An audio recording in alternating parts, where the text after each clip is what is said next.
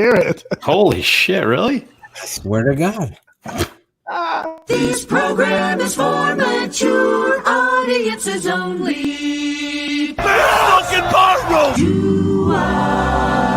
Please have your fake ID ready. Some may find the following disturbing. Discretion is advised. Oh, shit!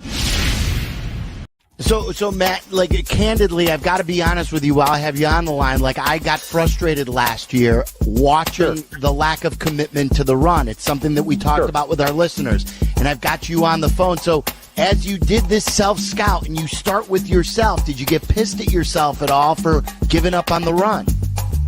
So first of all, the thing that I really appreciate that you just started that off with is that you were honest and you're able to say that. You know, I appreciate that. I don't think there's enough of that goes on in this world. So thank you for being honest. Number two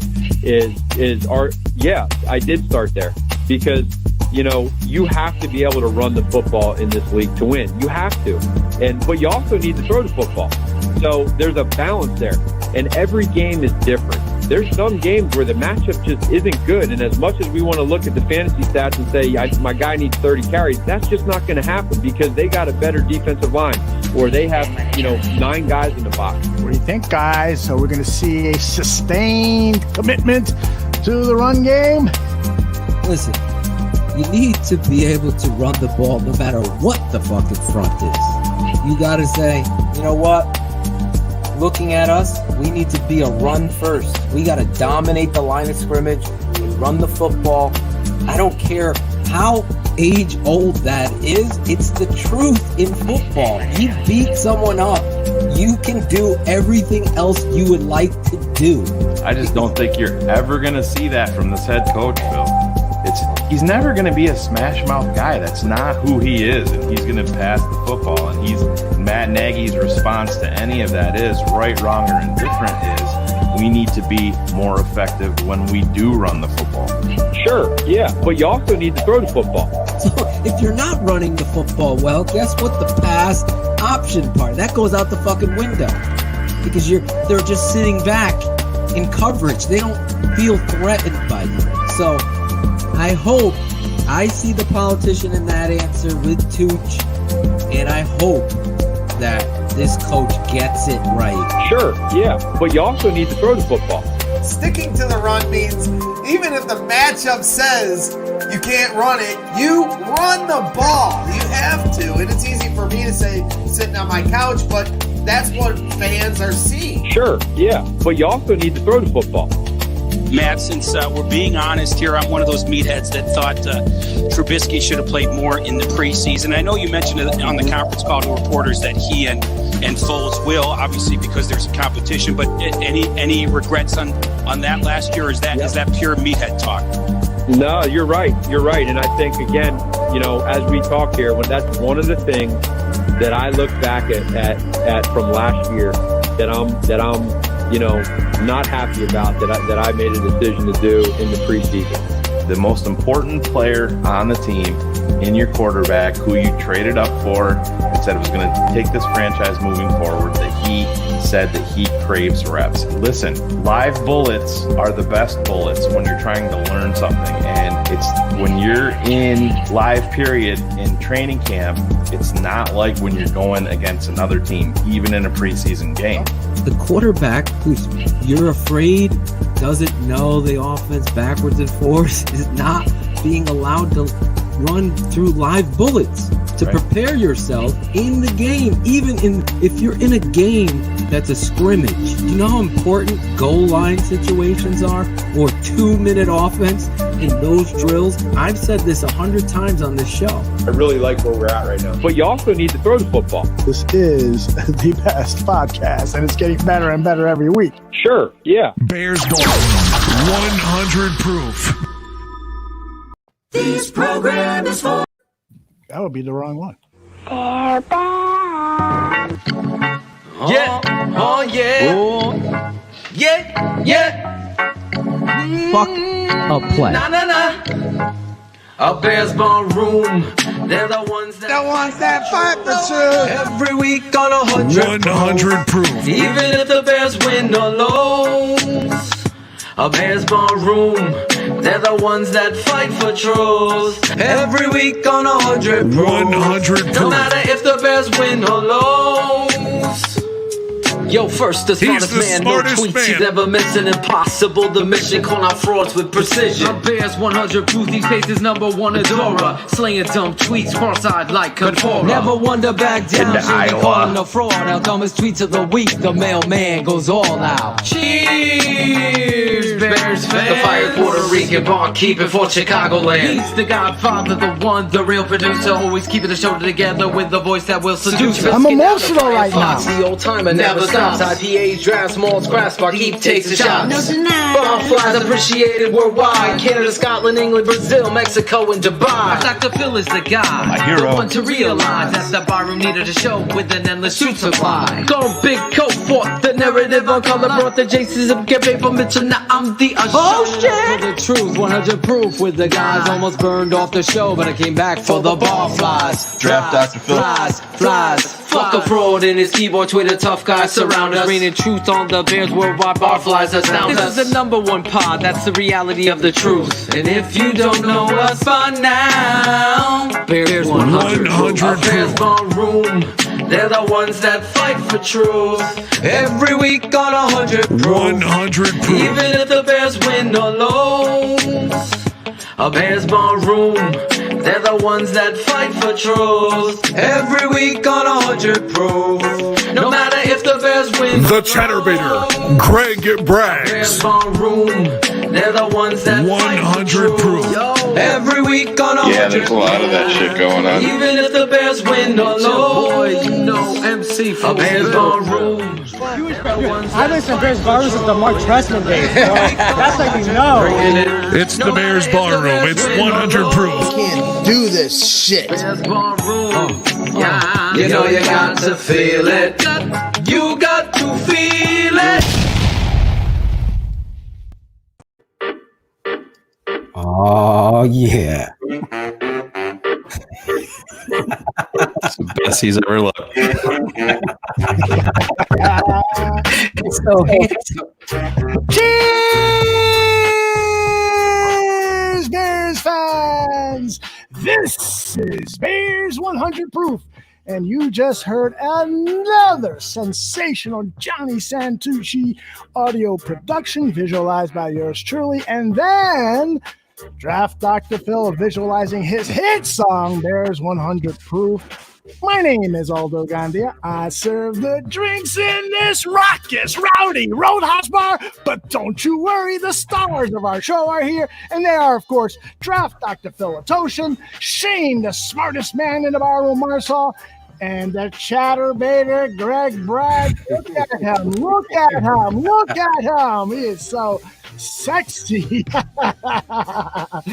Oh, we got a lot to talk about tonight. We are going to do something that everybody is going to be commenting in the chat room, and that is we are going to be choosing our favorite players at various. And there I am. There he is. Four-way split. And enough of Greg Braggs.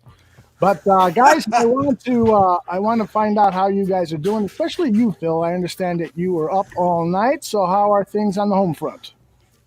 Everything's good. Thank you for asking. Yeah, it was a really rough day yesterday for me and my family. And my daughter took very ill. I worked all day and came home to that, and it was just crazy out there. Driving and going, last place you want to go is the hospital at this point, and it was just, that was crazy, and my daughter was so sick, but everything worked out. We're home. She's so much better. It was like a miracle. So it was a rough night, but everybody has rough nights. I'm not going to cry on video. When you have kids, you got to be prepared for the unexpected. Exactly.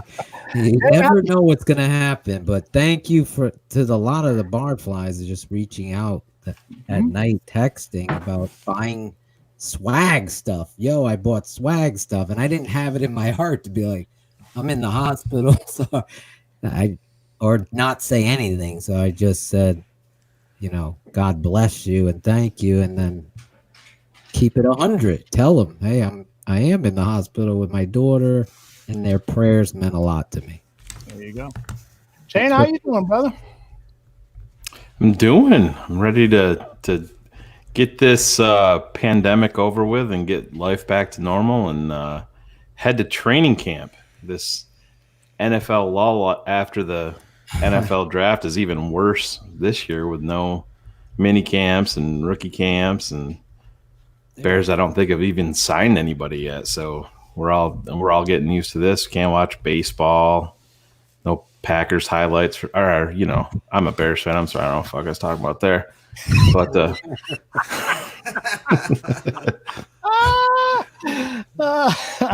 yeah, just ready for this to get cranked up and get going.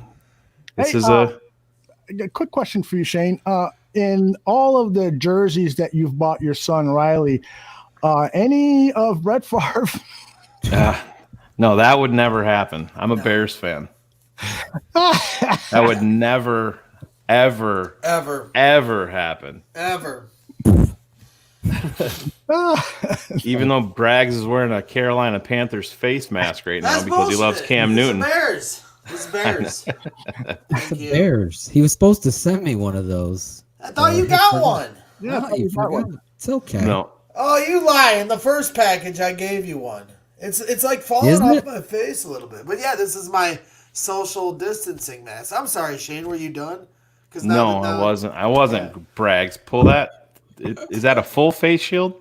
You pull it all the way up? It's just a half thing. It's sweet. It's got the bear mouth. This will be because I found out I really haven't been going out to stores. I just go to work. His mom and I'll send the Barbs or Jenny. And so I don't really do anything other than go to work. And so I haven't had to go anywhere, but I heard that they're making people wear masks at certain stores. So I had to find one, and I got mine. So I'm happy. So did you wear one last night on Shy Fans? You said no, because we're just on. So audio. you're bringing it to us though. All your germs and all that stuff. I'm bringing it. Well, that's why I'm wearing the mask. That's because why I'm of wearing the the germs mask. you got from your colleagues. Piece of I was shit gonna say. tape, Yeah, I mean, there's other people that have other things going on that are much worse than viruses. Yeah, there's people wearing Packers jerseys. Stupidity is a virus with no cure, ladies and gentlemen. Yeah, I guess we gotta get the elephant out of the room here. That Go ahead. That literally is an big dumb elephant. Elephants were supposed to be smart. Then I met Fat Mike, and I'm like, yeah, you told me that when Riley was younger that I was supposed to let him choose his team. I said, yeah, that's not gonna fucking happen ever. Exactly. That's a father's right. I don't know, Phil. Did you give your boys the leeway to choose their football team? Oh, and I remember my mother-in-law having such a. I don't know why it's feeding back. Yeah, there's a little feedback somewhere. I don't know where it is. I'm not hearing it here. Live. Yeah, I hear it too. Live. Mute. Anyway, my mother-in-law was like upset with me. I think it's from you, Phil. If you mute your mic, let's find out. How could it be me? I'm just testing 1 2 1 2 1 2. You hear feedback now? I don't have feedback. I don't hear it now. What about now? See what happens when you start talking about Packers. Oh my god! Do you have your YouTube channel on? I don't think so. Fat Mike's the one that needs the feedback. He needs therapy. Let me just say this. My mother-in-law, to finish, said to me, "Oh, that's not right." I go, "Fuck, it is right. That's how you build your relationship with your child, and you bond through that stuff. Especially, I learned my father didn't do that to me. I wish he had. Maybe I wouldn't be suffering so many years. But in regards to how you raise your kid, I just think differently. I think you breed them to have loyalty. And I think that's something that's lacking. We've seen it here on the network. We're seeing it again rear its ugly head with Mike. And to me, to keep this 100, because literally I'm in the hospital getting all these DMs like someone died, and I'm seeing all these fucking Bear fans, Barflies especially, piss the fuck off. And I gotta keep it 100. To me, I think it's the most dumb, worthless take. I'm sorry. If you say you're a fan of a team, you don't fucking cheer for another team's quarterback, even if they're the GOAT.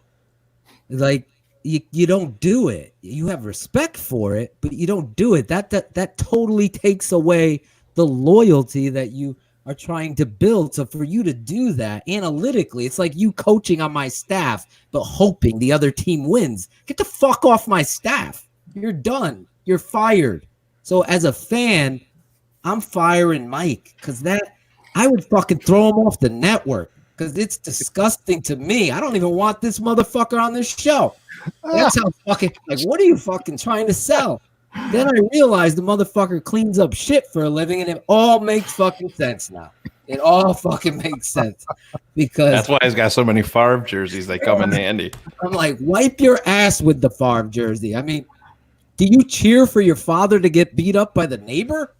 It's like, no, unless your father was an abusive fuck. I mean, I'm sure there's some of those people out. And then would you cheer for the neighbor over your father?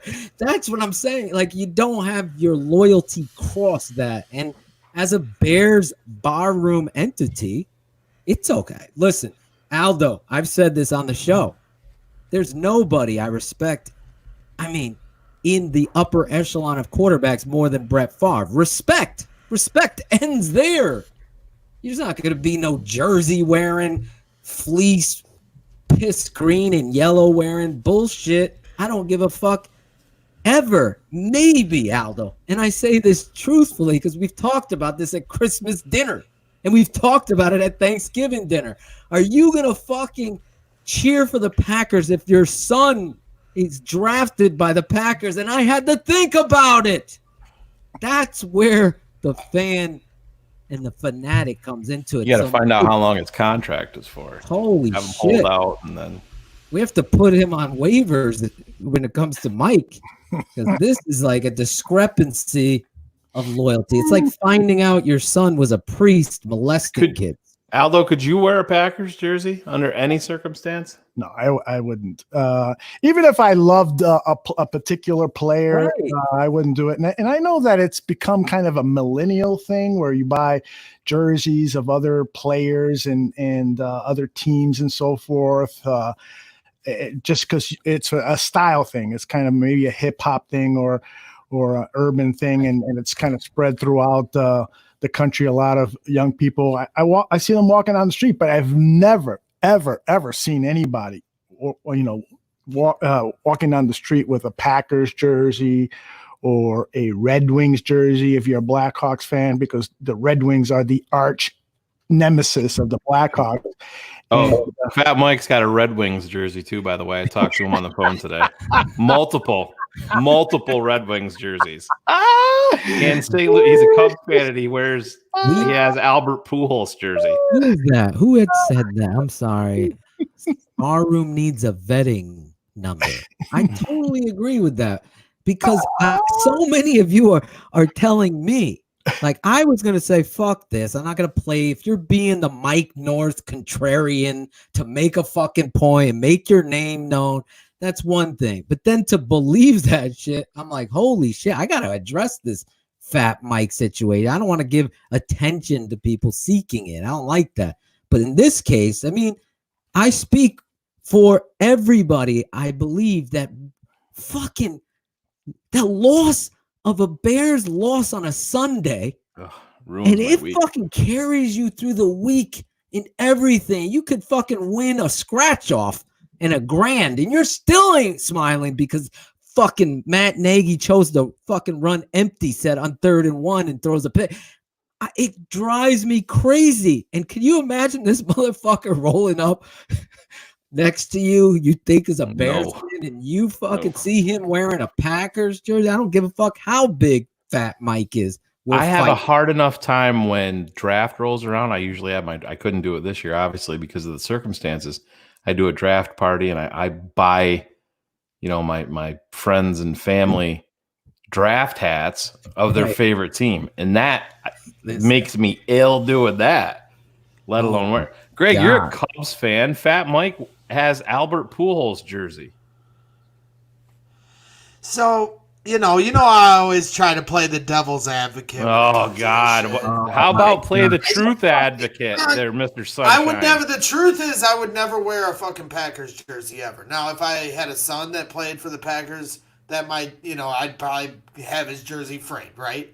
But, for me, growing up as a kid, and I'm sure you did, Shane, too, getting NBA jerseys was a thing all kids did. You didn't just get your own team. You got jerseys of all your favorite players. And I truth be told, I did have a Barry Sanders jersey. I still have it. I don't throw things away. I still have my Barry Sanders jersey. I had 2 non-Bears jerseys in the 90s growing up. Not me. One was Dion. One was Barry. I just kicked your mom out of the house for letting that out of my house for letting that happen. Now I would never. The Packers are their ultimate rival. Favre tormented them for so long. Look, I would never, I had a lot of NBA jerseys, but I never had a Patrick Ewing jersey. I never had a Reggie Miller jersey. Those were the rivals. To me, there's a line drawn when it comes to the Packers. Now I know what you're going to say. Line drawn? Line? That's your rivalry. That's what I'm saying. But I know where Shane's going to go with it. You know me. I'm the guy that gave up my IU. I saw in the chat earlier. Greg's got his IU jersey. Yeah, I still got my IU stuff. But I'm a Purdue fan now because I have a buddy that plays for Purdue. That might be an extenuating circumstance, but I'm saying there are. I can understand some fans. What are you going to do if he gets? What are you going to do if he gets drafted by the Pistons? This isn't fucking baseball, Greg. To me, this Brett isn't fucking basketball. Yeah, exactly. Baseball. This I is football. I had a Ken Griffey Jr. jersey growing up. There's no loyalty in baseball. Who gives a fuck? That's what. Football on Sundays, I don't give a fuck if you're in Atlanta, South Florida, Texas, Cali, Greece, Italy, France, Brazil, Scotland, England, fucking the region. If you're a Bears fan and you're wearing a fucking Tampa Bay Bucks Warren Sapp jersey at a Bears game, you're not a fan. Well, that would not a fan. Yeah, no. You've lost your fandom. Your loyalty is zero. You're to marriage a divorce. That's what you are. You're a boyfriend who cheats. You're a fucking crook at a bank. You're a fucking robber and a stealer. Everything about you is back to shoveling shit. So it makes sense for this guy, Fat Mike. Because that's what he does for a living. And this take is shit. There's no fucking cleaning this up. If you're a millennial and you fucking like the Giants and you're wearing a fucking Redskin shirt because you think fucking Chris Young is going to be great, then you fucking suck as a fan and a person. I'm sorry. That's who Mike is. That's what you are to me, Mike. I question everything when I say that. In fact, I got a voicemail from Dan Aguirre who saw it. Do you want to hear it out, though? Go ahead, play that. The voice of Bears Barroom has spoken. I don't even know what he said. It just came up. Okay.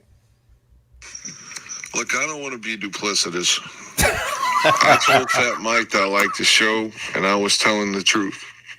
And we did. I have a stream together, and I thought, this is a good guy. I like him. I even offered him some Bears games.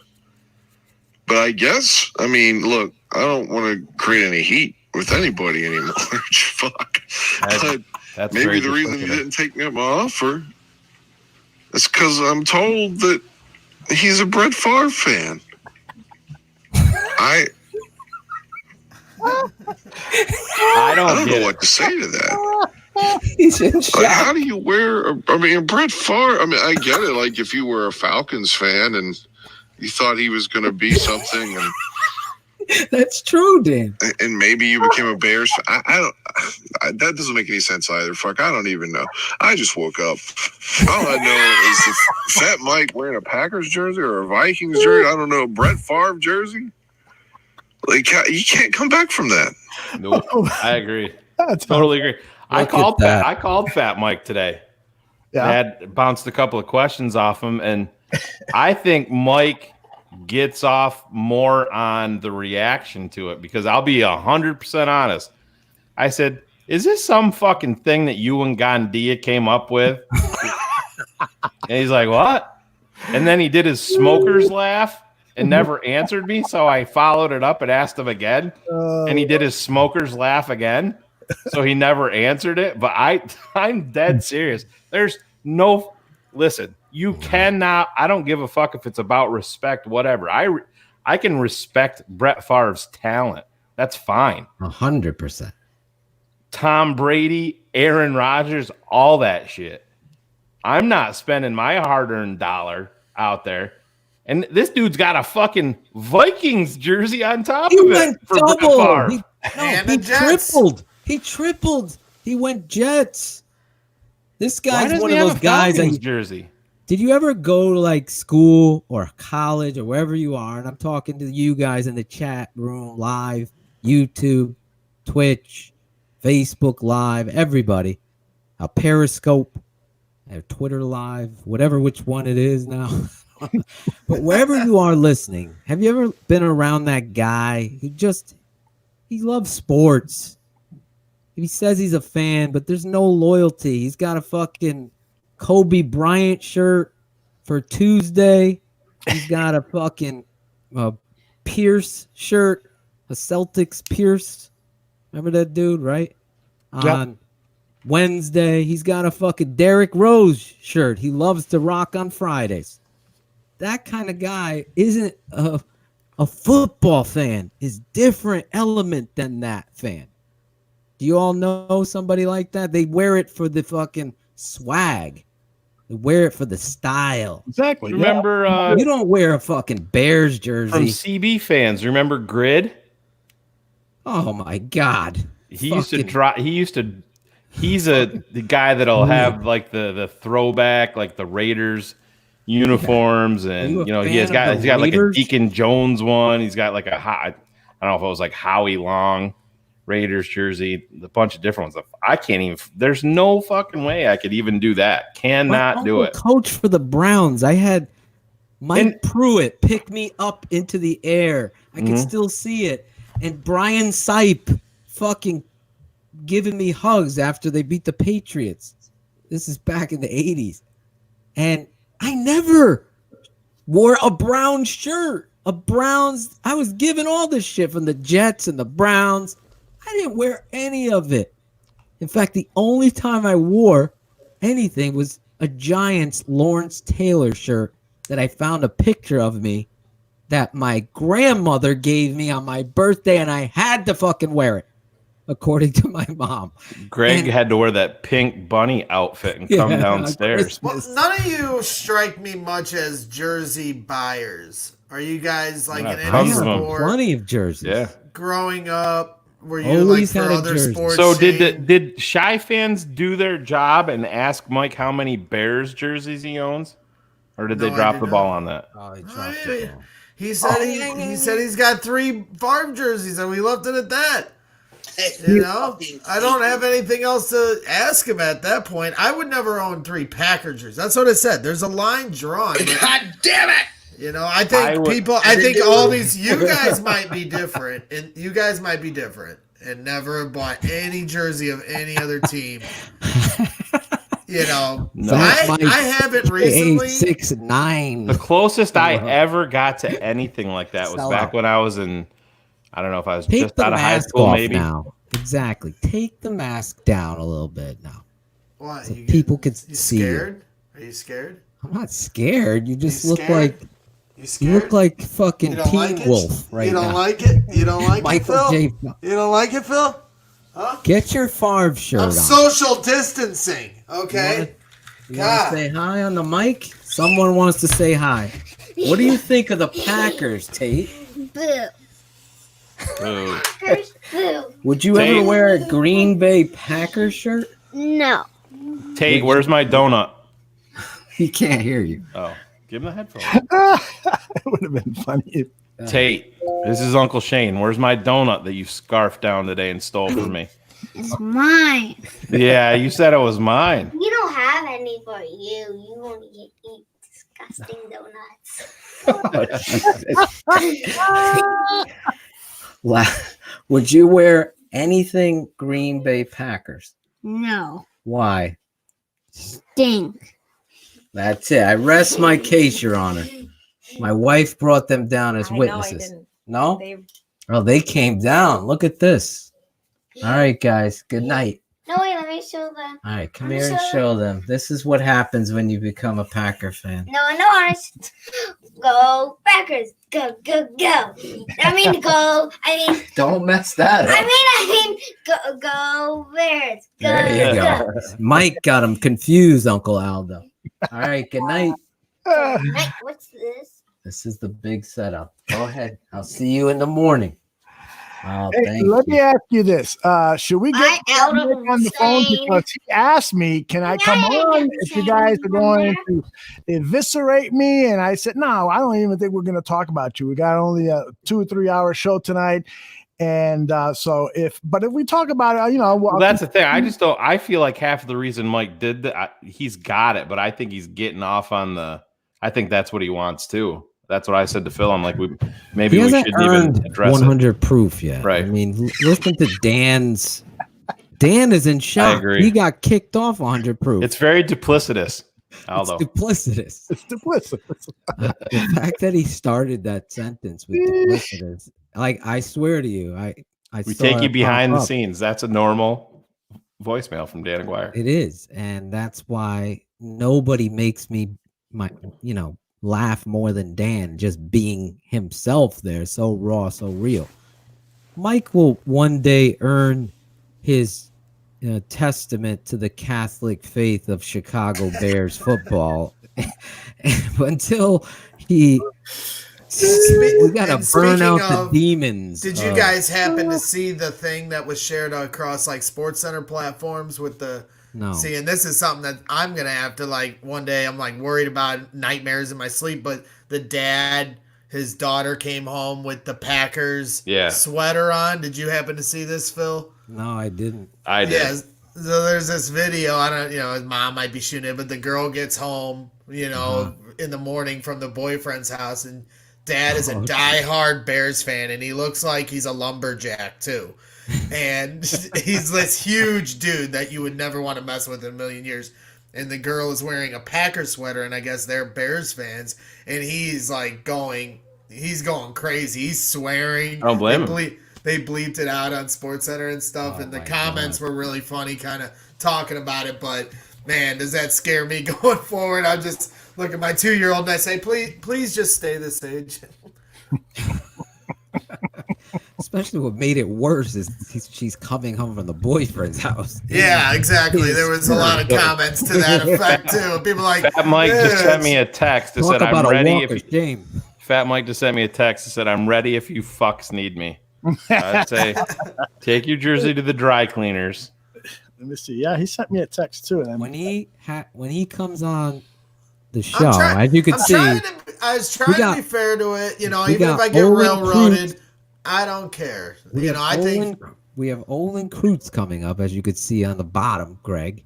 Yes, I don't give a fuck about Matt Fat loyalty to Green Bay. I'm looking at Olin Kreutz coming up on the show, and Mark the sideline reporter for the Bears, not the fucking Packers and Frank fucking Winters, fucking sweaty ball sack. He wouldn't have Mark Brody on this show. Fuck him. Yeah, exactly. Fucking Favre called me, wanted to come on the show. I said no. Fuck out of here. I respect your game, but you're a Packer. Hey, somebody had a good suggestion in the chat room. They said maybe next week on 100 Proof we have a trial and we let Fat Mike do present his case as to why, and then somebody from 100 Proof represents the opposite point of view, and let's see what do you guys think of that? Tell him to send an audio, and then over the audio you can play show the picture of him in his Packer jersey where he's like. Yeah. As happy as can he be. posted that on Twitter himself. He's proud to be a Packer fan. That scares me. Where's your shy fans in the stands? Fuck it, I got to change the whole song. Shy fans and a fat man. Shy fans and a Pack fan. Marvel, Packers, and fucking Greg. Oh Lord! I don't know what's going on. So who's gonna be Fat Mike's lawyer? Greg? Fucking Greg! Oh my God! He's trying to make. He's your wiggling baby. out this. He's Greg Bragg's baby. He's not my baby. Yes, I've he disowned is. him. Nope, I threw him. You created threw him. him out. Nope, No, threw him out. no. I left him at the fire station. Phil wasn't there for that meeting. Aldo and I were, though. Aldo's a witness to what Shane was telling me, saying you're the one who led the fucking Fat Mike parade into town. Is that true? You act as if you were not privy to these discussions. Go back on the Slack chat if you'd like. You guys were the ones that greenlit Fat Mike. I showed you him. I showed you who For those he of you was. that don't know about Aldo's horniness, just feel free to tune into 100 Proof tomorrow. See, that's how you do it. You Mike was tell everybody. Mike was trying to poach 2 scoops, and I told Mike to come here. That's what happened. Oh, thank you very much. Poach, see? Poach. Not a team player. That's right. He's trying to It's steal. he's like the. He's a Pack fan. You know, you know. I know you guys aren't. Adrian Amos went to the fucking Packers, right? Mm-hmm. Who else did they take? They tried to get Kyle Fuller, just like Fat Mike apparently tried to take. We can trade our guy, the Chatterbaiter. Can we trade him to Packers bar room for a case of urinal pucks? I like that comment by Zim. Fat Pack Mike. Fat Pack Mike. Before the COVID. I agree with Phil though. Fat Mike hasn't earned 100 proof yet. No, definitely. This is like a cheap way to get on. Dang. This. You can't take the cheap Zimmerman. way. We've had Zimmerman on there. Zimmerman came on. See Zim? Really? I don't know that. Zimmerman earned it. Remember we bet. And then he flamed out real quick after that. Left for $3, back. but he came back. He's back with a vengeance in a Bears jersey, by the way. Thank you, I Zim. Do you want to because we usually put a final touch on this. Would you want to select Super Barfly Chris Sandlin to come on to speak on it for a second? Yeah, that would be a good one. Sure. I saw him pop up as a Super Barfly. Sandman, you want to come on? Do you want to come on for a quick second? Can you come on for a quick second in the chat? We'll send you the link and you'll be on either by your phone or whatever. Riley just texted me from upstairs and it says, "Fuck Fat Mike."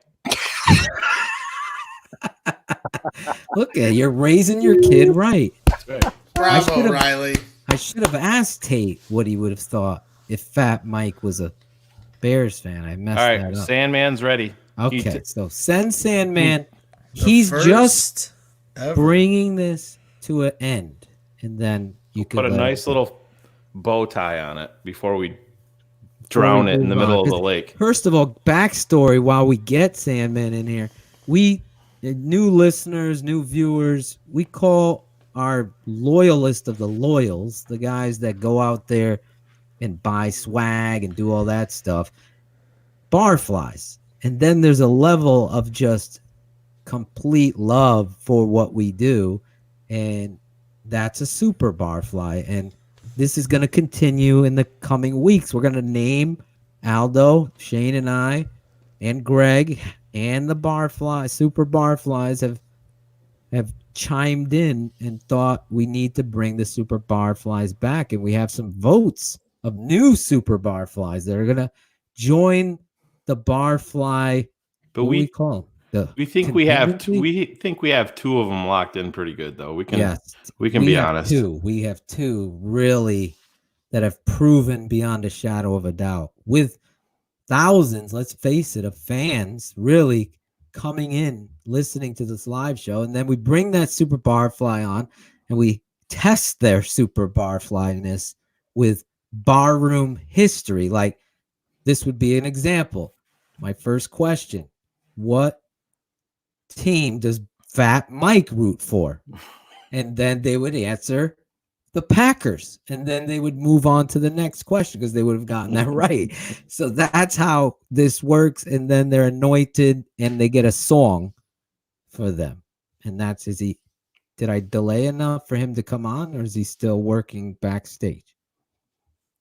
Sandlin's a non-iPhone guy, so it takes these guys a minute. They're the worst. You did a good job of killing time, as we say. Stretch it in the. I did. And just if he's listening, you Chris, gotta click the link. DM on Twitter. There's the link there. It'll get you on, and we'll bring you on right away. And just to let people know that I've got a little commercial that I use for situations like this. Yeah, let me see if I can play it right now.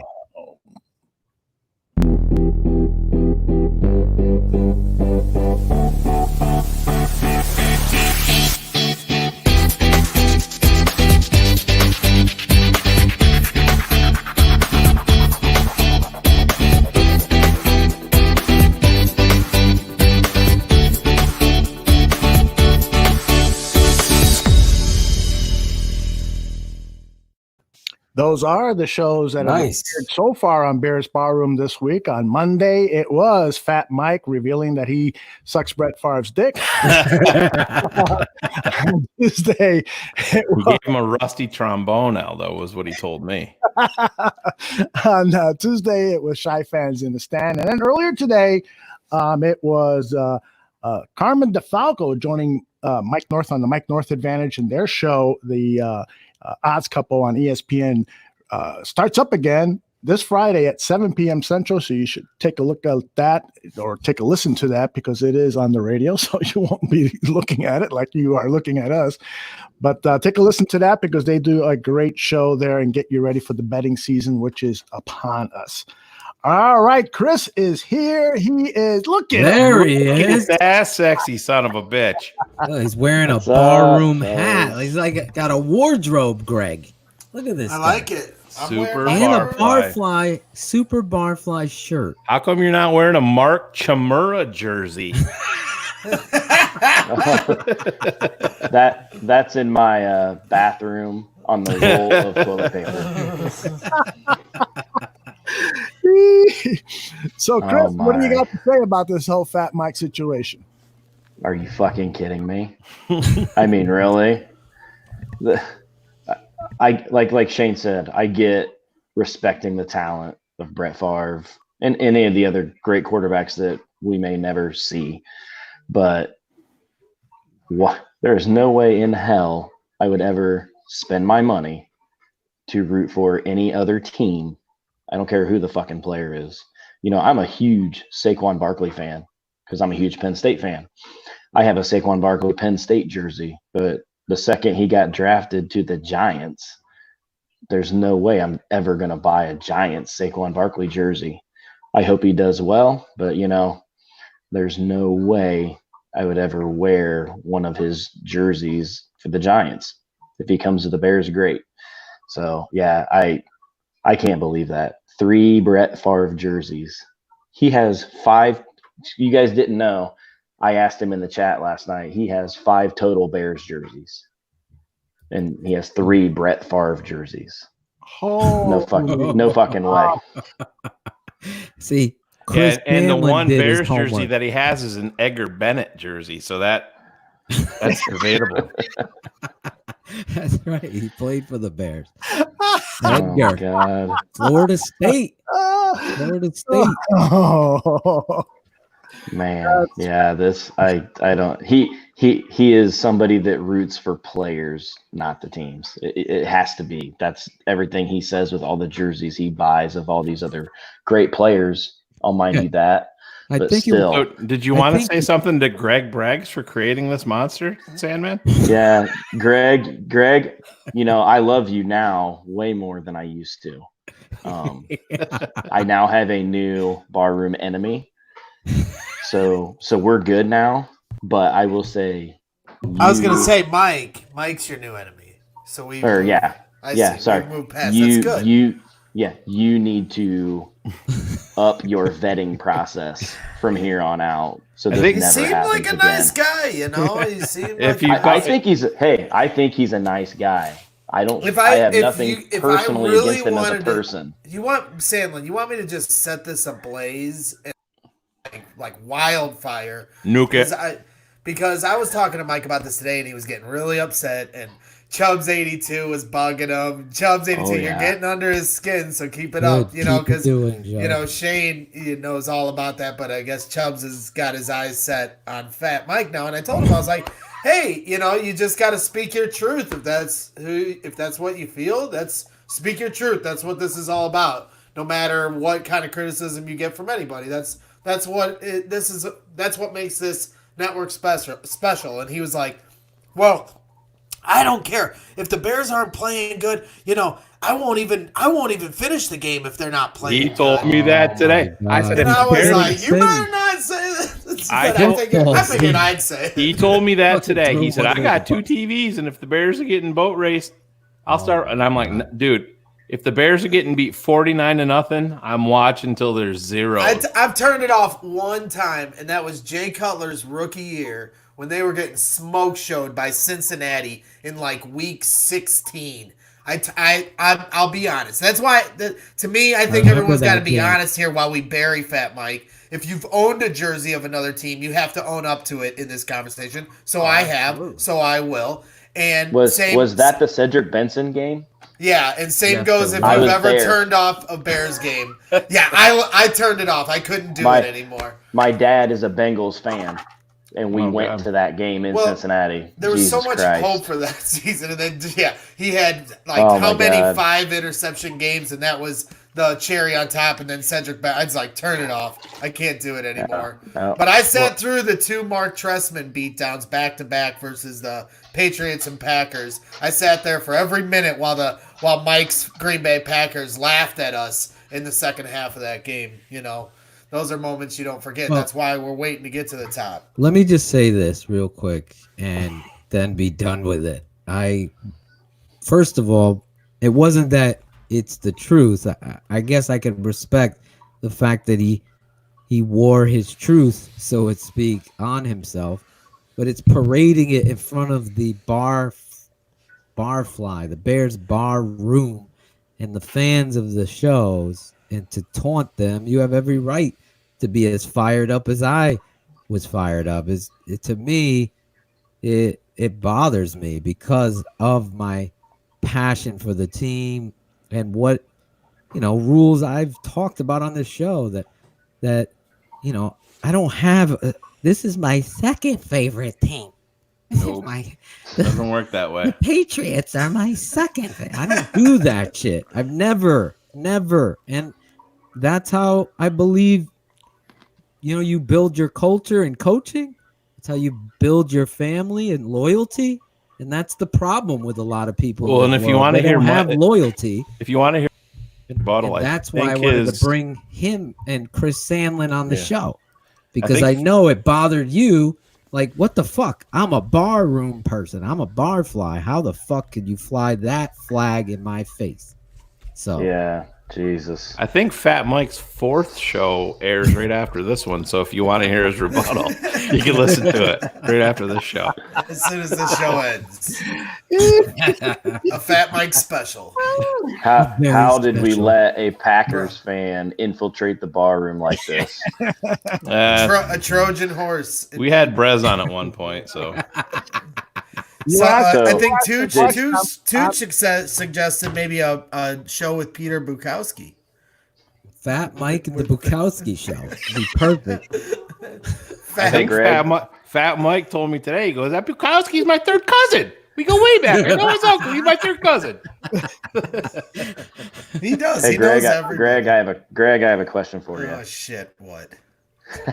We remember you said we're not enemies anymore. So No. This is just a legitimate question.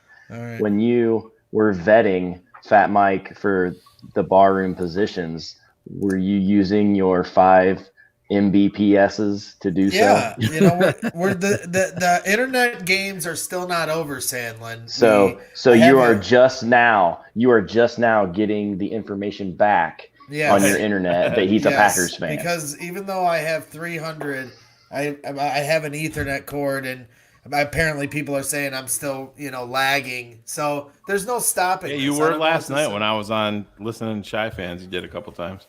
Well, we got to get his computer to connect with the You have your wire. Ethernet cable plugged in now? Yes, Jenny was here went before the over it. show trying to do Oh. it. I tried. told him We shut off tried. Wi-Fi, and it still didn't connect. So he Stuff- needs to stop waiting till Wednesday night to figure this shit out. Right. Hey, Do hey, it on the- hey, He's so busy with also the did damn it- virus. No, I We thought also did a show on Sunday. Thank you very much. yeah, you did. You didn't. You showed up perfect on Sunday. I thought. Were there Yeah, any glitches? Sunday show was flawless for you, Greg, as far There as you your go. internet lag.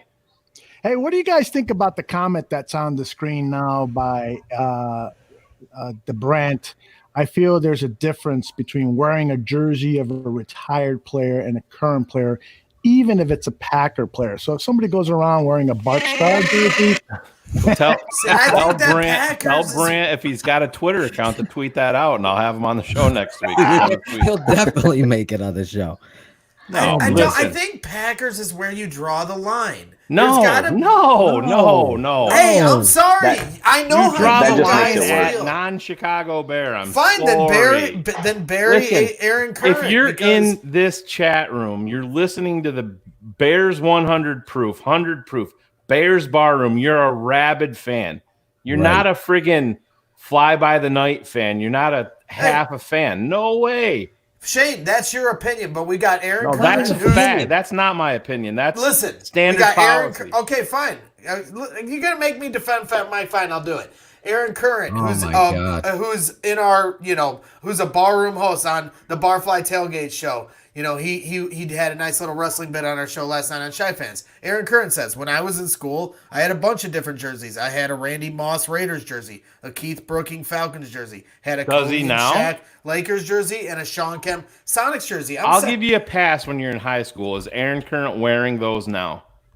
Yeah. No, I don't know. I'll bet you money he's not. I own all the jerseys I had when I was All right, so kid, next week so- you're not going to be on 100 proof unless you wear your Bears fan jersey. I'll go upstairs and show you the Barry. I'm not going to hide from it. Now, I think that Packers is where you draw the line for a few reasons. One, it's the ultimate rival. Two, Brett Favre is the reason, he's, kept you down for so long as a Bears fan. And three, green and yellow have to be the ugliest Oh my jersey God. combination color in any sports history. So it's It just is. it's the trifecta there. Hey, I'm where just I- telling you the way that I'm built. No, I wouldn't- understand. Hey. I wouldn't let if I went into, say if I walked into Lids and my son said, "Oh, Daddy, that hat's dope," and if it wasn't a Bears hat, a Dodgers hat, a Bulls hat, an Alabama hat, Syracuse basketball hat, You he's never not had fucking getting it. you never had a Mariners hat as a kid. No, I listen. did. I have a I have- home I loved video. the Mariners as I a told kid. Mike this today. I had a home video when I was 5 years old. My father and his brother, my uncle, grew up. They were huge baseball fans. My father was a Brooklyn Dodgers fan. My uncle was a New York Yankees fan.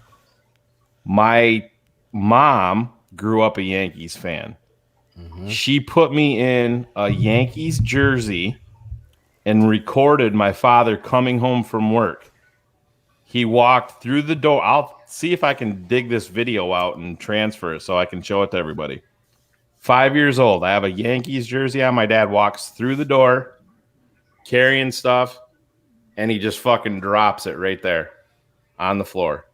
Rips the jersey off me, pulls his Parliament cigarettes out of his pocket, grabs the lighter, and takes the jersey out in the driveway and lights it on fire. And I'd be the same fucking way. Like I said earlier, closest I ever got to it, I was just out of high school. My girlfriend at the time, her mother bought me like this comforter, and she thought I was a Bills fan. I'm like, no, I'm a Bears fan. Bears, not Bills. And I had that comforter, but I never had it on my body. No way. Couldn't do it. Not happening. Let me play this clip from my father speaking on Fat Mike. And this is his truth to Fat Mike. You ready? I mean, if I'm going to root for a team, I want to give it all I got. I always got to be quick there. But that's the truth. That's how you got, honestly. I wanted Sandlin to come in here and just fucking end this because I think I've dropped the mic 15 times not only swagging it and taunting it like Fat Mike did, but listen. That's why I think that I think he wanted the hype that came with it more so than that. anything. To me, I don't. That's like what made that. me think. I'm like, fucking genuine, God, because it's not like he. fucking No, it's plan. not. I don't think he went and bought a Packers, No. Jets, and Vikings jersey. I do genuinely think he feels But on top of this feeling, I'm saying to taunt it. It's just. I already said what I said. It goes back to this loyalty. I'm sorry, men, women. You fucking cheat. You do what you do. How loyal are you? Where is your loyalty to? Like for me, no one's going to convince me that Tupac is better than Biggie. Nobody. That's my truth. That's my blood, my loyalty. No one is ever going to take away the reality of that truth. You don't wear another player's jersey. You don't wear that, but you definitely don't wear a fucking Packer jersey. No. As a Bears fan, I asked Mike everything. I asked Mike. I said, "Would you wear?" I know it's not football, but I said that's like. He's like, well, I think he's the greatest quarterback of all time. All right, that's fine. Yes, that's his only way he gets on 100. That's fucking fine. But I said, are you a Bulls fan? I said, would you fucking wear an Isaiah Thomas jersey? Classic case. I fucking hated Dennis Rodman. Hated him with a passion when he was a Piston. When he came to Chicago, exactly. I rooted for him like crazy. When he left Chicago, see you, Dennis. That's the way that I'm built. It's the same way. I was young, and I was younger than you back then. And I had when we were kids. You're still younger than me. That's the way math works. In elementary school, we would all buy all the NBA jerseys. I probably had like 30, and then there was this other kid named B.J. Etchison that literally had 70 of the NBA jerseys. He'd get the newest one every time, and they were all sweet, so we all got them. And Penny Hardaway was a very popular player among kids. They had the Little Penny commercials, and Shaquille O'Neal comes in. Shit on me, the Little Penny. Shaquille O'Neal is otherworldly. Orlando was a trendy team to root for if you're a kid. And I had a Penny Hardaway jersey. I had a Shaq jersey. Well, guess what? When Jordan ended up coming back, the team that beat my Bulls and brought me to tears as a little 10-year-old kid was the same team that I rooted for. So I learned my lesson in loyalty. So it's in your bloodlines, though. That's why you tapped out on Indiana and fucking left them. You guys are a little more hardline. I totally understand what you're saying and how the people feel in the chat about it. But I think there's some people not being honest. That's why I respect Aaron Current for saying the jerseys he got. When you're a kid, like you said, you want to give a pass. It's a little different now. I don't have any jersey of any other team than the teams I root for now, other than the whole college, thing that happened, which we don't need to go Listen, over. I'll tell you how I am with the Bears, and people can agree or disagree with this. I follow every Chicago Bears player that's available on Twitter. Like Adrian Amos, I followed him when he was a Bear. He fucking signed in Green Bay. Rodgers' dick. See ya. See ya. Like I said, that's your hardline thing. I don't think that means... No, I'm telling you how I handle it. That's how I do it. But I just, in terms of going out and spending money on I wouldn't spend money on any team's jersey. I wouldn't, if somebody gave me a Packers jersey, I would throw it away. I just would. I wouldn't throw it away. I'd donate it to Goodwill. Same. Whatever. Put it to good use that way. Same. But no, I think more so Mike's getting off on the when there was a chance fervor that came with it from when there was a chance that Devin fuck Mike, bring Mike's dad on the show. I want to find out where he went wrong. Yeah, what? How does this happen? Maybe his mom, he was a mama's boy. How does this happen, Mom? How did she let this happen? I don't even think. I think Barb Graham would smack Greg. Well, like you said, Phil, he don't get it. Well, like you said, Phil, he shovels shit for a living, and maybe that's what it is. He's just comfortable with the shit. He's getting fumes. All right, I think we've spent enough time on this topic. I think. Hey, I will say one more thing on this since you brought me on. Wrap it up, Charlie. I'm wrapping it up. Me and Mike had a little conversation probably on Twitter and last night. on the show, and he said, "You know, if Brett Favre was a Bear, you'd root for him." And I'm like, well, fuck yeah, he would, because he would be a bear. But he never was. Boy, he never. That's the one. Was. That's the one Favre jersey So that fucking is Mike why wouldn't buy. I will not root for him ever. He's a fucking idiot. I already got 3 Favre jerseys. I don't need the Bears one, guys. Don't need it. The first Barfly to ever make it to video. Couldn't happen to a better guy. Chris Sandlin. Yeah. Thank you for coming on, Chris, and putting a nice bow on this shit. It took me a minute to get on because I couldn't find my earbuds because I haven't used them in a while. I've been using my wireless and they don't sound very good talking. So I'm not sure if I'm coming in hot like Greg usually does or not. But you sound all That's right. because I talk close to the mic. Heidi said you'll Everyone never be keeps as saying hot I need to as Greg. What's that? well, I'll never have Greg's eyes, that's for sure. That's Greggy Hey, I've been around Sandlin. He's got some moxie about him, Heidi. You're selling him short. Hey, just so you know, I sent 2 photos to Swagman today of all of my Bears barroom stuff, all of it. Oh. 3 photos. Look at you. What about what about your and- Locked On Packers T-shirt? You didn't put that in there, Sandman? No, that one's in the mail on its way to Mike in Chicago. So and I sent him I sent him a picture of all the Heather stuff. What's going on, Chica? Yeah. There you go. So I have an order of 4 shirts and some other stuff coming Friday. Oh, look at you. New bar room. Shout out to Acevedo. You got a new text from Fat Mike, Phil. Oh, he's been blowing me up. He yeah. He said Tupac is much better than Biggie. Tupac, Biggie. He's like, he can't be on Shy Fans next week. He's quitting. All right, well, quit. Bye. Make my job. No, he said he's going to San Diego. He's got business to attend to. This guy, man. Yeah, Brett Favre has an autograph signing there. I was gonna say, did Favre just sign with the Chargers now that Rivers is gone, or what? Him and Brett Favre are going make it to too easy for us. They opened a nudeless beach in San Diego. Him and Brett Favre are going to go over there and hang out.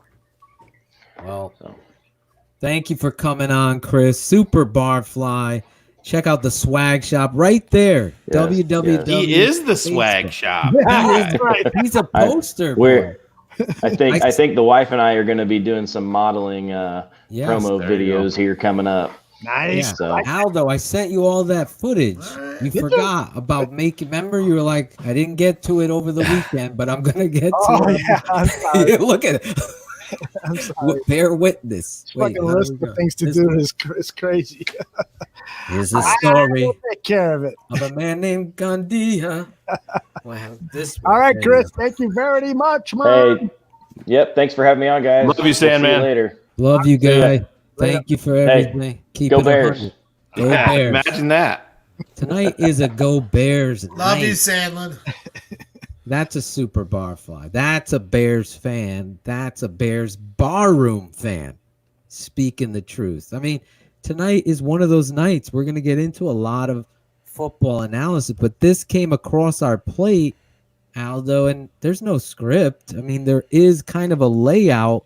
I didn't know we were going to talk about it. I told Fat Mike, I don't think we're going to talk about it. We're going to be done in 2 or 3 hours, a short show, and then we start the show with it. We spend an hour talking about fandom and loyalty. I think it was imperative, though, because I think you fans get it. You get it. So I think. And you know what? You could finish off. He does not have a show next Monday because it's Memorial Day, and he does not have a show now on Tuesday with Shy Fans, which he's got in San Diego. This is the perfect silence. So this is really probably a plan on his part, so that people hopefully will forget the fact that he sucks Brett Favre's dick. So he's going to come back with a Falcons Favre jersey, and then his college jersey, his high school jersey. I mean, if you're gonna go there with Favre, at least have the one. I mean, the Falcons jersey, right? You'd have to have that one. Where did he go to school? Georgia Southern or some shit? Southern Mississippi. Yeah, that's right. So there was a great thought, and I've totally just freaking lost it. Son of a bitch. What is wrong with you? Oh, well. There goes that great genius thought. All right, so we're going to move to the next section of the show. We have planned something that we would love to get your comments on in the chat area. We're going to talk about different categories of Chicago Bears, like who is the best player, who is the guy that's going to make the greatest leap, and so forth. And we're going to go around the table. We're even going to get Greg Braggs' opinion on this because he's at every game. So his opinion is more valid than me. I'm just going to sit back and listen to you guys. And this whole thing starts this way. You're simply the best. Better than all the rest. All right, so we are picking the best player, and obviously a lot of people are going to pick number who, and I think that's going to be Phil's selection. So he's going to tell us why, and then we're going to go around the table, Greg, and then Shane, and then snake our way back the other way for the next category. So Phil, why don't you start us off? Yeah, simply the best. Great job there with that. A little open for this. I love it. The reality of truth, as I always say, lies in the tape. And if one is from France, England, Japan, what do I say? Scotland, or Dubai, I think it's very clear and evident that Khalil Mack is not even in the category of everybody else on this football team. And I'll tell you why. Watching the tape, as it never lies, I see a football player beyond anybody's conceptual understanding of the game and the chess within the game that it is. So when I look at how offenses are attacking the Chicago Bears, everything is a focus on where is number 52 and how are we going to block him on every single play. There is no question that he is the most dominant fucking football player on every snap. Look at him. Barlissimo needs to go back to football school and understand what 52 does to a defense. Doesn't only happen on Sunday. It happens on Monday, Tuesday, Wednesday as you're preparing to play for the Chicago Bears. This football player is the best player to don the jersey since number 34. That is the highest praise I could give upon anybody. What he does in the semblance of a snap, a step off a snap, the explosiveness to get triple teamed and still chase down the football. This explosiveness to take an offensive tackle that's 360 or 330 or 315 and athletic and throw them ass over tea kettle and get to the fucking quarterback and finish. Or if there's an outside zone, come down flat and make the fucking play. Every time he does it. Every time. Triple team. Doesn't give up. Doesn't stand up and throw his hands up. Doesn't ask for everybody's attention. He's the epitome of a dominator at the position that you have ever seen. To think that he isn't the greatest, to me, is hysterical. Because I see it every play. Every fucking play. It's like you don't understand.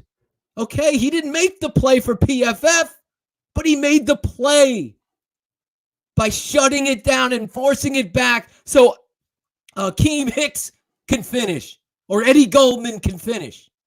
He is the greatest asset that you have on this football team. You traded away 2 first-round picks, and everybody was recency bias in saying, wow, that was really worth it. We're in the fucking playoffs when you had a drought for 9 years. You think it's coincidental? Do you think it's coincidental? You're completely lost. I caught myself.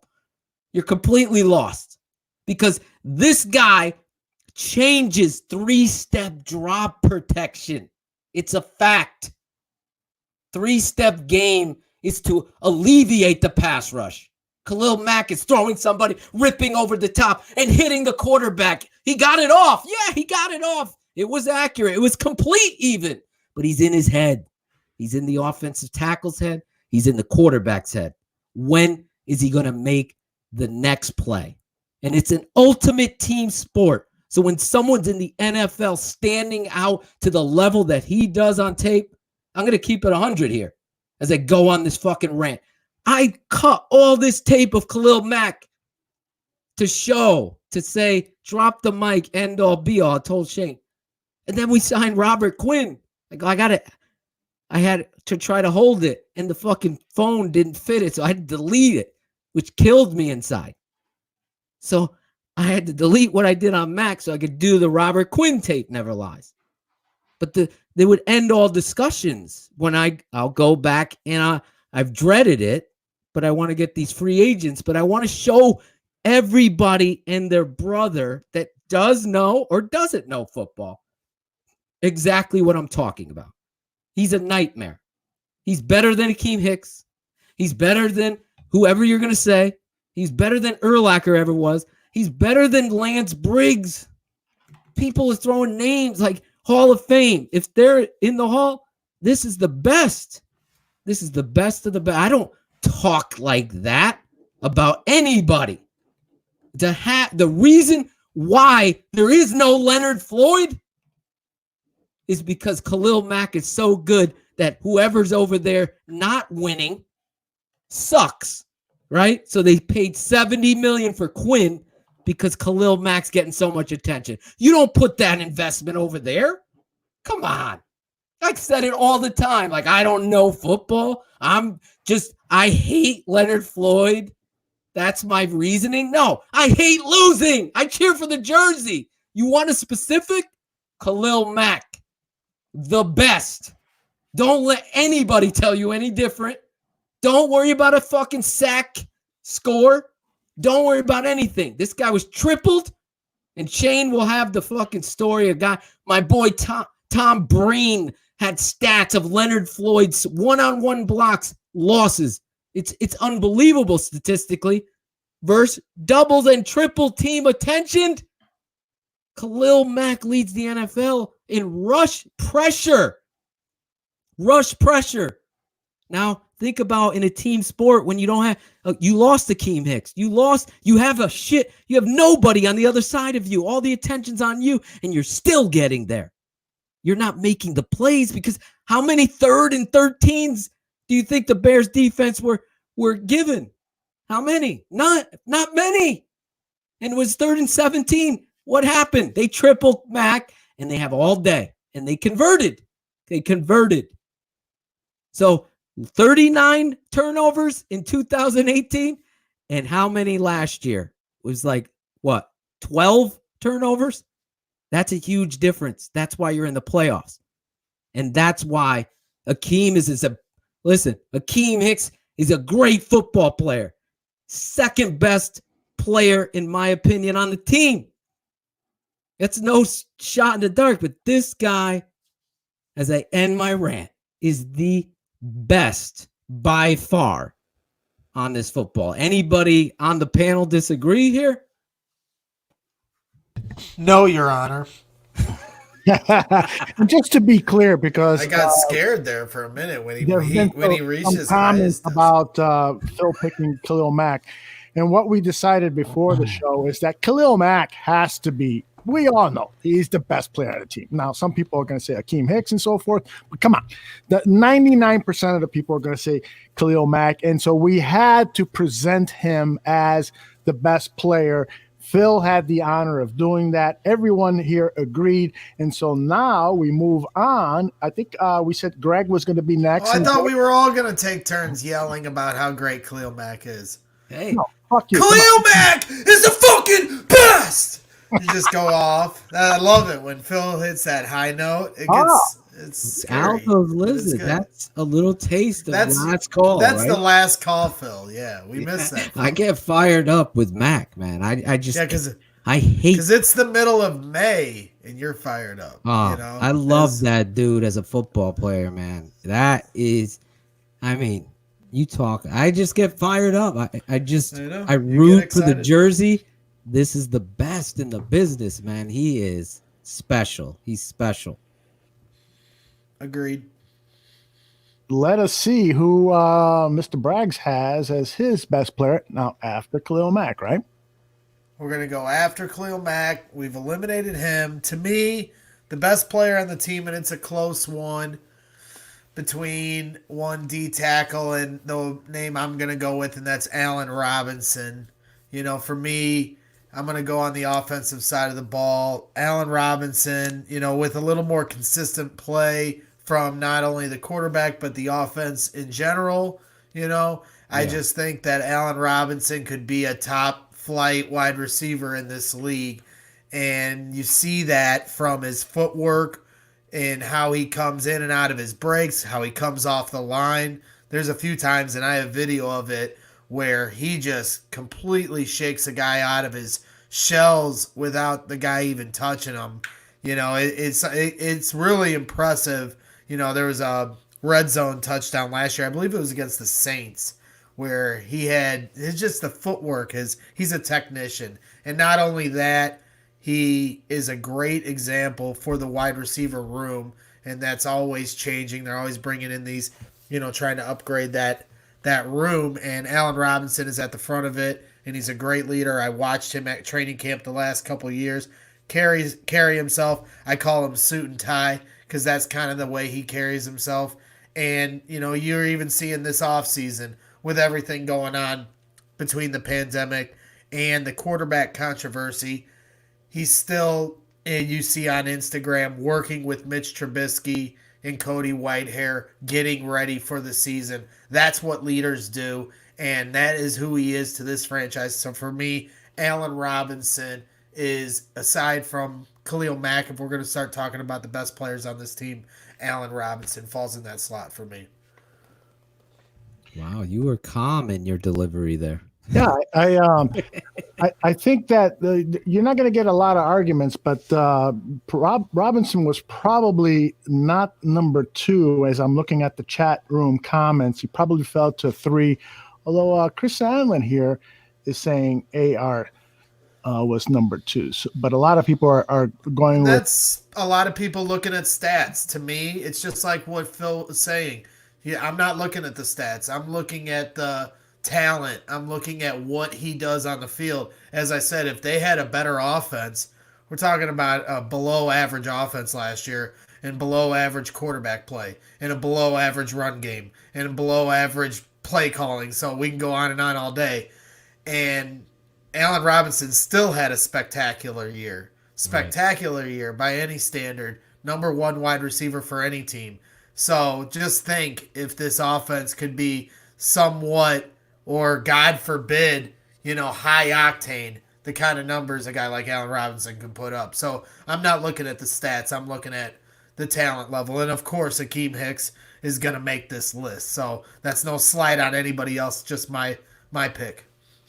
Well, we're going to see if Shane Marsaw is going to go with Akeem Hicks or maybe somebody else like Eddie Jackson or Kyle Fuller. You know what? I got to tell you one thing. It's nice that we have a lot of fucking choices. Unlike many years that I've been Bears fan. Not like years past, right? Yes, exactly. Back when Favre used to dominate us. And people who were buying Favre and saying, fuck the Bears. Yeah. No, it's pretty. I mean, you guys went. I wouldn't have went. Obviously, Hicks is number 1. Mack is number 1. To me, Hicks is number 2.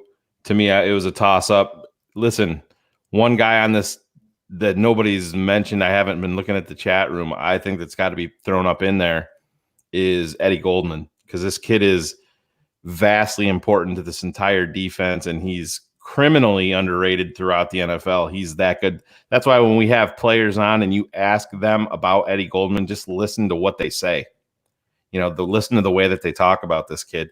He's a key cog in this entire defense. But it's obviously Akeem Hicks. I mean, you talk about a guy, you know, the rising tide raises all ships. That whole John Foxism that he used to say, and that's true with Akeem Hicks. I mean, he makes your best player infinitely better. And we've seen that. I mean, so I think somebody had a had a tweet out there that the Khalil Mack's rush percentage would have been number one, or hovering around number one in the NFL had Hicks played this year. And it dropped off by like 8 points, but that's because you see, all right, Hicks is out. Now we can solely concentrate on 52 because we know that 94 can't win one-on-ones. But Akeem Hicks, he's not only good, he's a guy that's, we talked about Phil. You remember when he was a free agent coming out of New England? He wasn't a day one guy in free agency. You know what I mean? He is a guy that kind of bounced around a little bit. New Orleans drafted him. They traded him to New England. There was some talk that maybe Detroit was in on him in free agency. But then Ryan Pace gave him the 2-year deal. He came here, and he really began to flourish in this system and to become the player that we see today. He's dominant in every facet of the game, and I'm not sure. I'm not sure if there's I'm not sure if there's a stronger player in the entire NFL than Akeem Hicks. I mean, he's that much of a bullet. We're actually gonna talk about Akeem Hicks a little bit in the tweets of the week because one came out. But he's one of those key pieces that's going to make everybody around him. That's one thing that these beat guys and national guys, nobody ever talks about. You got dumbass like Lock and Forrest saying that the Bears are 31st or whatever, and the Bears are going to be one of the worst teams in the NFL. But none of them talk about adding Akeem Hicks back to this defense. And he made Khalil Mack dominant. Now you have another pass rusher over there in Robert Quinn that can win one-on-ones. He's been doing it for, damn near a decade in the NFL. So to me, it's pretty easy. You could have Bojack up here, Eddie Goldman, Greg had A-Rob, but to me, I think it's like Phil's guy, Mack, is separated himself. Akeem Hicks is number 2, and then you're gonna just go down. There to me, there's a gap after those two guys, especially even from Eddie Jackson. But Akeem Hicks, he's a special player, and you don't see a lot of people develop that way in the league. He came here at 27 years old, and he went from kind of a middling guy to dominant all-pro type. And that just shows you how meaningful playing in the right system, in the right environment can be. So it's a testament to who he is as a person and as a player. And to me, he's your clear number 2 all day. I know I'm picking nits here, Shane, but don't you feel like Allen is among that 3 with Khalil, Akeem, and Allen, and then the drop-off happens after that? I would put Eddie Jackson above Allen Robinson. I would. I have Kyle Fuller over Eddie Jackson. Yeah, I would. My top 5 is Khalil Mack, Akeem Hicks, Kyle Fuller, Allen Robinson, Eddie Jackson. That's how I have them. And then Eddie Goldman would be tied. I'd give him a 5B cars. Yeah, I'm looking at Eddie Jackson when he's able to do what he thrives at, especially on this defense. He's I don't give a shit about Pro Bowls. He's an all-pro. Right. You know what I mean? And Allen Robinson's not there to me. I mean, but listen, I'm not slighting the guy. He's fantastic. Allen Robinson made a great point. I mean, yeah, it's that's how I'm criticize Mitch and then look at his numbers and the offensive line and all the things. And he's every defensive coordinator. We got to stop Robinson, and he's still producing. He's and he's done that everywhere. Professional. He did that with Blake Bortles too. So he's fabulous. His career is a victim of that. I look at Eddie Jackson and I just see, I mean, he surprised me. Everybody knows I'm an Alabama guy. He's surprised me because he took that jump. And I mean, now this is going to be a very interesting year for Eddie because the pressure's on. He is the guy at the free safety position. He's number one in terms of finances. Now the pressure's on for him to produce and to live up to the financial numbers. But like I said, Greg, it's an either or thing, and that's the problem with lists like this. Is he in your top 5? Who, Allen Robinson? Yeah. Oh, hell yeah. Okay, yeah. That's all. Yeah. Oh, definitely. Definitely. No, to me, myself, I would, if I had to break it down. In your top 3, right? You wouldn't have Eddie Goldman in your top 5, Phil? He's my 5B for cars. Oh, okay. That's what you said. So I said the 2 Eddies are together there because yeah. I agree with what you're saying 100% about Eddie Goldman. I'm just saying I don't want to ruin some of the future stuff. Right. You know what I'm saying? Like, I don't want to do the lock and fora thing going. My eye all crooked. People have been wanting that song, Aldo. I got this new hookup over here. I could throw songs at you. We could battle like DJ Premier, and you could be what DJ? Oh, Jam Master Jay passed away. R.I.P. Oh, remember we did that video when you were in town? Oh, that's right. We have the car room karaoke version of Jason Lockett. I thought you were talking about the Walter Payton Hill video. Yeah, the one that I haven't done yet. Like my swag promo, the Walter Payton video. 20-year anniversary of his death. Woo, right by that one. Add that to your list. Is that a rainbow on your list, or is that Fat Mike's New Jersey you can wear next week? All right, fellas, let us move on to the next category. Let's see what it is.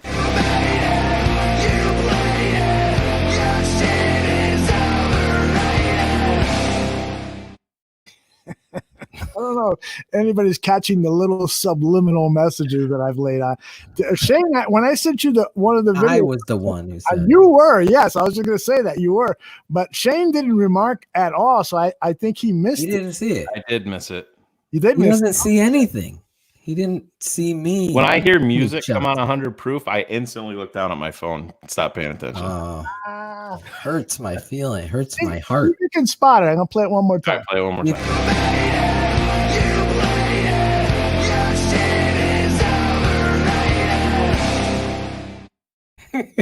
I don't. No, he doesn't see it. Play it again. Does everybody else see it? There's just an inside joke. He doesn't see it. Neither does the other dummy.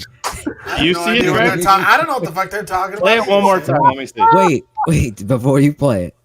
Back in the 1980s, while you're waiting on the video for the movie at the drive-in theater, they would put like little snippets of popcorn or a drink, and you're watching the previews and it's blinking in your head. Oh shit, I want something to drink. Well, Aldo's doing that shit to you too. You don't even see it.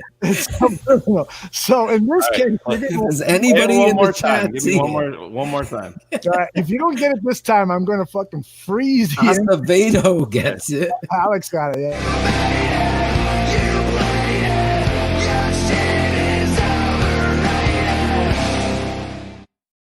Flip there on the logo. There you go. I did see it. Greg still lost. Look at his face. No, I saw it flip, but I don't know what I don't know. I flip back before I could see what it was. That basically means he has no fucking clue. No, I saw it flip, but I didn't see what it was. I saw the logo. What's the funny thing? The one that I sent to Shane had a fucking huge cock that was right the middle of the screen like that. It went all the way across. Yeah, that's fucking cool. And I thought, hey, you fuckers send me this stuff when I'm driving on the road. Phil's like, it feels like fucking edit this. I'm like, do you realize what I'm doing? He's like, it doesn't fucking matter. Use your other hand. You pulled that trick from Fight Club. where he splices the porn scene into the video. Exactly. Hey, you fucking cunt! We're going to be doing a lot of that here on Bears 100 Proof. And to Phil's point, some of the stuff that we do is going to be subliminal, and it's going to flash and say, send money to Patreon. Send money to Patreon. Buy some swag. Just kidding. All right. This was, what was it again? It was the most Mr. Overrated. All right. And so we promised to snake our way back. So, Shane, it is your turn. Who is the most overrated man on the Chicago Bears? Fat Mike. It's easy. Oh, I thought you said on the bar room. I'm sorry. Yeah. I'm sorry. No, to me, this is probably going to make Greg mad. He's going to cry like a little bit. Number 29, Mr. Sideline himself. Oh, you took mine. Tariq Cohen. You know, I think the thing that drives me nuts with Tariq is I think he's got the dog in him. I think he's got the ability to be what the Bears need. I just think he's not mature enough in his mental capacity yet. I just don't think he's grown up enough yet to realize how good he is, and that if he stays within the system and will, you know, run straight rather than trying to bounce everything outside or run to the sideline, he would be more effective. And you see that it matters to the guy. Remember in the Saints game when they walked up and they're putting their hands up over his head, and then you see him get fired up, and the next play, I'm like, well, there's that passion that we want. Tariq, you're running, you're a man on a mission. You're running with that power. Even though you're a guy that's small in stature, you're still running hard. And that's that, you know, I go back and you guys know how I read into things. It just, to me, the wheels were set in motion, like the stupid shit that he was doing. And you can say that it doesn't matter. Stuff like that doesn't matter. When he's coming when he's coming into training camp and doing the shit in his car and doing all that stupid stuff. Otis gets it. Otis Nichols there in the chat. Bring that comment up. Didn't grow his craft. Yeah, and that is exactly. I think, you know, he's a great punt returner. You know, makes plays there, and I think Tariq bought into that hype real early. I think he came in, he got a little taste, and I think he expected. You know, he was kind of a lot the way this entire team was. He figured the next step was superstar, that it was just assumed, and that you didn't. I'm not going to say that the kid's not working. These guys are NFL players. He comes in shape, but mentally you have to be there. You have to be prepared, and you have to realize that this isn't, I'm going to put that off. No, it does not work that way. You go out there and you prepare for your craft, like he was saying. You get better. And that's what makes it so frustrating with Cohen is he has the ability to be a game changer on every single down. He really does. And there's nothing worse than seeing a little guy out there that's talking. And then you look down in the stats and he's got 3 carries for 6 yards and 1 catch for 4 yards. No, it doesn't work that way. Can I jump in and say that Shane's point about the New Orleans game, I brought on the Tape Never Lies, and I was on Last Call, like ranting about that shit. Yep. Because if you're going to give everything you got when someone embarrasses you, then you're not giving everything you got to the football team from the get-go. That kind of, let's be big head, let's be confident, let's be cocky, let's talk. No, let's walk the walk. When you got embarrassed, you need to tap into that passion. You need to look at the old tape of Dave Meggett, who's small, and how he fucking hit the hole and put his shoulders down.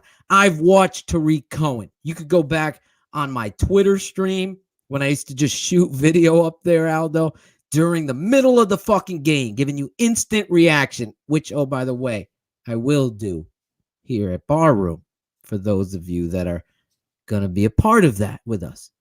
Instantly showing you good, bad, break it fucking down. This kid has it, Cohen. He's got the game breaker. He's got the toughness. Did somebody, his agent, get into his head? Because this rookie year, you see a passion for the game of football. Did his agent, if you keep doing this, you're going to be out of the league in 3 years. And this is go time for him now, Phil, because this is a contract year for him. And to me, if I had to make my decision today on Tariq Cohen, he's a not re-sign for me, because to me, I just have a feeling that Tariq's expectations financially are going to be in another stratosphere from where I'm looking at. And hopefully he steps up to the plate, because the kid's got all the ability in the world. He really, I don't give a shit if he's 5'6" and 100 and whatever. He's got the ability. Mentally, he has to be in the correct place to that's on the coach too, not just Nagy. I'm not blame the running back coach should be fucking in his ass. And Nagy, if you're listening, which you might be, you need to get on your running back coach. That kid has to play like that every down. Don't give him the fucking ball. Don't put him in the game. Send the message to what does he want, Shane? To your point, he wants to get the next deal. Well, you can't fucking get the next deal if you've got one carry a game. Right. That's the message. You're going to run fucking hard. I don't give a fuck about your agent, Joey Goldstein. Get out there and fucking run like you can. Put your shoulder into somebody and show us the guy that we saw in 2017. Because that kid was like the talk of the town, because it was there. Now, 2018 comes around. You go to the playoffs. I'm calling him out as an East and West fucking running back, and people are getting upset. Then I put it on the tape, and I'm like, look, and now 2019, it got worse. It got worse. So what are you doing? And this is Coach Matt Nagy before. If we can't figure out a way to get Cohen the ball, then I ain't doing my job. He should have been saying, if we can't figure out a way to run the ball with 24, Jordan Howard, then I ain't doing my job. That's what he should have been learning as a head coach then. But that is time. Now, this is it. What Cohen are we getting? I don't know. This was my guy too, Shane. And that's my rant. I was waiting for Greg to jump in there. I thought he was. I was fucking pulled the fat mic. He was quietly letting Phil rant in Shane's pick. You know, it wasn't Phil's turn, and I'm sorry. Totally took Shane's. I apologize. I feel like I'm in a triple A group. What is it? There's no holding Phil back. You know, he's a rule boy, which is what makes him so great. Why do you think Mike North's afraid to come on the show? That's to you, Mike. All right, Greg, as we snake our way back across, it is now your turn. Who is the most overrated player on the Chicago Bears? Well, for me, there's a few different ways you can go with this, but running back is only as good as his offensive line. And something I learned every week on The Tape Never Lies, watching this guy Bears breakdowns last year, was the offensive line was a complete shit show across the board. And obviously Phil has his eyes set on one Charles Leno all the time, and that's the easy target because, you heard the penalties over and over on the telecast and his name being called, and as a fan, that's the one you're going to go to. God damn it!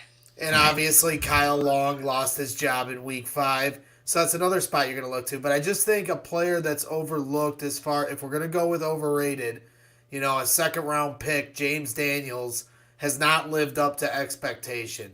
He had a decent, to good rookie year, showed that progress, and then, maybe you want to blame it on the coaching staff for trying to switch positions on Cody and James and moving him to center. I know we have Owen Krutz coming on here in a couple weeks, and the last time he was on our airwaves, he said he can be the best center in all of football. So that kind of opinion takes a lot of weight. But when we saw him put in the center position this year, I don't know a lick about offensive line play. But like I said, I watched the tape never lies, and I trust Phil's football acumen. And it was showing James Daniels not being able to get to the second level, not being able to move his guys where they need to be moved. Whatever run play they're trying to do, he's letting guys through. Like I said, the biggest thing for me was, he can't move people around like we thought he was going to be able to as this second round pick. Right. And, it's easy target to go after Tariq Cohen. He's the guy with the football. It doesn't, maybe he had a lane or this little hole where he could have got 2 yards, but Tariq's looking big play and always has the high hope. So he's trying to find, if we had better blocking across the board, it's hard to single out anybody in particular, or better. There's a lot of variables that go into running the ball well. So play calling also plays into it. And yes, so does the quarterback play. So it's a layered discussion as far as where to place blame when things aren't getting done. But like I said, Tariq Cohen's an easy target, but I'm looking at the offensive line. I just think they're getting I'm not going to say they're getting a pass, but of all the things getting dragged through the woods, Mitch Trubisky, Tariq, there's other players. The offensive line was, everyone's basically keeping their job except for potentially Rashad Coward. So, to me, This offensive line can't block a lick. James Daniels has a big year ahead of him.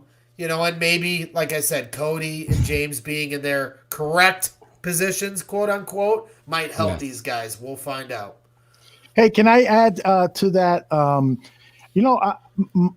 Now that Greg is sharing this pick, and I'm reading some of the comments about James Daniels, all of which are great, I have to say that maybe one of the reasons Harry Houston got fired was because he said, let's move James Daniels over to center. Let's move Cody Whitehair over to left guard. Trust me, it will be fine.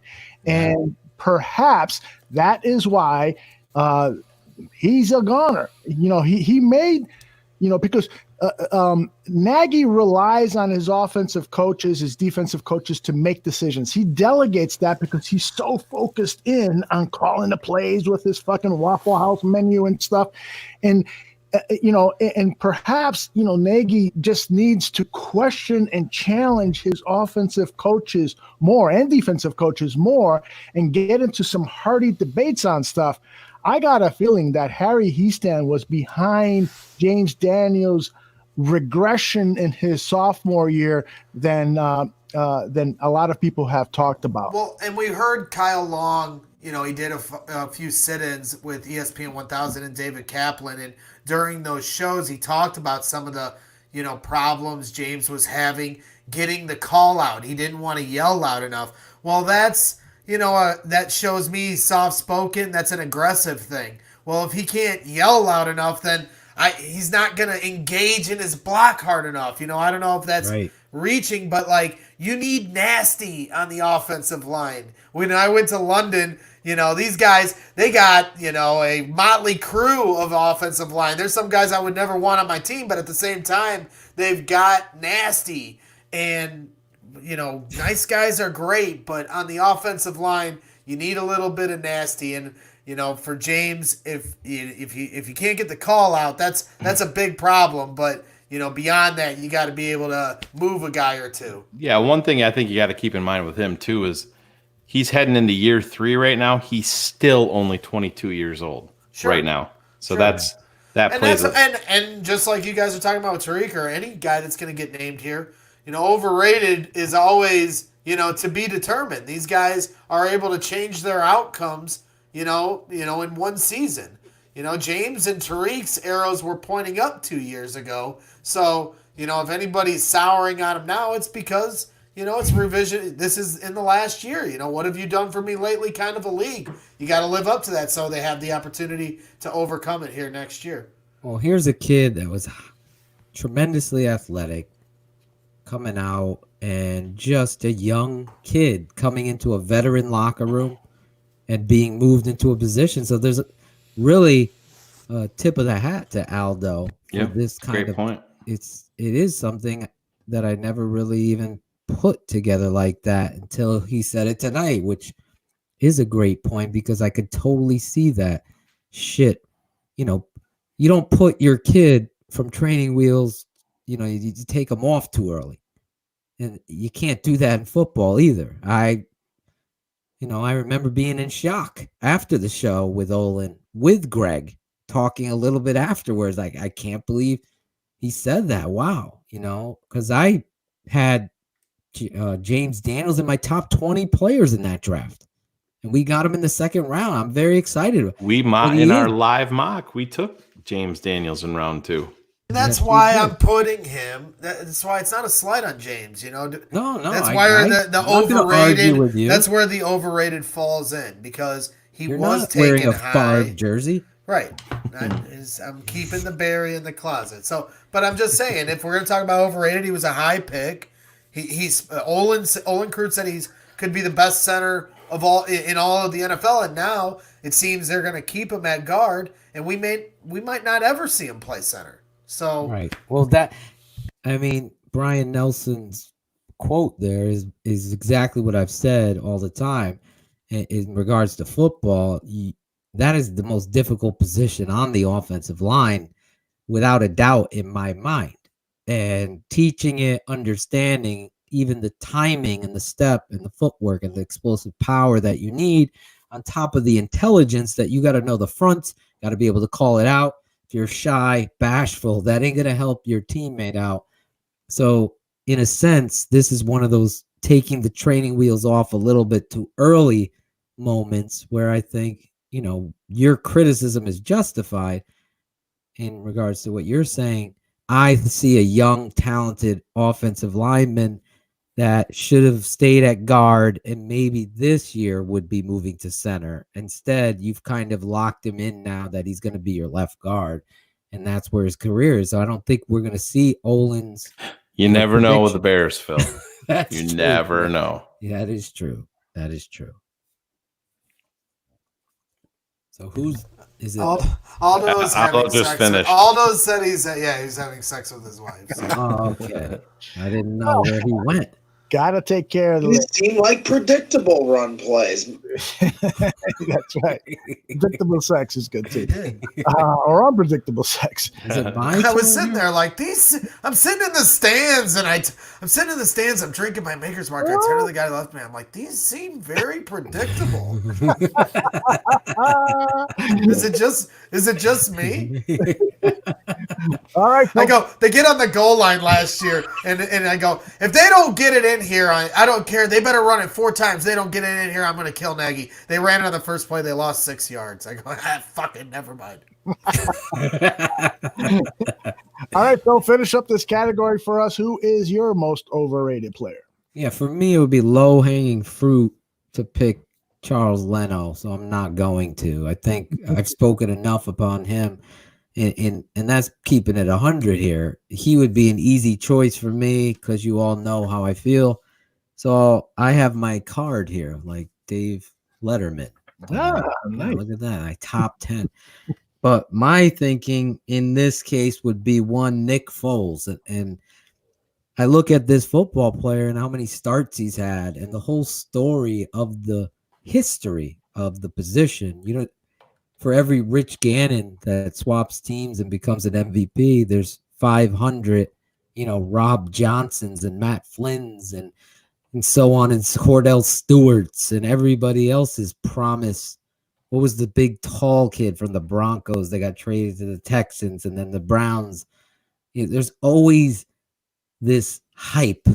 And with this guy, I just think looking at him coming into this situation, a lot of people champion the, fact that he won the Super Bowl and everything like that. I did a film study of him, and I think there's a lot of potential and there's a lot of stuff to like. You can go to the YouTube channel and watch. Thank you. It was Brock Osweiler.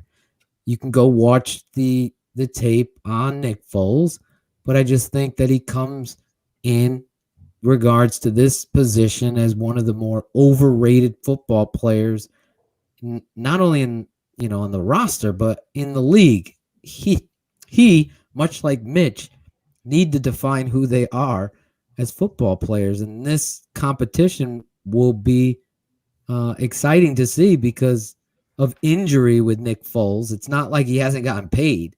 He's made big moments. I've seen those, but I've also seen Mitch. Again, not on the same stage, but this is a team sport.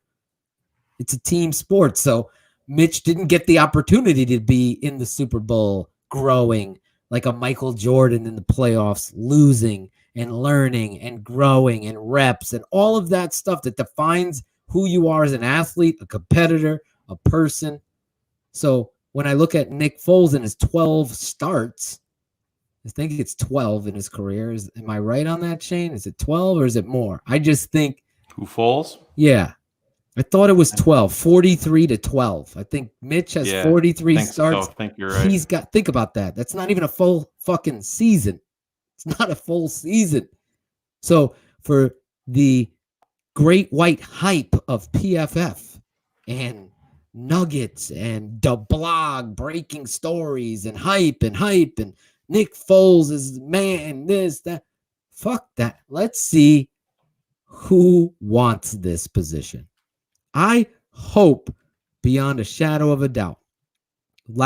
This past Sunday, we went live unexpected again, and Tooch and Aldo pulled this audio, and Greg too. Shout out to you, Greg, of Matt Nagy saying, I like that. I like that. You don't find that transparency in this position. He's almost asking for these fucking reporters to ask him the tough questions. Good for you, Matt Nagy. Good for you. You're learning because you want to step up to the fucking challenge. So keep your word and make this a quarterback competition so that Nick Foles could define who he is with his 12 fucking starts, and so can Mitch.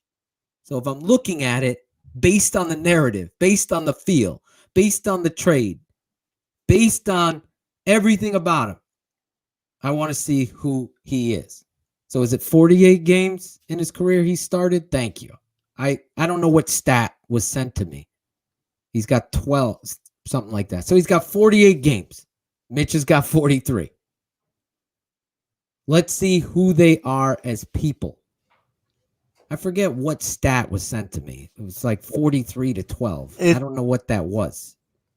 No, the 12 is the most. The 12 is the most starts he's had in any season he's played. Thank you. That's the 12. That's the number 12. So there's a concern of health. Have we been down this road with our quarterbacks? There's a concern of health. So he's been in the league for many more years, obviously, than Mitch. It's 48 to 43. He's started 12 games consecutively. That's the most. So this football player has been inconsistent. Let's see what he does. To me, he's the most overrated player on this football team right now. He has a chance to prove to me what he is as a competitor. He went to Jacksonville, was given the job, right? When he replaced Carson Wentz, they replaced him with Wentz. He comes back in, he steps up. That's awesome. Then they fucking moved on without him. They used him as leverage in a trade. So who is he? That's what I really want to find out. And maybe we will this season. If we don't, we're fucked. All right, let us move on now. Let's see what our next category is. I know I found my dream. You're the key to my heart. I saw that one. I saw that one. Everybody's looking now. I was looking at the wrong logo, though. He switched it up this time. What's the other side? Right. Part of the trick, Shane. So this category is who is the key addition during the offseason. There's lots of great players to pick from. The defensive free agent that we all know, but there were other draft picks that are in contention. Guys, I can't wait to hear what you got. Phil, what do you got? Thank God I go first. Take the fucking layup, you asshole. I definitely, because I am going to dunk on people when I play pickup basketball on a 7-foot rim. foot. 6 foot, 7 foot, 8 foot, punch. Punch fat Mike in his fucking fat gut. Anyway, for me, it's clearly Robert Quinn. This guy isn't, the medicine man, Dr. Quinn, the medicine man. He is Dr. Quinn coming in here and being that absolute stud on the opposite side, hand in the ground or not, whatever front. This is a football player, ladies and gentlemen. If you haven't checked out my Robert Quinn breakdown, where I don't just do highlights, I literally go hours through tape focusing in on the guy, showing his good and bad, and it's hard to find bad plays with this football player. And to have the kind of, this is where Ryan Pace and their scouting staff did a good job, because what he does, it's like that great pitching rotation where you have a lefty that's able to come in here and give a lot of shit, knucklers and screwballs and curves.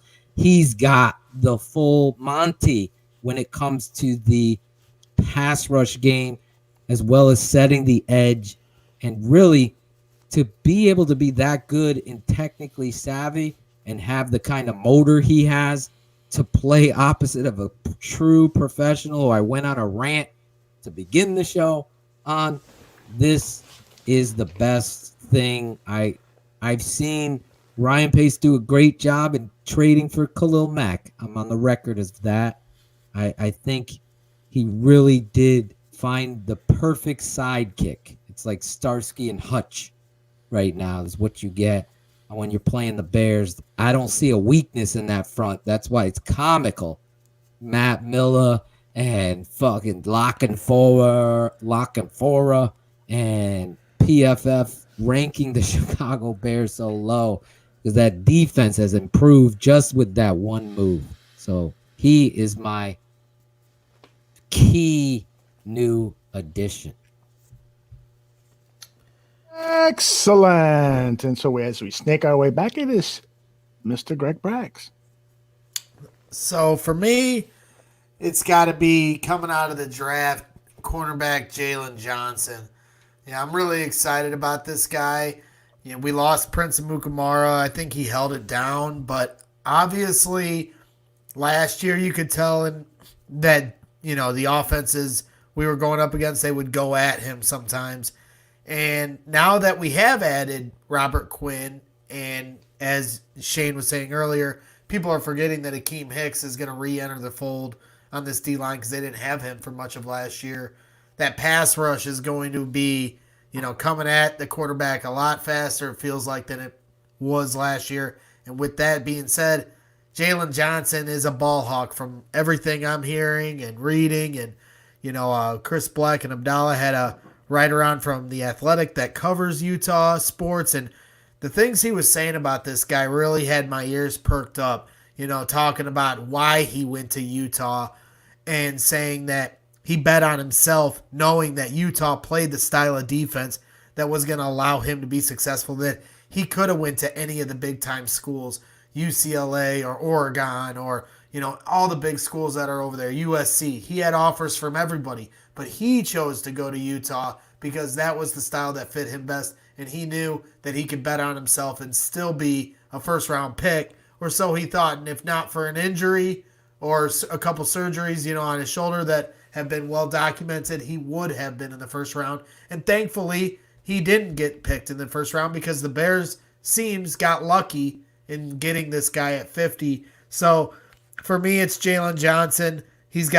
We have the potential of this defense really coming back to what they were a couple years ago and maybe even more. But, this is the no hype train season. So I'm going to stop short of saying those kind of things. But I'm just going to say, really excited to see this guy play. That's right, Joe. Yeah, baby. Amen to that, brother. New show, Chai fans and stands. And it speaks to his toughness, too, to play through the shoulder injury. He waited to get surgery after the season. He played through the injury the whole season. That speaks to his toughness, and he's still, no one can throw on this guy regardless. Imagine if he has 2 good working arms, how good this guy can be. So, the Bears got themselves, it seems like, a diamond in the rough. Adam Rank, a good buddy of Bears Barroom and Phil's good buddy, he told me that this was an Eddie Jackson type pick for Ryan Pace. There you go. Look at you dropping the mic there. Yeah, I like that pick. Little name drop. You like that? You're just not blue eyes. You actually got a brain. That's right. I'm happy as a clam. Let us now move on to Shane Marsaw. Marsaw, who do you have as your what the category? Key edition. Key edition. Well, this guy better be a key edition. Oh, better, because I ethered him on draft day when there you go. The pick was announced at number 43.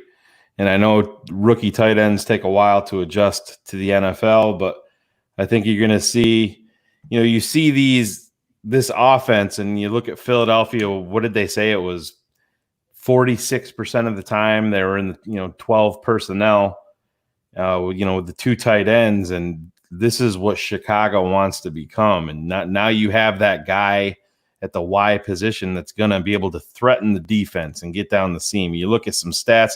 The Bears in the red zone to their tight ends completed 3 passes last year. 3. 1 for a touchdown. 3 passes.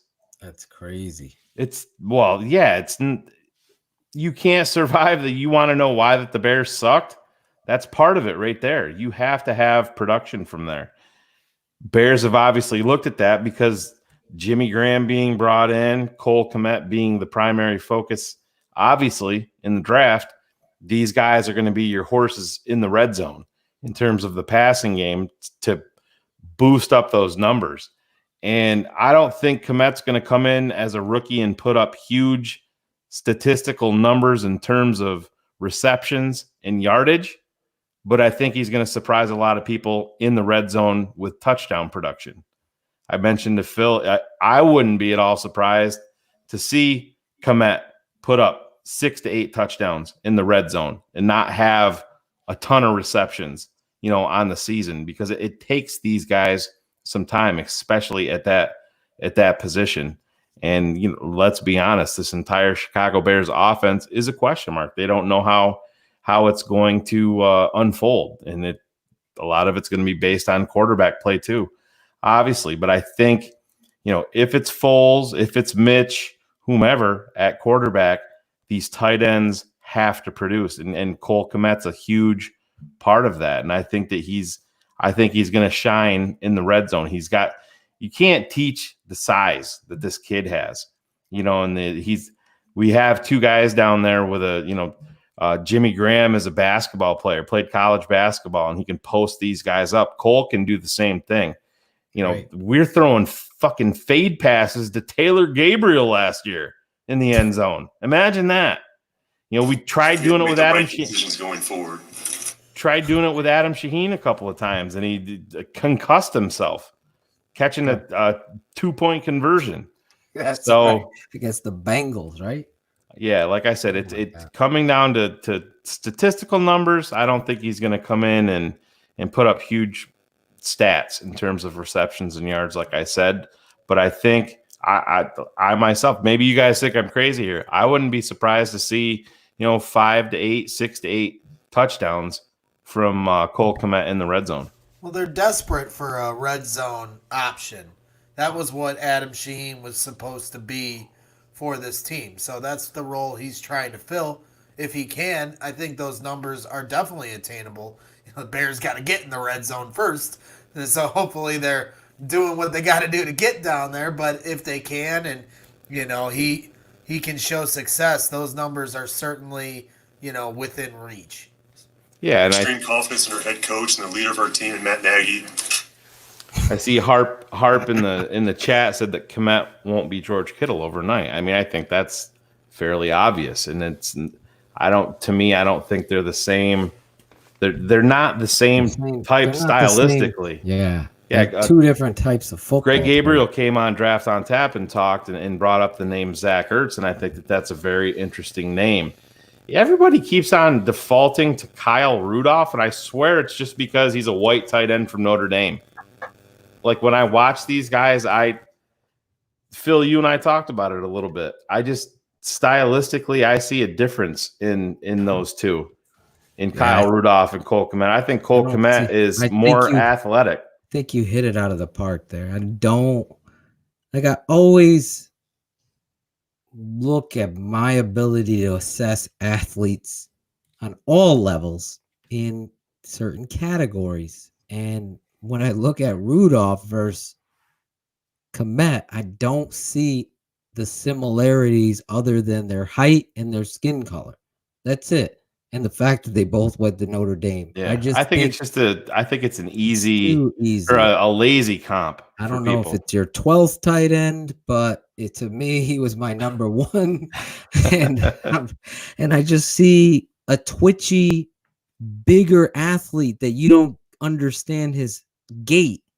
You know, when Greg Olsen was coming out, I was certain that there was a lot of criticism that he wasn't tough and that he wasn't as athletic that the Bears thought he was. And then you saw what he did. I mean, you heard, I think it was, who was it that was on our show talking about being down on the field at training camp, and you just saw that Greg Olsen was bigger than everybody there, just like Julius Peppers.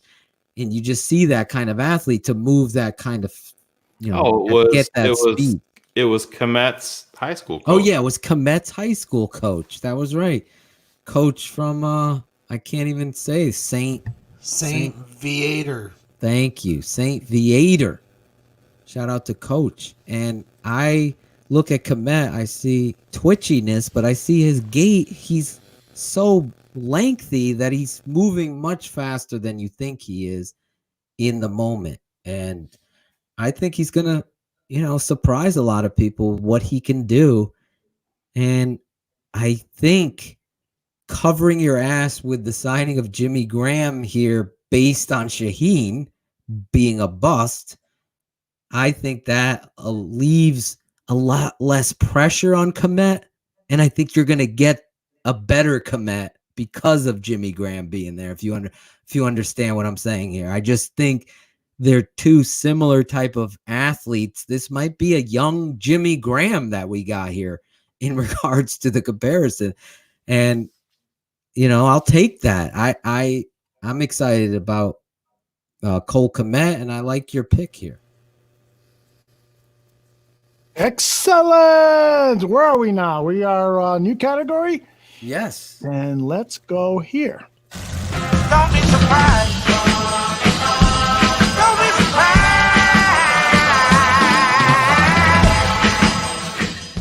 I don't think anybody got the subliminal message on that. I wasn't even looking. I'm sorry. It was like a millisecond. It was a COVID-19 virus. It surprised us all. It fucking did. It ruined my life for the last 2 months. It's like, unbelievable. Nobody expected this shit, but that's a different story. All right, so which player is going to surprise you? And Shane, I believe we're starting with you, right? Yeah. We never start. It me? We never start with me. You're the middle there, Jack Tripper. Always in the middle. You're in the middle. You got Phil on one side. There you are. You, and then jeez. Not that there's anything wrong with that. Nah, good surprise. I might surprise some people here because it's number 10. See, this is crap. That's why I wanted to be first. It's not all on Mitch. That's right. Preach, brother Shane. I don't even know how, if whoever went first, I don't know how it could be anybody else, really. Because, listen, all the chips are in the middle of the table for this guy right now. I mean, this is it. Go big or go home. They've made the changes on the offensive line coach. They've brought in different tight ends that can boost that red zone production. It's another year in this system. You know what I mean? And they're making moves with this coaching staff, and it's debatable if they're making those moves for Mitch. I think we could have a whole nother show on that. Obviously, I don't know if they truly, honestly believe that he's going to be the guy, but he's the kid. Listen, where this kid gets sold short all the time, and it always drives. If you listen to fucking pieces of shit like Mike Lombardi and Jason LaConfora and all these fucking national morons, and even people like Ross Tucker and guys like that, they talk about Mitch Trubisky like he's Jamarcus Russell or like he's like Ryan Leaf, like he's just showed zero ability on the field. And that's the part that drives me nuts. Mitch has, to me, never had a game where you're like, he really showed me nothing today. To me, he has made big plays every single game. He's had wow plays every single game. Probably not enough, and we know the reasons for that. Could be Mitch, offensive line. I think it's a conglomeration of everything. But this is it. And, this is truly his man the fuck up moment. This is it right now. This crazy offseason. And, as a professional athlete, you want to have the chance to, have everything come down to you giving the ability, showing your ability to do the best and say, all right, I just want to let everything go out there. I want to let everything hang, go do what I can do. Because that's all we want from Mitch. Just everybody said, go out and play. Don't overthink. Go out, make your plays, do what you can do what you can control. This front office at one point believed in you, Mitch. They believed that you were the guy that was going to take this franchise where we all want it to go. They believed in you. They saw something there. They obviously, made the move with Nick Foles to spur him along or to replace him. But it's go time for Mitch. And to me, I just don't know any other way how you could really pick anybody else who could surprise. To me, he's number one, number two, number three all day long. He's got the talent. It's just, is he going to be able to go out there and put it all together, make the plays, and man the fuck up? The offensive line sucks. Sorry.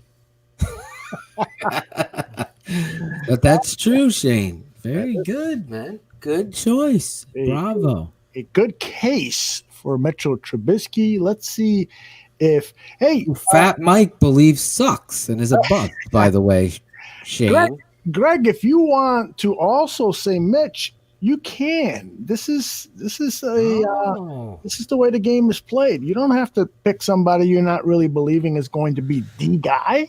No, I'll let Shane have Mitch. That was well said, and I just think, I think if we're talking about most underrated, I do think Bears fans are severely underrating Mitch and his potential to be the leader of this team still. To start the year is going to be up for grabs. People think it's in the bag for Foles. It is not, in my opinion. Everything we've heard, everyone wants to say, oh, don't believe what Nagy says in front of a mic. You can pick between what is the MO, just the company line crap he's saying, and the other things. You can try to read between the lines of these things, and in my opinion, it is going to be a true and fair competition. So people are severely underrating the idea that Mitch will win this job week one. And then on top of that, this is going to extend into the season regardless of who wins the job. This story is not going to just close once, if Foles wins the job or however it shakes out, or let's say there is a shortened preseason and they just have to pick someone because, an extenuating circumstance of a shortened, preseason just to get ready for a season with this whole pandemic going on. Something like that. But what I'm saying is Trubisky could end up becoming the starter later in the year. Like we were just saying, this guy, Nick Foles, has been in the league for a long time and has only started 12 games max in any season he's ever played in. So, and Mitch has also had injury issues. So, whoever wins this job, this quarterback story is going to go on all season long to the bitter end. So, we're going to find out one way or another. But I do think that Mitch is getting severely underrated when it comes to, Bears fans' expectations of him. So I do think that is. So maybe I am tagging along with Shane. It's not all on Mitch. But if I had to add somebody, and I will, it's going to be, I know everyone's going to go for like Eddie Goldman or an Allen Robinson, but I'm going to throw a little curveball that people don't call underrated because he gets a little press. But I think Akeem Hicks nationally is severely underrated. I think people don't realize. This could surprise, Greg. Oh, boy. Jesus Christ, Greg. What? This could surprise, not most underrated. It's a pandemic. Let's have some fun. Oh, could surprise. Yeah, who could? Did you you even read your private chat from Aldo? I thought it was most underrated. I was reading it. Without you, Greggy. Maybe we play Lockin' For a song or something for Jesus Christ. I thought it was most. I got my notes here, and I thought we trade Greg for Fat Mike? Fat Mike? Well, he's got a Packer jersey on. I'm sorry, I'm writing my notes. This is bullshit. Hey, Greg, why don't you check your notes? Why don't you check your notes, Greg? I didn't see it. We'll skip over you. Look at the private chat, and then come I should have back. just stuck with Mitch. I You stuck should with have. Mitch. You Edit did so the whole well. the whole thing I said with the Mitch. Just stick with that. And Edit then when I added, just disavow what I said there. I blacked out. Oh my God! And I was reading things. I get confused. Oh, so you have to give me a little pass. So the whole Mitch thing is what I meant. Yes, I'm gonna stick with what Shane said, and I'm going with Mitch. Thank you. Cut the rest out. Thank you, Greg. You're welcome. You're welcome. I'm going to put you on timeout now, okay? I'm not surprised. I needed that Aldo drop there. I'm not surprised. Oh, no, I'm not surprised Greg fucked that up. Key in this for me, who could surprise, is there's a lot of names that you can go through, but I think one of the guys that I'm really excited to see and think that this is going to surprise a lot of people is Jermaine Ifedi. I think him coming over from Seattle, playing the right tackle position. I've always thought this kid's athleticism and twitchiness were better suited inside. That was when he was even coming out of A&M. And I look at this football player and I think you might be surprised with what you're going to see from him playing the guard position in this offense. And I think it's one of those signings. I know Shane has said it before. A lot of people are going to be like, Ifedi, whoa. But for me, I'm just looking at that offensive line, and you want to know about making moves on it. They didn't do it until the 6th, 7th round and everything, but everybody forgets Ifedi. So it's not going to be the name everyone's drawing up here and everything like that. But let's pay close attention to how he does when they actually go and practice and fire off the football. Because, listen, when you're trying to run RPO game in those outside stretch zone plays, or you're trying to trap and pull, the perspective that you want on your offensive line, especially inside at the guard position, are not maulers. You need athleticism with power. And that's hard to find. So when you find those guys with a nasty streak that can move and are quick within a 5-yard area, it's been talked about timelessly about the 40-yard dash and offensive linemen. It's really the 10-yard burst, the short area 3-yard power. How much do they generate when they're working the blocking sled? How much effort do they put in? So here's a guy that wants another contract, comes in here, proves himself. They've scouted him to be better like me. at the guard position. I really think he can come in here and surprise a lot of people being placed in there at right guard. Like that philosophy. You like that? Yes. It almost was my rap name, Aldo. Really? It came down to MC Fulfill or MC Philosophy. And I don't think I was at the point of rhyming MC Philosophy. I thought everyone would be like, oh, that's fucking whack. It's fucking white, the kid. So I went with MC Fulfill. Got me close, but no fucking cigar. So hopefully we get the cigars here.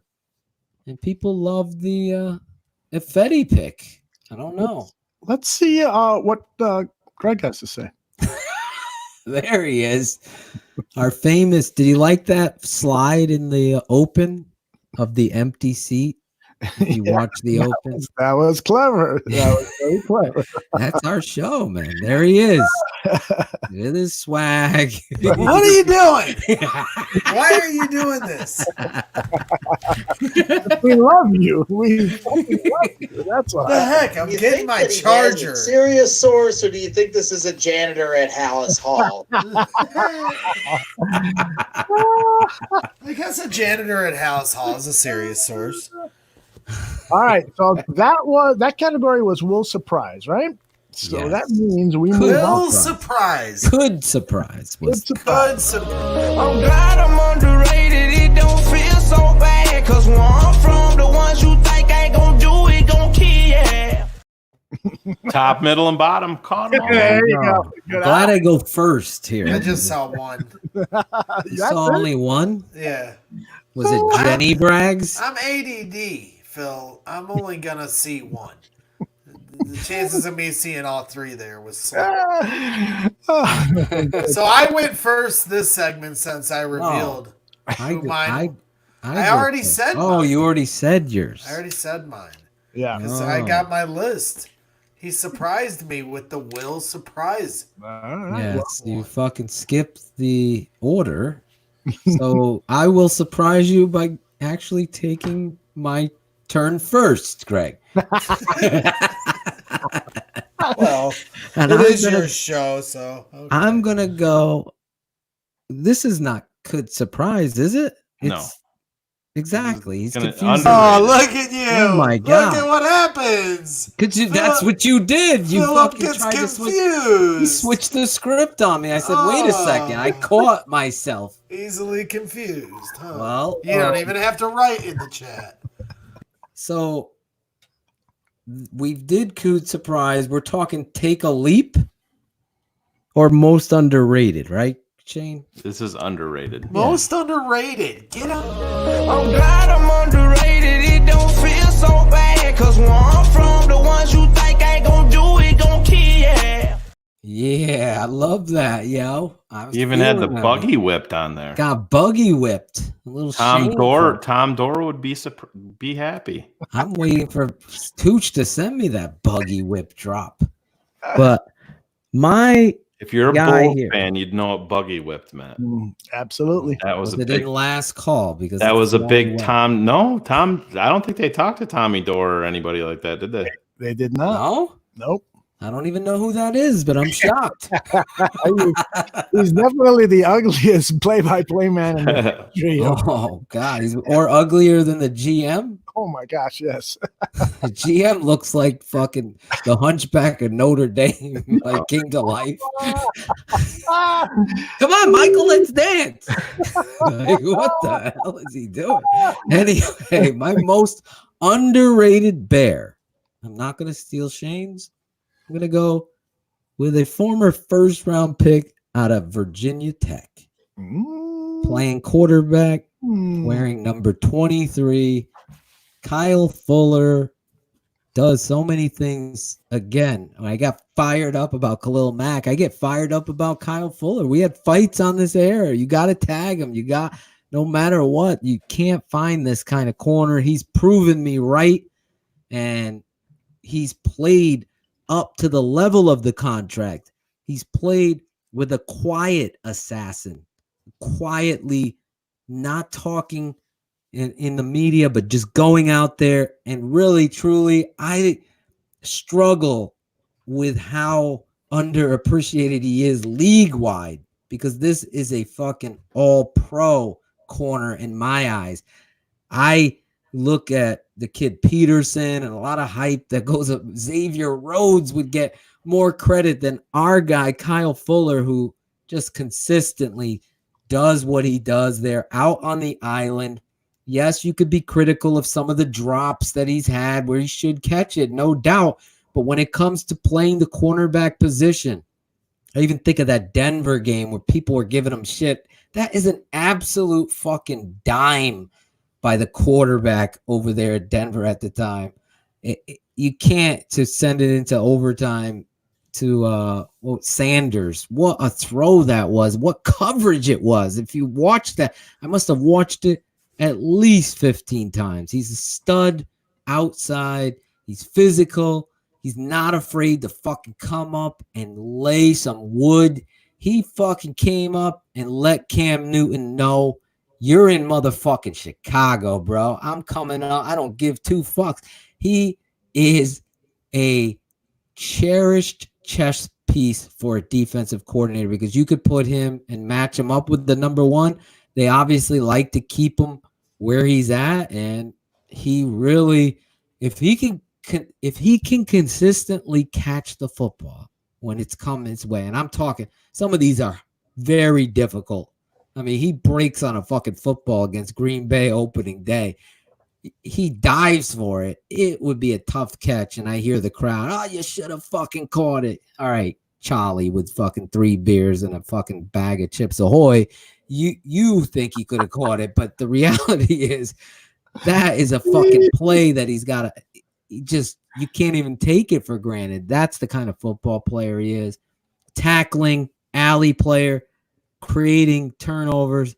You know, he is an ultimate football player. I think he's one of the more, I call him the most underrated player on this football team. And I think in the league circles, I think he's the most underappreciated football player in the NFL when it comes to probably, I say, aside from quarterback, corner is the toughest position to play in all of sports. Great pick. You're not going to get a lot of arguments, although we've got some different opinions in the chat room. But let's see who our man Shane Marsaw has as his most underrated. This is a layup. I've talked about it 50 times on this network. Eddie Goldman all day long. I think he's, like I said, criminally underrated within this league and even on this team by Chicago Bears fans. He's such a huge component of what this defense wants to do. Right. And he's Mr. Reliable, and he's not going to make a bunch of flashy plays. That's why people don't ever talk about him. But you take him out of the lineup, it's instant impact where it's going to degrade your defense. And he's that good. He's another guy that came out very, very young. He was a 20-year-old rookie, and I think he was drafted in 2015. So look how long he's been in the league, and he's still. I mean, he signed an extension already, and he's going to be 27, 28 when he's up for another one. So he's going to be in Chicago a really, really long time. Kyle Long spoke on him where it's almost freaky how strong his hands are and how agile he is for a big man. And I don't think he gets talked about enough about how good and how vital he is to this defense. It's going to start with Khalil Mack and Akeem Hicks. And to me, you have to go Eddie right there. It's just Eddie Goldman is so valuable to this team. Yes. And no Bears fans included, talk about this guy. I mean, my son has 2 favorite players on this. He loves Danny Trevathan. Has always been his favorite player, which it kind of stuns me. I don't know. I love Danny, but my son's always loved him, and he wants a new jersey, and he wants an Eddie Goldman jersey, and Absolutely. I'm going to order that up for him, and he's going to wear it with pride because Eddie deserves that love. He is such a good player.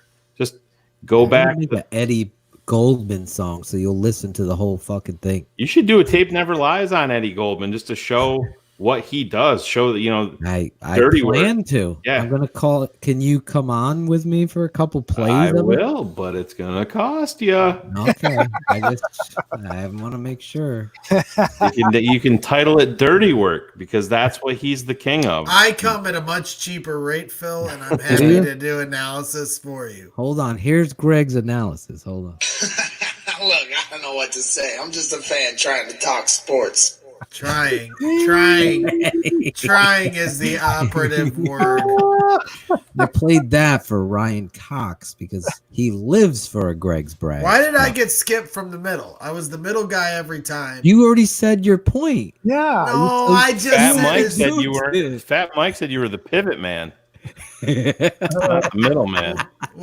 Well, fuck Fat Pack Mike. So Pack Mike. I do want to, kind of, illuminate the fact that I did say Akeem Hicks, and it may surprise some people because people think he gets some notoriety, but in my opinion, not enough.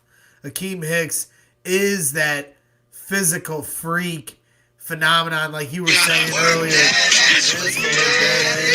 He's got a big ass. We gotta play that. He's got a big ass and he's tough to move. That's Barb's ringtone. He's like Julius Peppers, like with his hands, same thing, like a physical freak, and I just think he doesn't nationally get as much credit as a Khalil Mack does, and he's right there, right below, obviously Khalil's the most talented, that's what we were talking about earlier, but Akeem is right there, and I'm not sure nationally if people realize that enough.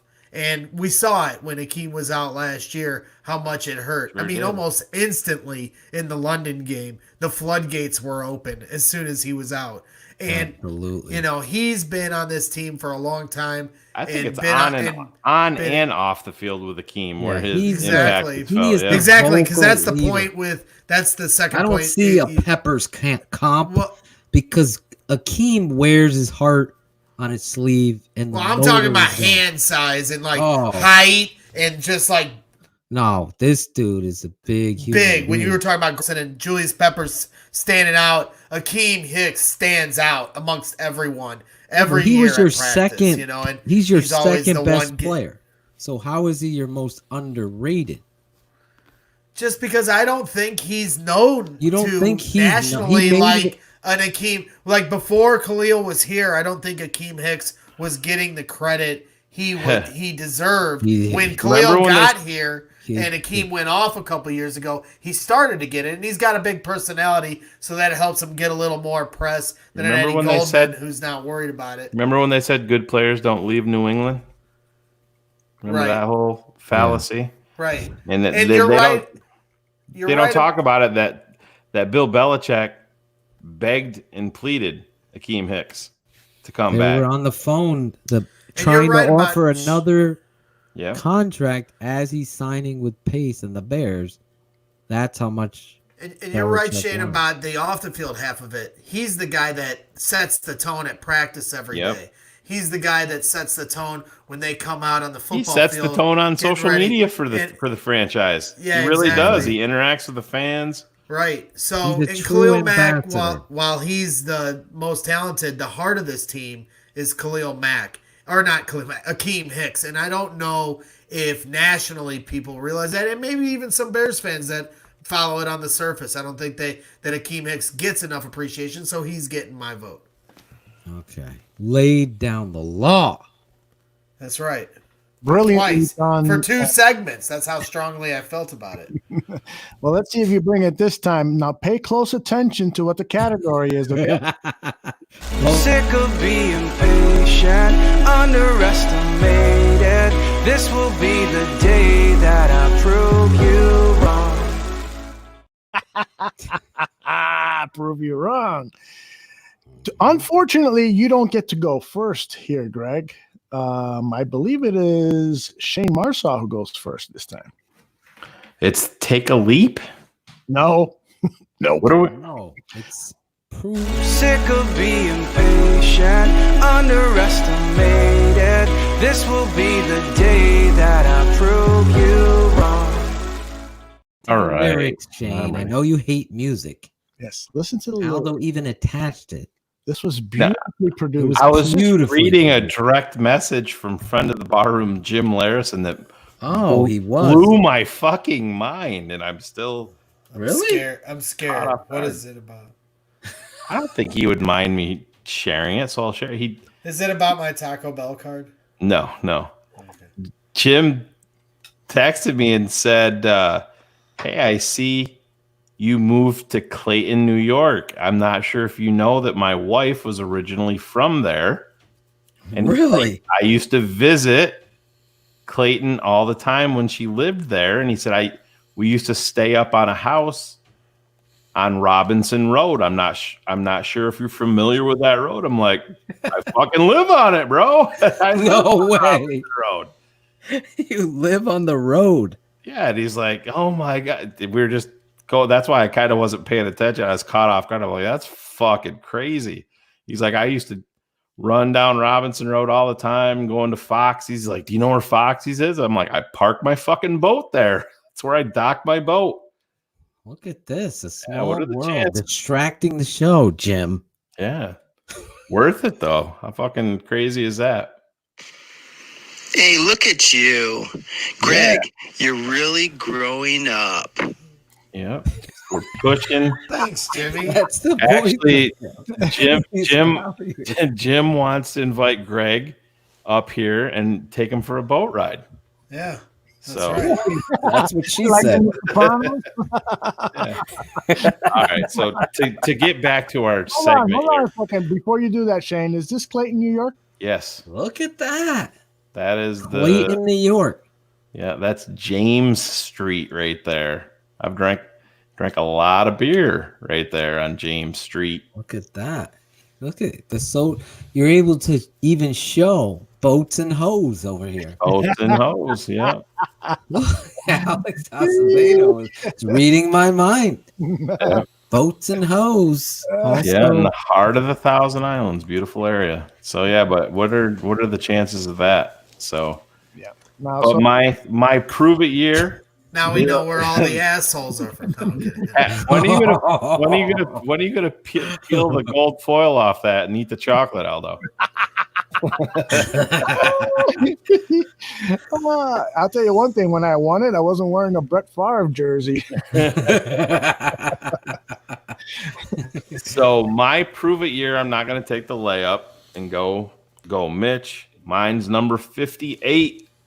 Our top 10 took mine. Our top 10 linebacker that we're expecting impact plays from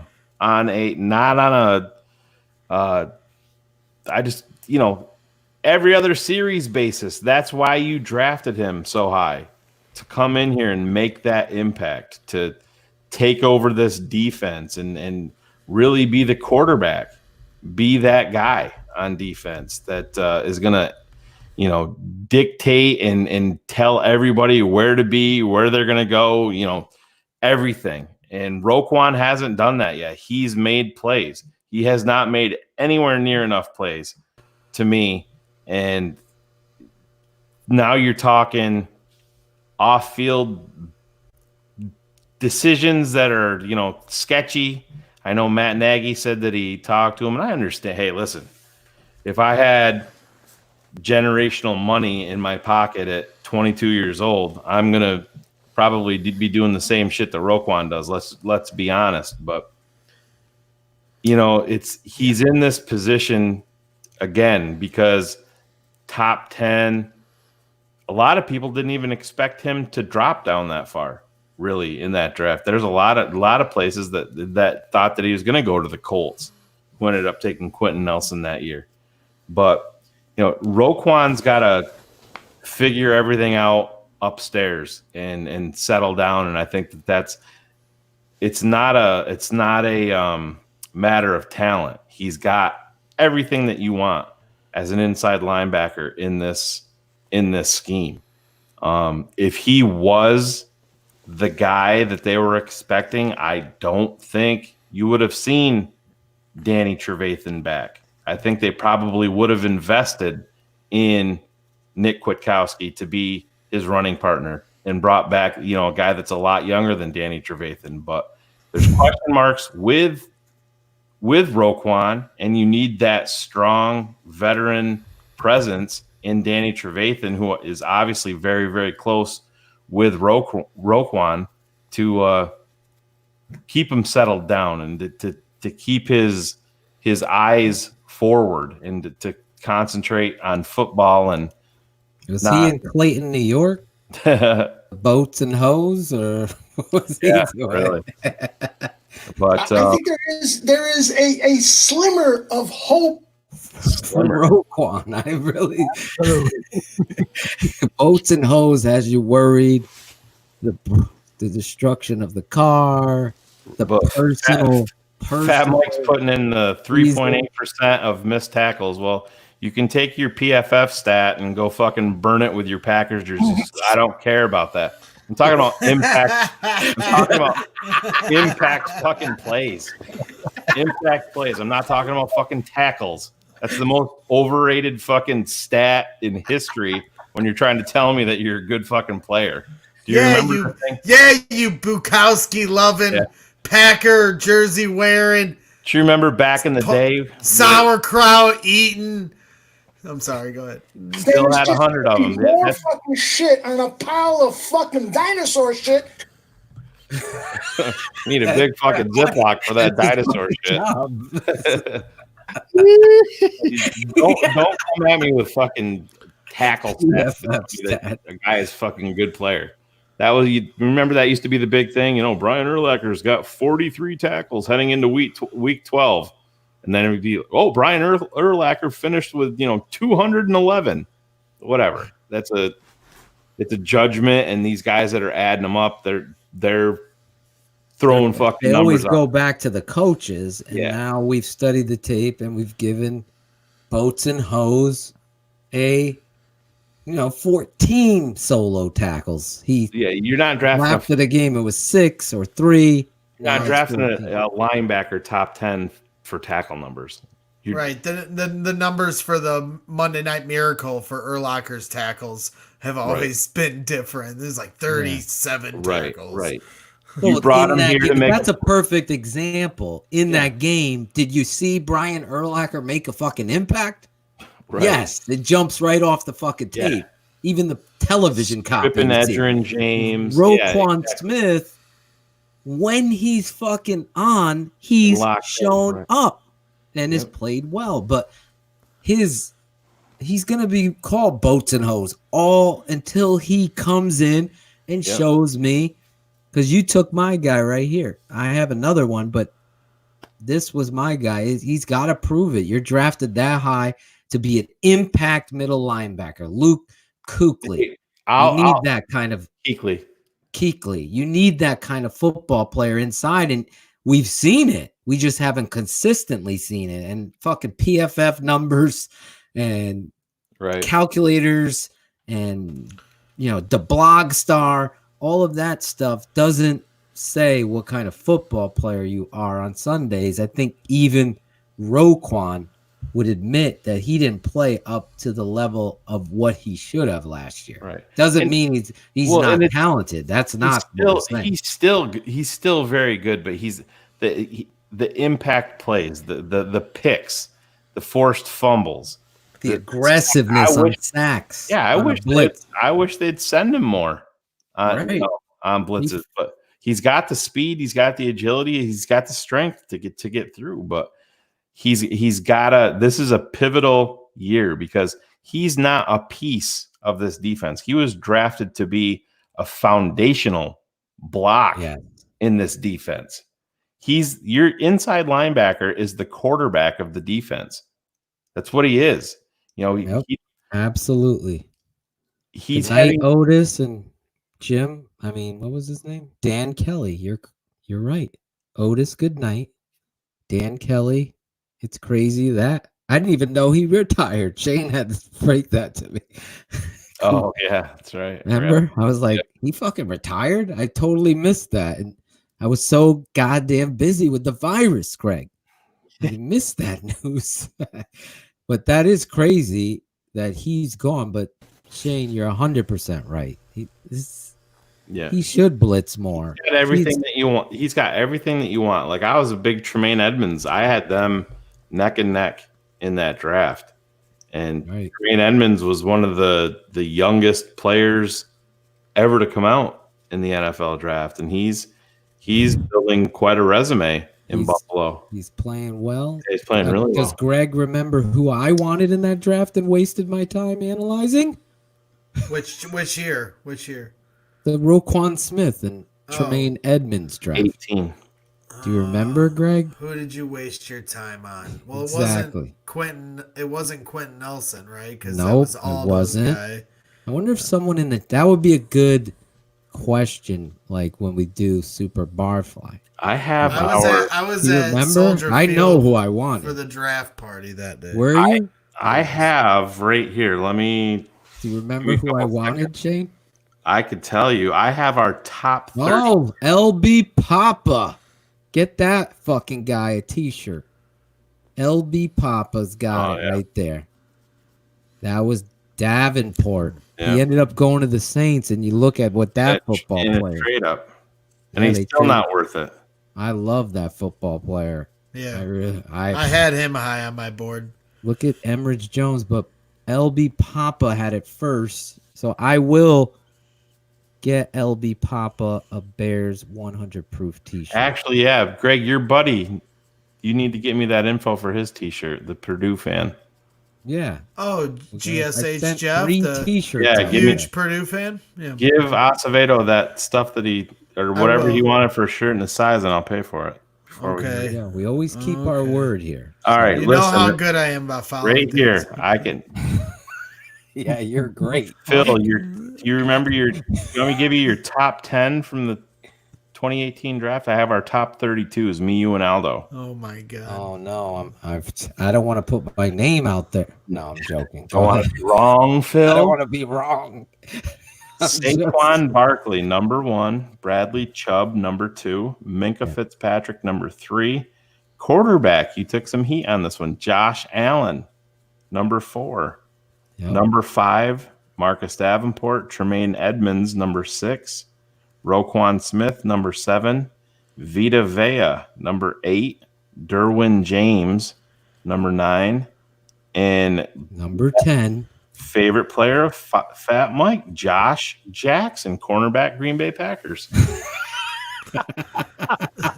He's got 3 different Packer jerseys of Josh. Aldo, you want your top 10? He's got 3 different jerseys. Aldo, Let's hear Aldo's. I don't want to show off, but go ahead. This is in order: Bradley Chubb, Saquon Barkley, Quentin Nelson, Derwin James, Roquan Smith, Daron Payne was your surprise top 10 guy. Good football player for the Redskins. Patrick, Vita Vea, Calvin Ridley, and number 10, quarterback Josh Rosen. Really? I had him. Josh Rosen now, though. All right, so I got to hold myself accountable here. Okay. Wow, I have a doozy in the top 10 too, Aldo. So a couple of them. Saquon Barkley, number 1. Chubb 2. I had Roquan number 3 overall. Tremaine Edmonds 4. Quentin Nelson 5. Harold Landry I had number 6. Harold Landry. Number 7, and here's my epic whiff, and I was a huge fan of him, and then he got hurt twice.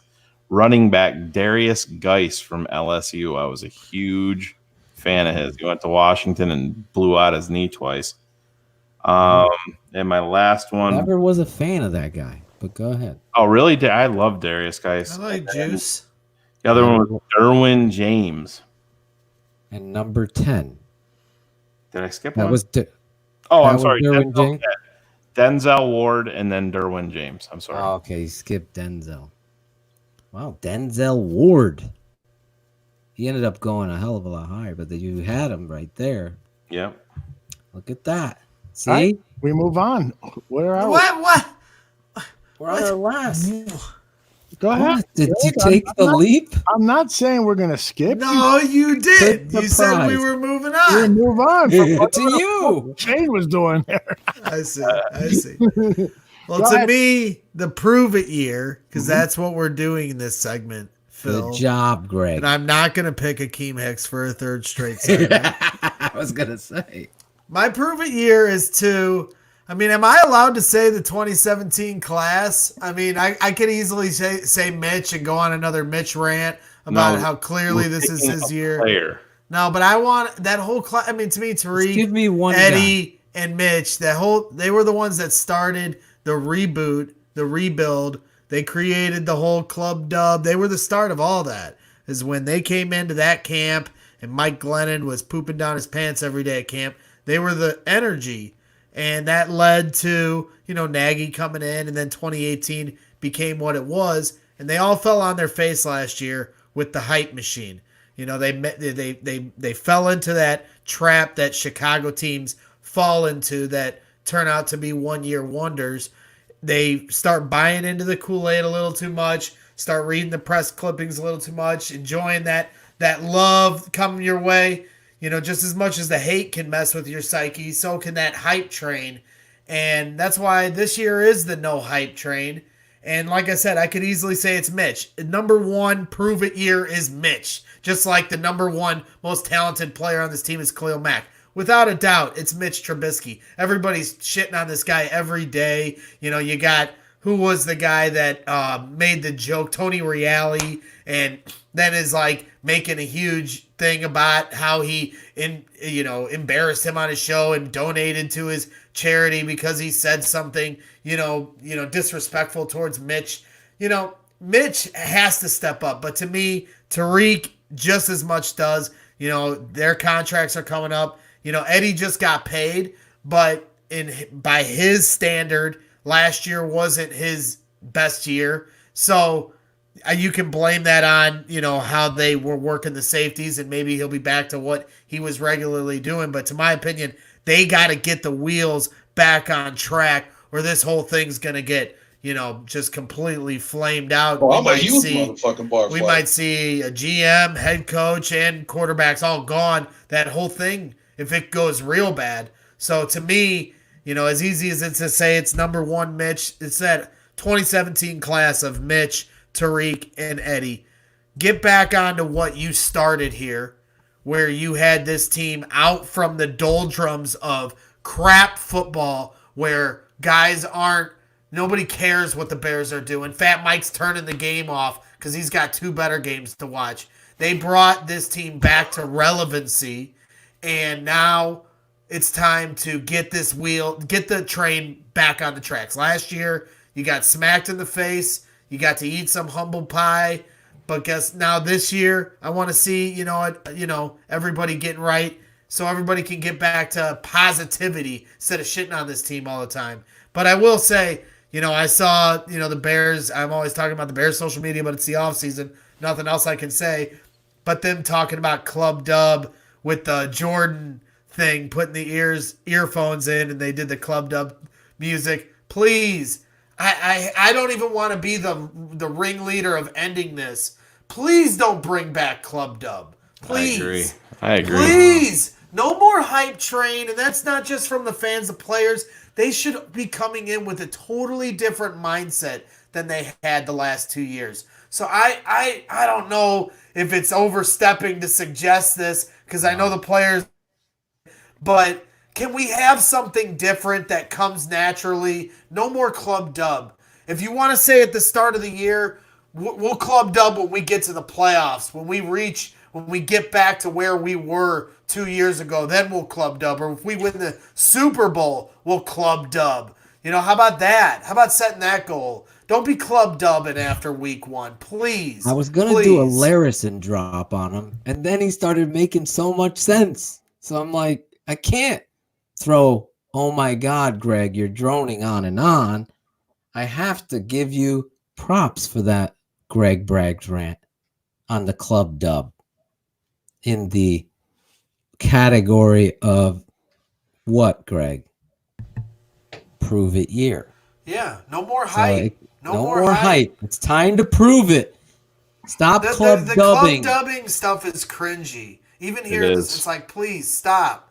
They went too far with it last year. The team Make 100 proof great again. every year should have a new thing. You want to be like Phil Jackson, Matt Nagy. You watch the documentary and you see that he names his seasons, The Last Dance, and he has these, mantras. Fine, but come up with a new one each year. Make it genuine, natural to that team. Every team comes into the season different. No team is the same ever. It's impossible. So don't try to recreate another team's energy and chemistry. As much as he learned from the not playing them in the preseason, the preparation, I hope he's learned a little bit about how to direct them, in that way too. There should have been a different message to the team, and I hope he's got a better one for this one. Wow. Look at this guy growing up before our eyes. Wow. I'm really proud of you, Greg. Great job, Greg. I was so focused on you. He was so close to bringing down the whole fucking network with his dumb decisions.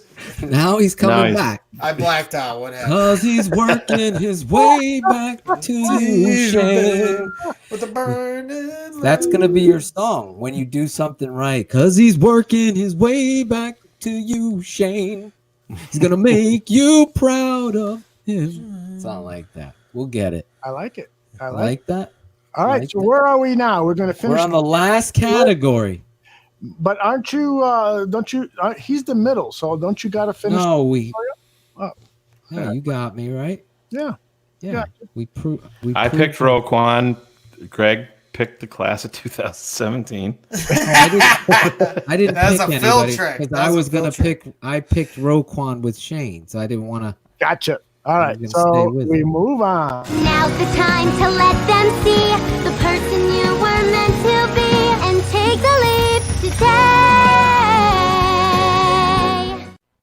I love that. I know you like musicals. That was great. Oh, That was my great. God. The leap, right? At Sorry. the right point with Walter. Oh my God! See the messages with the music. Yeah. First of all, on 100 proof, I was talking to Aldo this week. It's like I'll never back down from doing music because it's the staple of our Great. show. So, and anytime Shane complains, I just think of just how creative we've become on this network. I mean, when you listen to this song, Ladies and gentlemen, this guy's picking us to finish last. It's unbelievable. So many insiders. So many rumors that you have Just to real wait quick, till. I'll fade it There's out. one man with one eye. One eye, man. Everybody dance with your eyes. Lock up for it, lock up for it. Lock up for it, lock up for it, lock up Greg's for it. not putting it down. Lock up for it, lock up for it, lock up for it. He's chasing lock up for it. What did Jason say? Look at that. See that, Shane? I cut it off nice and short for you, but this is Shane is so unimpressed. Yeah, great, awesome. you gotta throw Can it you back do? every now How and is your editing equipment? Can you add names and take names out and shit in your? in my editing or his? No, in yours. Like when Of you do what? music, can you add shit and take shit out? Oh yeah, I Like could theme do it all. songs?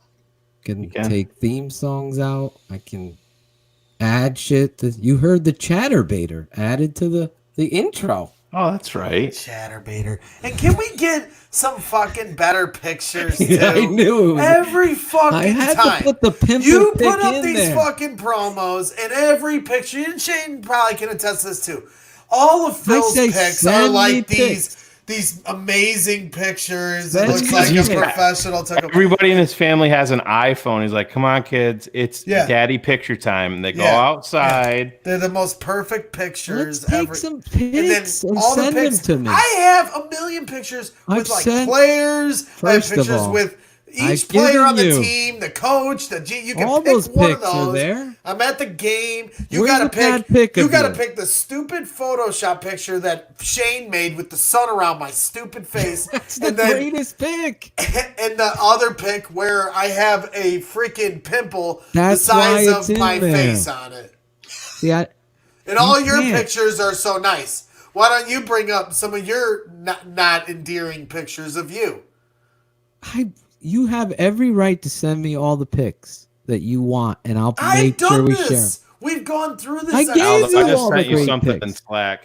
Okay. I gave you all the great picks, and that's the end of it. The pimple pick was in the promo to make 100 proof great again, like Dan said. It's No part more of the pimple history. picture. It's No. the pimple pick. Those people that know it will get quizzed on it. No. In the Barfly. You get 90 pictures of you Can on you this send thing. the pimple I get like pic to 2 Aldo pictures and on the he thing. shares it, and the the one you It's do, I got public a right giant now. pimple on my Yes. face. All right. Now that we have video, Aldo can showcase this. Oh, what here we Shane go. did We're with gonna go this. through? Why Did did it I not go even? through? Why did I You even? brought this to the attention. Why did I even bring it Tooch up? had the Photoshop. this the is the fucking shit pimple I'm on talking the about. show. I'm not seeing it. You I'm said not All right, surprised. let me resend it. I'm not surprised. Where's this drop? You want me to send this? Is that this? Can Okay, you? it just went through. It just It's went there. through. It's there now. So then it moves. Can you share this for our audience? Because Sure. it's a moving. And there's But there you gotta is take sound. your time. You gotta watch this. Wait for it, as you would say on Facebook. Wait for it. You'll see. Do you have it yet? Here we go. All right. Oh, here we go. Can we zoom in on this?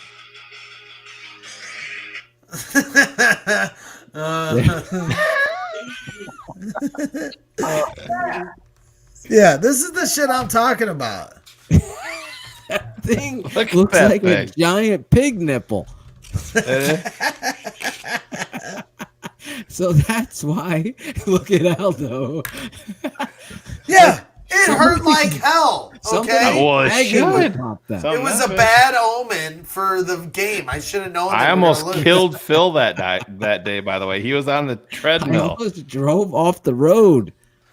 No, I was on the treadmill. You're right. Yeah. I almost fell off the fucking treadmill when I see this music being played and a zoom in onto Greg's pimple. I was editing that that's why together, and I at was the very dying laughing. end- He was like, "What are you laughing at?" And I'm like, I cannot wait to send this to these guys." And Greg, like 3 hours later, is like, "Yeah, you're stupid. Your video is stupid. Everybody's stupid." It fucking hurt. I didn't have to take no fucking pictures that day. Listen, Feels like everybody get in the huddle. Everybody get in the huddle. we go to Chicago. Imagine if Shane, me, Aldo, you are all in Tennessee and we don't take a fucking picture. You're a moron. I'm gonna take a We're picture gonna have next to have time. Tooch Throw Photoshop you a in the pimple. Chicago River next time. Photoshop took Tooch 2 hours to Photoshop. Yeah, and then there it is. We don't even use it. We put It this is shit. there. Oh. It's there. So those of you watching now Okay, live at less the end pimple of this show, pictures. you can More- go back to the open at the very end, right before Aldo. Barb Graham has entered the chat. Yeah, Hey, Barb. hi Barb. What's up, girl? Before Aldo's getting punched by his daughter's pick, you see an image of me and Greg, and that's the pimple pick. There you Hey, go. before That's we why move it's on, in I there. want to share something with you because I think this is a better representation of Phil's work. Oh boy, here we go. Ladies and gentlemen, every week, every day, inside so many rumors that you have to wade through. There's one man with one-eyed man. You know him as Lock 'em for a lock 'em for That's a perfect name. lock 'em for a lock 'em for a lock 'em for a. He's Jason looking for a. What did Jason say? Looking for it, looking for it. Looking for it, looking for it, looking for it. Looking for it, looking for it, looking for it. He's Jason looking for a. What did Jason say? Looking for it, looking for it. Looking for it, looking for it, looking for it. Looking for it, looking for it, looking for it. He's Jason looking for a. One eye, one eye. He's for it, looking for it. We're getting into this song. Look at him. Is that our tight end there? That is Kokomet, yeah. That's the rhythm. Oh, Lordy. What is it? That's what we do. That's the stuff we do. How could you not love that? All right, let's get back on track here. Whose turn is it now? I think it's my turn. I think you are right. So take it away. This is the player who is going to make the greatest leap in 2020. And I'm not talking physically leaping over the offensive line like we just saw Walter Payton do about a half hour ago when we introduced this. I am talking about performance-wise, overall, somebody who's going to go from a grade D to a grade B or a grade C to a grade A. Take it away.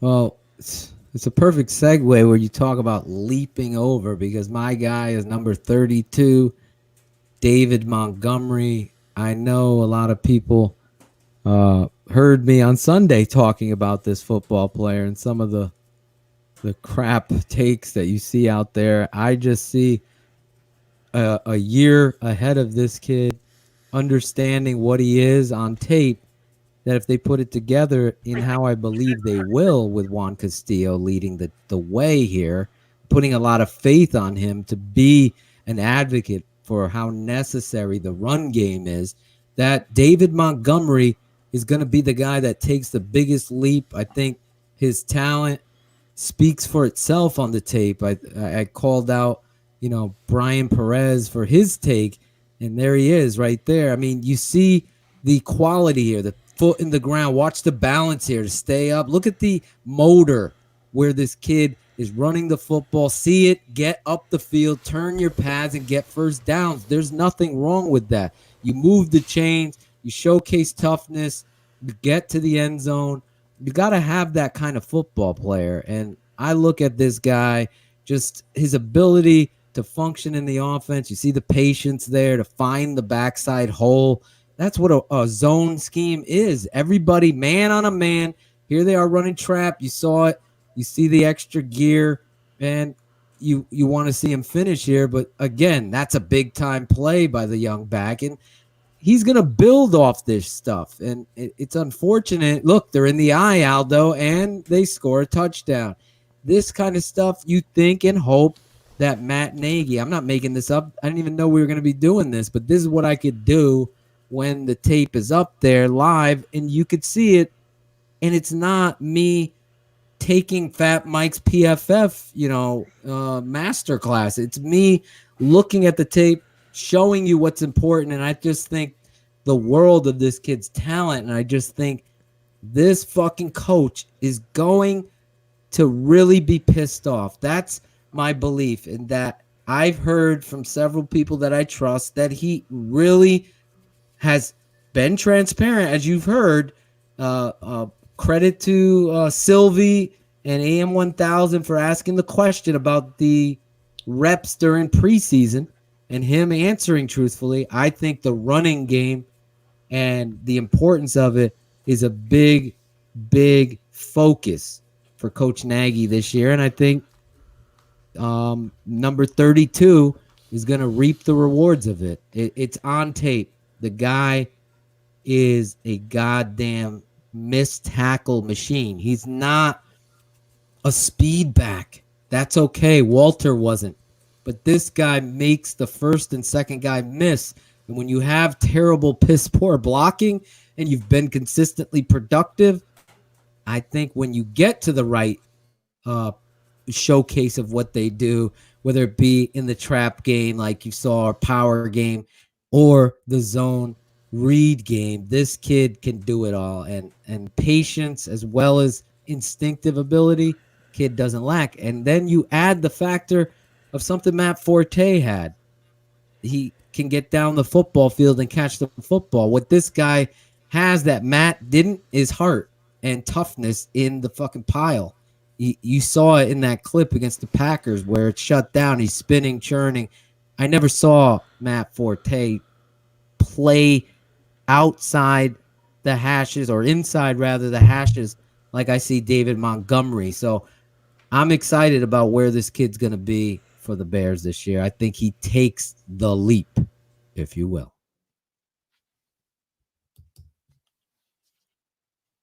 Can I just say congratulations?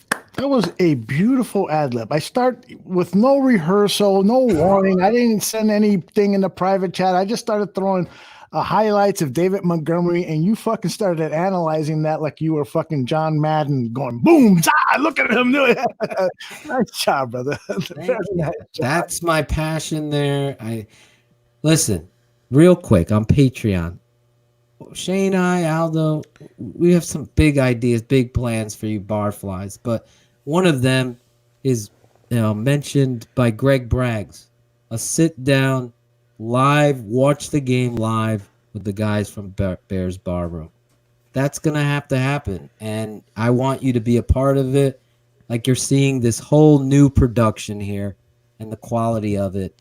I'm excited because that's where we're going to go, and that's what we're going to do here at Bears Barroom.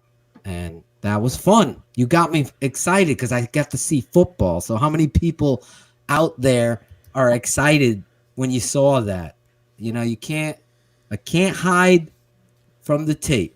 You can't. And I love fucking football. Oh my God. You just got me excited. Really?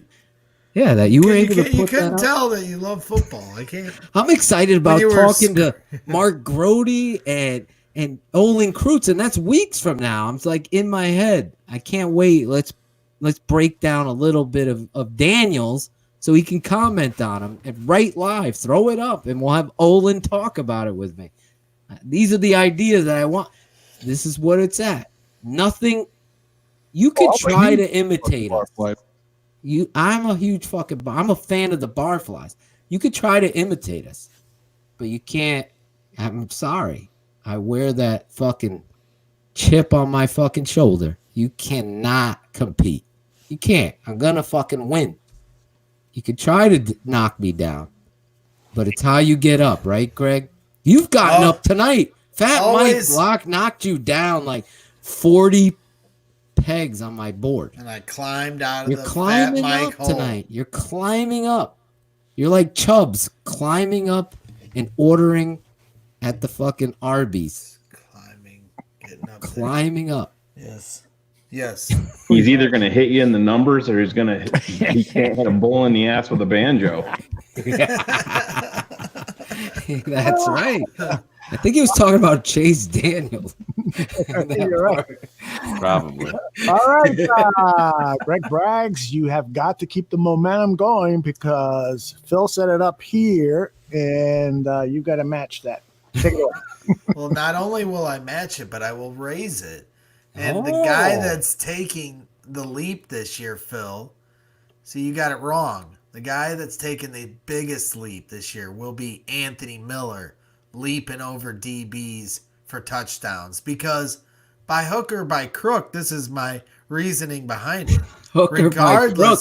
I've been waiting for that term to come around. Regardless of who the quarterback is, in my opinion, a healthy quarterback competition will reap great results for this offense. Accountability with the head coach, with the offensive line, with the quarterback, with everyone is going to reap great results for this offense. And if the offense is moving, Anthony Miller is primed to have a big year. We saw it in the second half of last year in an abysmal finish to an 8-8 season for the Chicago Bears. And Anthony Miller, to me, his rookie year, as you saw right there, that was his first touchdown against Seattle, which I was at the game with my lovely mother, who's in the chat, by the way. And Anthony Miller had a breakout year his rookie year. And that was when the offense was moving. The defense was putting them in good positions. And Anthony Miller was actually their red zone guy because Adam Shaheen wasn't available at times. And so Anthony Miller actually was the beneficiary to some big touchdowns. There it was against Seattle in week 2 of the 2018 season. But last year, there was some regression across the board offensively. But Anthony Miller got on the right track. You know, you heard the coaches calling him out publicly, which I'm sure, you know, for him can, you know, take a hit to his psyche, but it didn't. He stepped up and finished the year strong. And so I look for him to take an even bigger jump this year because he's got all the talent in the world. So, you know, if it's about route running or getting on the same page with your quarterback or whatever, all I know is Anthony Miller is that it guy. He is that guy that I saw at camp 2 years ago where I was like, wow, he's got that it, that Your swag. first debut was right, where he just debut. stood out. I mean, hands in a way. I mean, he's just one of those guys that wants it, you know, is going to play practice like it's the Super Bowl. So I look for him to have a big year this year. So Anthony Miller is definitely my bear to make the leap here in 2020. Nicely done, Greg. Greg took my guy. Thank you, Greg. But I'm sure you can say it much smarter. I just filled it up with a bunch of words. No, I said the words over in different variations. That's all I did. Aldo You're had giving me. your title away. I could see Shane. No, Ralphie's giving it to Greg. Ralphie had a typo. He said he's going to give him the tittle. So you can have the tittle. Y-A tittle. Y-A. Yeah, exactly. But I'll just bounce off of what Greg said. I bet Fat Mike agree, has a Y-A tittle jersey. I agree that it's Anthony Miller, and he talked about him going on the tear. Right before Anthony Miller got hurt, he was on a 5-game stretch where he had 33 receptions for 431 yards and 2 touchdowns. So you started to see over that span, you started to see him taking that leap of what the Bears need. And I mean, you want to talk about a dominant performance is 9 for 140 in Detroit, you know, on Thanksgiving Day. He made the plays, and they weren't, you know, short passes and him doing the work. He was making big time plays downfield. And unfortunately, our head coach made the boneheaded mistake to put this kid back on a return. And You're doing this to me, Aldo, putting film up, and I can't not.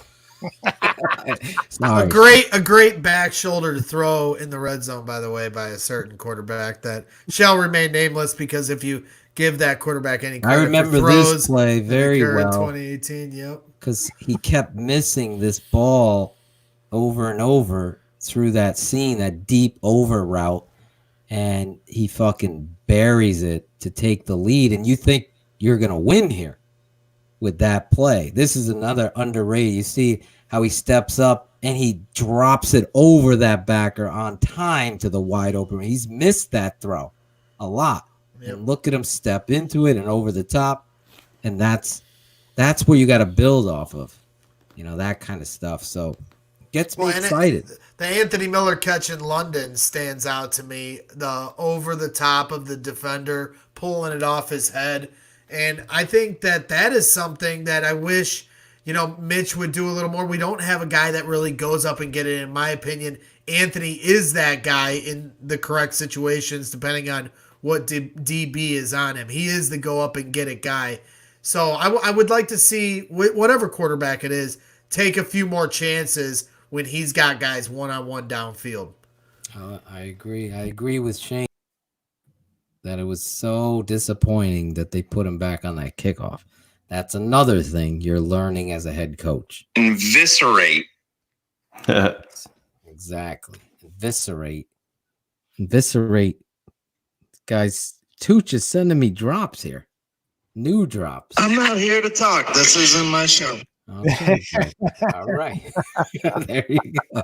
We're going to hold you to that. He's been having a hot streak tonight. Larson's like, oh, thank you, God. Dan, you want to put a bow on Anthony Miller, your guy there? No, I really did. That 5-game stretch is what sealed it for me. I mean, you saw the growth. He's got the perfect type of attitude the Bears are lacking on offense. When I went back and talked about Tariq Cohen earlier, he's that guy. If he can play pissed off and bring that dog out, that's what the Bears need on offense. And Anthony Miller fits that to a T. He's a guy that's going to catch a first down, and he's going to let everybody in the stadium know it. And it's going to light up Soldier Field. It's going to light up the rest of the players. And it's exactly what the Bears need. He's got to stay healthy. That's the biggest negative that he has going for him. It's those shoulders. Absolutely. And the fact that that was another one of Ryan Pace's trade ups, it makes it even more important. Yep. You traded away a draft asset for him. And yeah, you picked up some draft assets later, but no, you traded up for this guy, and he has got to deliver. And I am also with you. The whole thing about putting him in the kickoff return is just the stupidest thing in the world. But got some good news for our followers because we are moving on. Oh, shit! Oh, yeah. Oh, yeah. Put those fucking Packers jerseys away, you fake fucking Bears fan. Yeah. He's the smartest man. He's the one that said the tape never lies and that a picture speaks 1,000 words. Speaking of pics, now I see this fat fuck Mike's day job is to pick up shits. He's the smartest man, and this is his dumbest tweet of the week. That is right. This is the time of the show where Shane Marsaw, the self-appointed smartest man in the bar room, reveals. Not self-appointed. Oh, that was Greg's buddy again, Mr. Pool Boy. George. Pool Boy George. Over. Yeah. Are you serious? George called you the smartest? Phil was We had a little disagreement, and he said, "You always think you're the smartest man in the room." So Phil ran that night. I'm not. I'm the king of nicknames. I got the Godfather. That's right. The super producer, the smartest man. You got Chatterbaiter. I'll give you that, Aldo. That is great. Chatterbaiter that stuck to me. We got Joey Two Scoops. Remember he was the goon? Right. Then we got Joey Two Scoops now. And now he's known as that.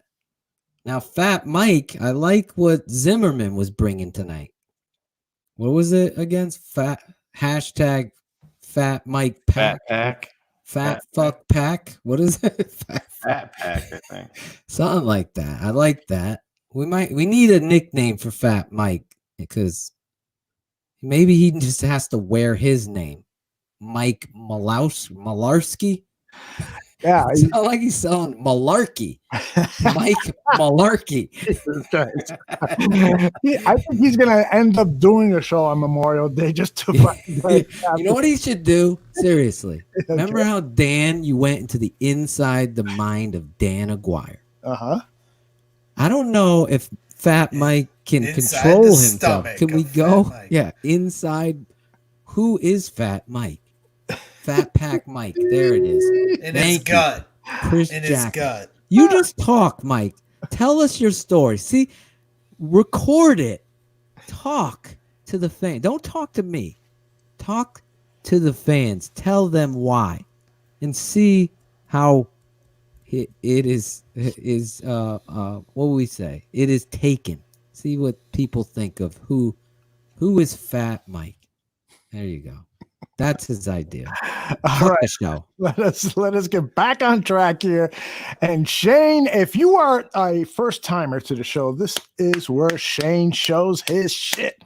He's not self-appointed. He's been appointed by the masses all around the world. People say Shane Marsaw is the smartest man in that motherfucking bar. That's not saying much, but he is the smartest man.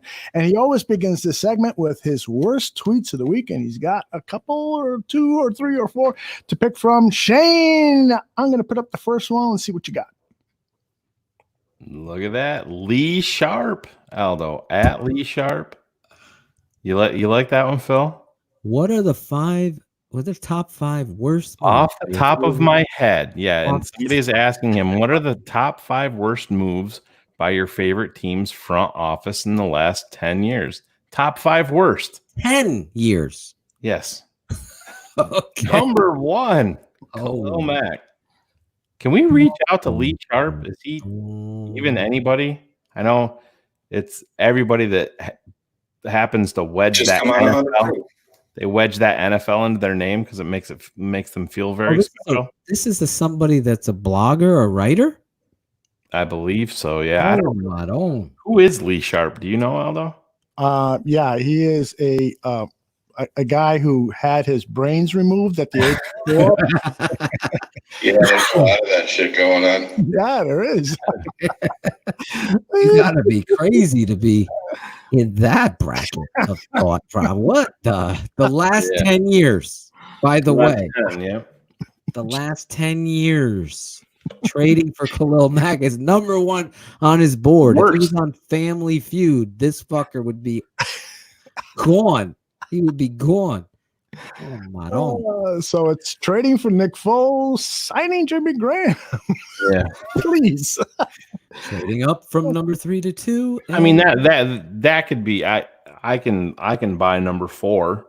I get it. Obviously, with who was on the board, you can argue number 4 being. How the fuck are you arguing against transition tagging Kyle Fuller? I mean, that's oh my God. That was Evan Silva's dumb fucking stance that Ryan Pace didn't understand the transition tag. Mm-hmm. I'd love to get that Fuck you, dude. Fuckhead on the show to talk to him, but he doesn't have enough balls to come here. Evan But Silva, who said after 1 quarter of football, Deshaun Watson, quote, is not an NFL quarterback, end quote. Tweet deleted. Rest is history. People subscribe to this fucking dumb fuck. Right. And we have the screenshots, Evan. I still have it because it still irritates me today. Those are the things. You know how Jordan had things that motivate him? Like, as an analyst, I look at these fucking guys put on a pedestal. Well, PFF said this, Shane. PFF said 3. And I think, I think that's become like the new thing with a lot of these guys. Is I think they know that the rabid Chicago Bears fan base, we're down right now, and they know that if they attack, that they're gonna get all these replies and everything from their tweets and people emailing them and mentioning them, and their interactions are going to go away. Not true. Yeah, I'm guilty of it, but to escape Mike Glennon in there. Yeah, I think I saw someone. Great point. Harp. Yes, I thought that's just so fucking. It's so dumb. It doesn't even need to be addressed. Antrell Roll free agent signing. Oh my gosh, yes. Could put up Let's see. Let's think of that. Should be a show. The worst things the Bears have Jared done. Allen as a free agent. Don't bring that fat Mike on it because he'll just talk for 30 minutes on how they should have signed Brett Favre. Yeah, I mean, if you're a total moron if the trade for Khalil Mack is number 1 on your worst move list. I don't know what to say about on this show. I went on a fucking rant. Right. How great Khalil Mack is and worth every penny that you paid. But all right, we are going to move on. Yeah, well, this play, Aldo? Yes, I will play this. In this one so far, but he got his hands on number 12, and there you go. As calling Akeem Hicks a dirty player for that play. You guys have some thoughts on that? In this one so far, but he got his hands on number 12, and there you go. No face, no helmet balls. You're both going down. That to me was not a penalty. That was Aaron Rodgers being a dick again. Yeah. He's diving to make the play as he's rotating and doing what he does. There's some players that go out of the pocket and deliver dimes like that, he being one of them. So his defensive coach is coaching him. You attack through the whistle, which it is. If somebody's running a slow motion replay looking for a fucking penalty like that, then they got a fucking issue. And obviously, yeah, so Fat Mike's favorite fucking team. So you see that they're getting testy. Mike sent me that clip. Mike that said more that. jersey by Rogers. So it's still got the stains on it. So he's all jacked up. Akeem did respond to that? He did. Someone said. Yeah. Oh, so what did he say? Does anyone know? He said that if you're a Packers fan, you can't chime in on it. That's right. Well, Fat Mike, Mike's out. he didn't talk about it at all. Exactly. Didn't appear on Shy Fans or the Fat Mike show. Move on. Oh, Benjamin Solak. This one's compliments of Steven Zimmerman. He sent this Look one at my way. that. He helped you, but he didn't get it. Yeah, Ben Solak is he writes First for the of all, draft. can we acknowledge the elephant in the room of Ben Solak's picture there? Oh, yeah. I mean, it's I don't know if that a little awkward. What is that? It's like it's his come get pose my shot football. for Draft Network. Really? Yeah. It looks like he's like, come get my football. Hey. Exactly. But he wrote an article, picking an NFC North winner is as tough as it gets. And he said the only easy part is picking the one team that has no shot of winning. And that has a little bear there. So you know where he's going with that. Ben is a big Philadelphia Eagles fan. But if you go into the article and read it, one of his big negatives was that the Bears need Deion Bush to have a huge year and step up at safety to fill the gaping hole at strong safety. So he forgets that we signed to Sean Gibson. Right. Yeah. Ben decided against, putting in that extra 2 minutes of work, looking at a fucking depth chart. Can you imagine that? Said, Deion Bush had 4 tackles. He's fucking good.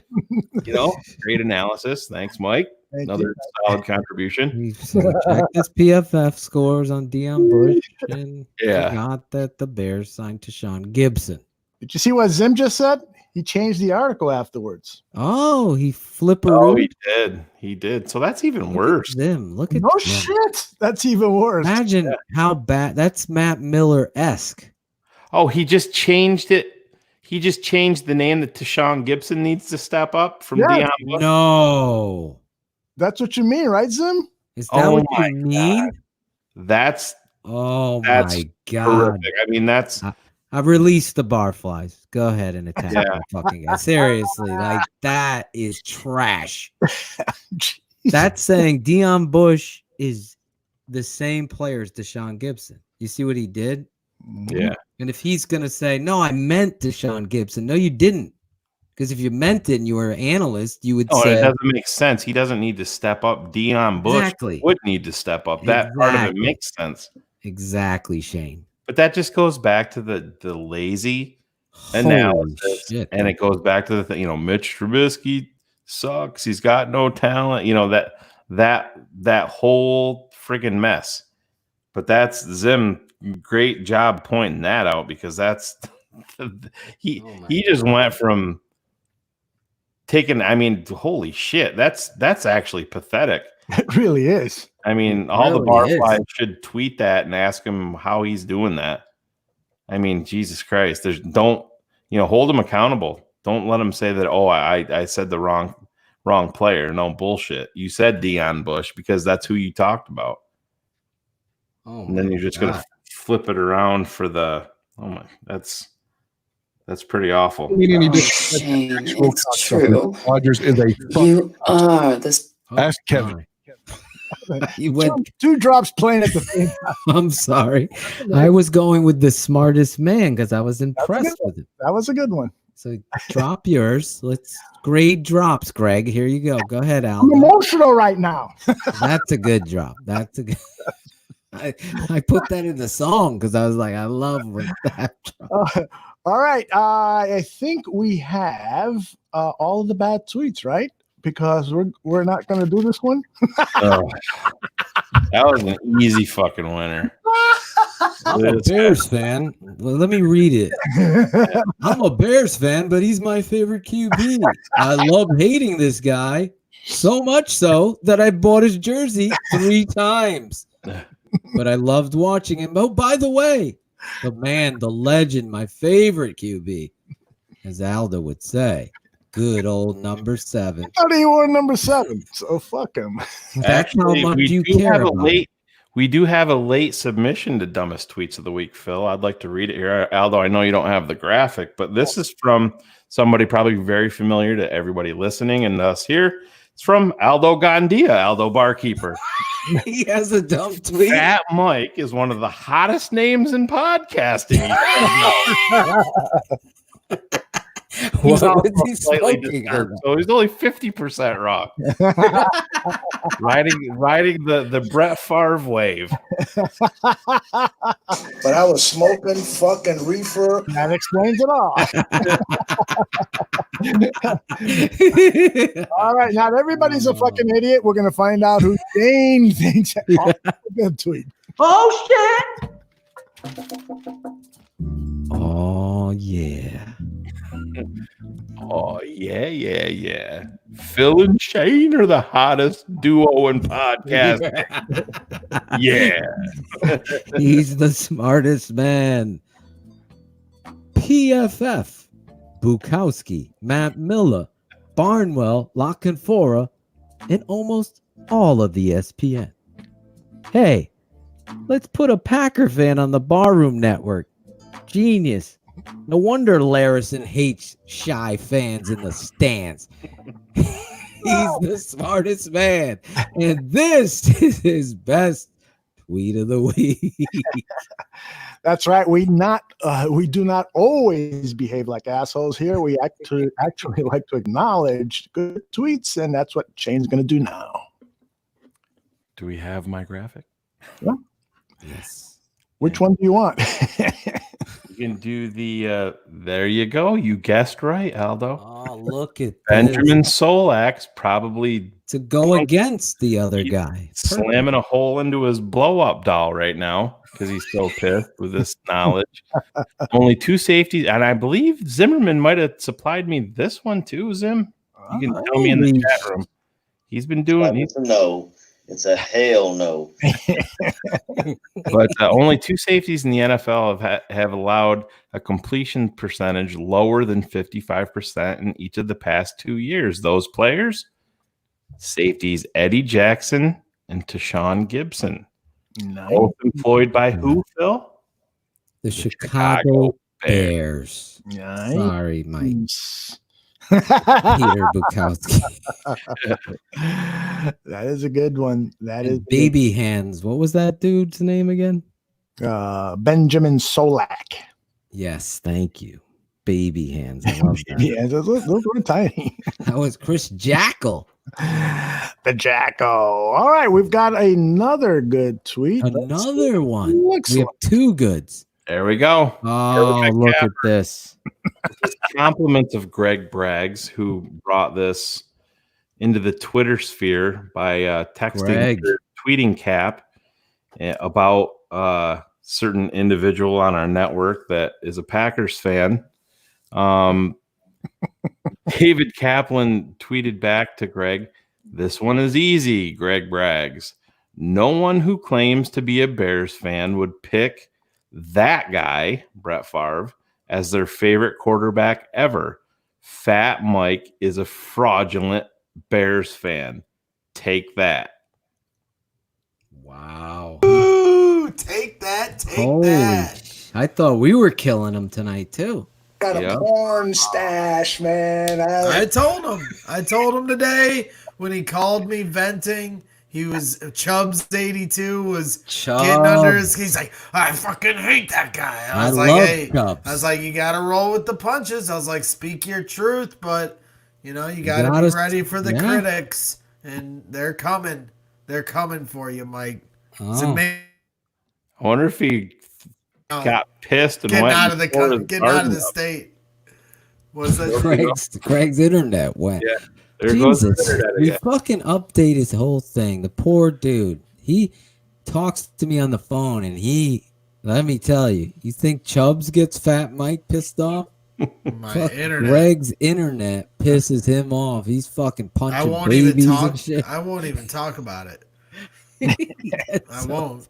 I'm trying to help him out. We That's gotta get usually it. the best way to make problems go away, Greg. Just don't He doesn't talk about Call it. call Jenny. Call Jenny. She'll take care of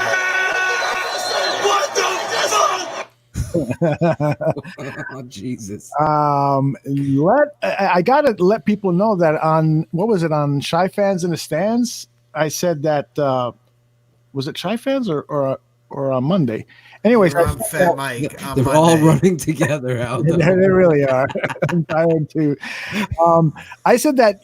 I in the chat room I said that Fat Mike has to get a tattoo on his ass saying I hate the fucking. Oh yeah, you said that in the chat room. Right. There last you night go. on Shy And Fans. on top of that, the guy that gave me my tattoo, he's a fucking Packers fan. I didn't know that when I went in to get my tattoo. Oh, But can you imagine? And this guy is fucking built like the Hulk Hogan. Can you imagine putting a tattoo on Fat Mike's ass saying, we gotta do it.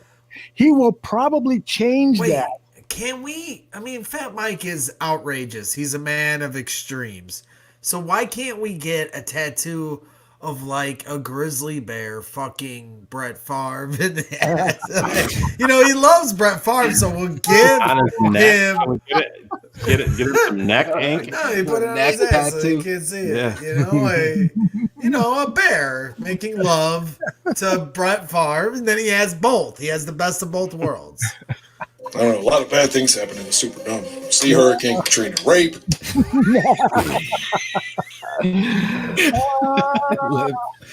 Dan. I think that takes care of all your tweets. Yeah. Yes, and Aldo, those are my worst and best tweets of the week. Music to our ears, those of us who are tired and need some sleep. Blew right past that heart out, by the way. Yes. Sorry. Oh, good. This is where we do the shout outs. And as always, we start with Shane because he likes to keep it short and sweet. Shane, what do you got for shout outs? That's right. Well, I'm not going to. I totally nuked the local vet last week. So, yes, you did during the shout out, which is supposed to be in a nice part of the show. Yeah. Who am I going to shout out? I'm going to shout out Greg, what's the guy that put the Last Dance together? Jason Weir? Higher or something like Higher. that? Yeah, Jason Weir? Yeah, I'm gonna Jason Higher. shout him out for, taking my mind off of just regular life the last, 5 Sundays. That was a lot of fun.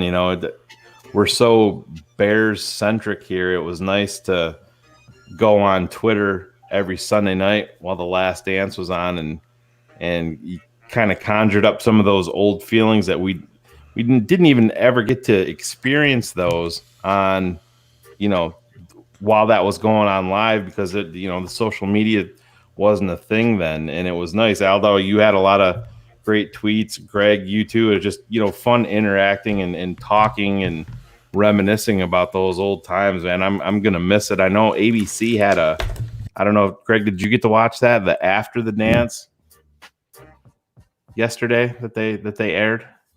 Greg? No, Greg's fixing his internet. Oh, okay. So don't worry about him. Did you watch that, Aldo? The After the Dance? I did not. Greg, did you see After the Dance? That was with Stephen A. Smith, right? Literally like 20 minutes ago, I was motherfucking myself because I stepped over to my TVs over here and I forgot to tape it. And of course, there's no other recordings. And I was able to salvage the last half of it because my channel was still on ESPN, I got it. so I was able to I can get rewind it. to you. I can get you a copy as long as you don't brags me. Have Dan Aguirre put it on a CD and send it to me. Maybe with some JFK stuff too. But yeah, I was only able to tape the last half of it, and I was like, dang it, because I meant to remember at the beginning of the show, and I forgot to tape it. But yeah, I'd appreciate it. But no, I haven't seen it yet. It got to like I said, this quarantine and pandemic, everything that's going on. It's just nice to get your mind off of that. I got to experience all of them with my son. Obviously, he wasn't alive when that was all going on, but got to watch it all with him, and I have them all DVR'd so we can go back and watch them again if we want. And just shout out to that whole fucking crew. I mean, I loved them just taking us inside to see, it really just speaks to how great those teams were and all the obstacles that they had to overcome on the court. And we just didn't know that there was, so many more off the court and fighting with the front office and dealing with that. It just speaks to how special that group was. And, they were the Beatles of our time. And it's, I'm going to miss it, man. Sunday night, being able to tune in and see that. I wish there was another 10 episodes to go. So shout out to everybody that was involved with that doc to make it happen. I mean, I think I'm a big documentary guy. I love watching documentaries, and to me, this is right up at the top all time for me in documentaries, except for the couple of them that Aldo didn't get trophies for. Yeah, that is true. I could share with you guys. I did a fucking documentary on a boxing coach, high school boxing coach. He was a poetry teacher during the day, but in the afternoons and at night, he would teach some of his students how to box, and some of them went into the Gold Gloves. I fucking was so proud of myself. Should have won an Emmy for that one. Didn't get it, but maybe we'll win one for tonight's production of 100 Proof. Phil, are you ready to rock? Yes, I'm ready to rock and roll. I mean, this is what we do here. I want to thank all of you guys tuning in to the chat. I'll save all those for Greg to do his job tonight. But I really wanted to remind people, I'm shouting out this guy at the same time as bringing a reminder to you. The swag man, Alex Acevedo. This kid took this task on by himself, knowing that he loved Bears Barroom, and really brought it to my attention. Yeah, let's do it. Do these shirts, and really from his own pocket to where it is right there on the bottom of the screen, to go out there and do that. On top of love the show, I'm shouting him out not only to bring attention, go to that swag shop, buy the t-shirt. I'm wearing his shirt he sent me, The Tape Never Lies, Draft Dr. Phil tonight. Got Bears Barroom. I'm going to remind you, as he texted me today, that next week the swag shop is going to open up on the website. So I'm reminding you that. As you think on social media, if you check out that address, you'll see hats are coming that you see Shane, Aldo, myself wearing. So you're going to be able to get a hat, a bunch of other stuff, long sleeve t-shirts, the Smartest Man t-shirts, a Fat Mike green and piss yellow t-shirt should be in there for Shy fans and the Fat Mike show. All of Bears Barroom are going to be represented there. So I'm just letting you know that. There he is. But on top of being, I don't know what he's wearing on his crotch area there. What is it's a fucking cat. Oh, it's a cat. It looks like he's not wearing the cat. He's got a pussy. He got some pussy finally in his married life. But he also shared with me two things that I think I have to play for you. So this is Acevedo. Phil, I gotta send you this, what I heard. This is Shane Marsaw's first ever sentence word on 100 Proof. You ready? There we go. Well, I'd like to start off my Bears 100 proof career by calling John Fox a cunt. How's that? Not my barroom career, my 100 proof career when we made the name Bears change. 100 proof career. Right. My He first pulled that audio. My first shots on Bears Barroom were at Lance Poyer, the teller of dad jokes. Teller of dad jokes. Now I haven't heard this one, but apparently this is Aldo. Do I have that? Son of a! I thought I had it. I guess I don't have it. I thought I had Aldo trying to pronounce my name. Do I have that? Really? Yeah, I had. It took me about a year to get that correct. Oh my God! I don't know if this is it. Better than before, and it also starts off the week of T-shirt giveaways. I gotta talk to Alex Acevedo because he's gonna be a busy guy printing up T-shirts. Oh, Maron. He didn't mark it. I can't find it. Did he just send it to me now? I think so. Here we go. Last and certainly not least is a guy whose brain cells, they look like footballs. If you follow him on Twitter, you will know that his knowledge of the game is similar to that of a pro scout or a football coach. And there's a reason for that. He has family members involved with football at all levels, including the NFL. On Twitter, we know him as Draft Dr. Phil, but his God-given name is Phil Otishin. Phil, tell our listeners.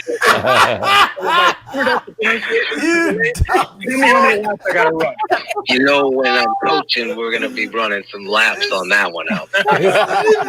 It's a Toshin, rhymes with lotion. There you go. That was out. That was our first show there. You can hear your voice sound so much different. Oh my God. And everything sounds different. So shit like that, I That was can't back in the pass day up. that the show used to start. Cheers, Sunday Bears morning. fans. Yeah. Yeah. It sounded like 8:30. George. Cheers, Bears fans. Cheers, Bears fans. Cheers, Bears fan. Top of the morning to you there, Lassie. It literally was in the morning. But yeah, he sent me those today. I wanted to shout him out, remind everybody to go to the swag shop and that my last name rhymes with lotion. That'll help you out in the long run. But I also wanted to shout out a few people that have gone into the swag shop and supported us. It's a special. I got to get my reading glasses on my eyes, man. I didn't write these out, but I'll start with Shane's girlfriend / Greg's mom, Barb Graham. Support. Jesse Toshif, Adrian Hernandez, Brad Chambers, Jimmy Larison, my boy, checking in on me at the hospital, Clarence Singleton. There's Alex. Zach Bradley. I love that kid. He's been in the chat all night. Andy Worst. Worst to first, Andy. Worst to first. Christopher Padilla. He's a Giants fan, is supporting us at Bears Bar. Donnie LeBeck. Bubba Starts. This kid starts and stops. You should see his get off. Ryan Pace loves it. This kid can play guitar. Follow Bubba. Good dude. Jared Black. Christina Thomas. Jamari, my boy. Jamari Riddick. Emridge Jones. EJ Aldo. Trey Pugsley. Michael Pope. Kostos from Athens, Greece. Our boy Jimmy Larison. Roger Lambrex. Maverick Riggs. My man just had his anniversary. Congratulations to him and his wife, Zane Christensen, Jessica Ramirez, my boy, Big Jose, Luis Castillo, Rusty, my boy Hartman, Jake Green. This dude is not afraid. He loves Bears Barn. Jamie Johnson from Iowa. Shane, can you give me a little Iowa drop? Okay, Iowa. Alex, Brandon Labib, Kino Cappuccino, Mark from Dubai, Todd Rucker, Lawrence Fleming, Dennis Reardon, my boy Grant Sims, you're in there tonight. Chris Sandlin, Super Barfly, JC Rudder, Lance Bailey, Ryan Cox, Tino Martinez, Anthony Walker, Heidi Zimmerman. I told Alex, I'm like, some loyal Barfly said, here's $100. I just want 2 shirts. Whoa, you got $50 coming back or whatever it was. He's like, no, I'm feeling generous. He's like, Phil, I'm going to send you that. I go, no, how about this? We make sure Heidi Zimmerman gets her fucking swag from Bears Barroom. So Alex is like, absolutely. So we're sending Heidi Zimmerman. You're finally gonna. We need pictures. So that's the only thing. I want pictures of all you guys rocking your barroom swag. Your smartest man. Your fat Mike. Your hey boys. There he is on cue. Joe Mandel shirt. Joey 2-Scoop shirt. Whatever we're gonna have. Chubbs. I love you. I love Lady Bear every day. Every show she's in. Look at her. Dan Kelly tonight was a standout to me. I don't want to steal anybody else, but I sent some swag out in the mail. Those of you that I owed some 100 proof, I make sure I get that guy. What was his name? Big Dog something. Make sure you send Alex your address. I'm going to send you a 100 proof shirt or whatever you want. Bears Barroom shirt or a Tape Never Lie shirt or whatever it is, hat. You tell me, I'll make it happen for you. I love you guys. Thank you so much for tuning in tonight and having a blast talking Bears. This is only going to get bigger and better. I got my Bruce Arians glasses on. I'll take them off or I'll keep them on. I'll keep them on so I could see the love going on in the bar room tonight. Oh, man, we have had some fun with Fat Mike today. I hope he is not got the head in the oven with the gas on. Wherever you are, whatever you're doing, Fat Mike, it's all in good fun, but you are fucked, dude. We have breaking news here. Aldo, breaking news? that I'm reading in the chat. Okay, what do we got? Our guy, the Gaines Report, just left Joe Mandel's house. They had dinner together. Ebony and Ivory. Shit. Ebony and Ivory. Oh, boys. Oh, boys. Gaines was just preaching during dinner the whole time. Did he say and grace? Joe was like, I just want to know, was grace said before they ate? That would be my question. 1,000%. There you go. Breaking news. Barflies are meeting up. Were they 6 feet apart? These are things I hope I get answers to when I'm talking to these people. But I'm sorry. I saw it come up and Joe's breaking news. Look at that. He's even got a picture on his Twitter timeline. We're going to find it right now. Look at you. I'm delaying for you because we're going to have Olin Kreutz coming up June 10th. The night of June 10th, he's going to be with us. And Mark Grody's going to be here next week talking Bears football, not Packers football. We're going to be talking man on man Chicago Bears football. It's going to be awesome. And look at what we got. Look at this. Yeah. The Games Report. There's our guy, Tyler Ellis. That's his government name. Sorry, Tyler. I put it out there. And you got Joe Mandel throwing a fist. Who'd win in that boxing match? That would be a hell of a fight there. Greg, I know, is going for Joe. My money's on the Gaines Report by a long shot. Yes. Greg, did you see Greg looking at that picture of Joe? You could just see him. Yeah, he's shaking. scared. He's afraid of Joe. He is. Greg's afraid of Joe.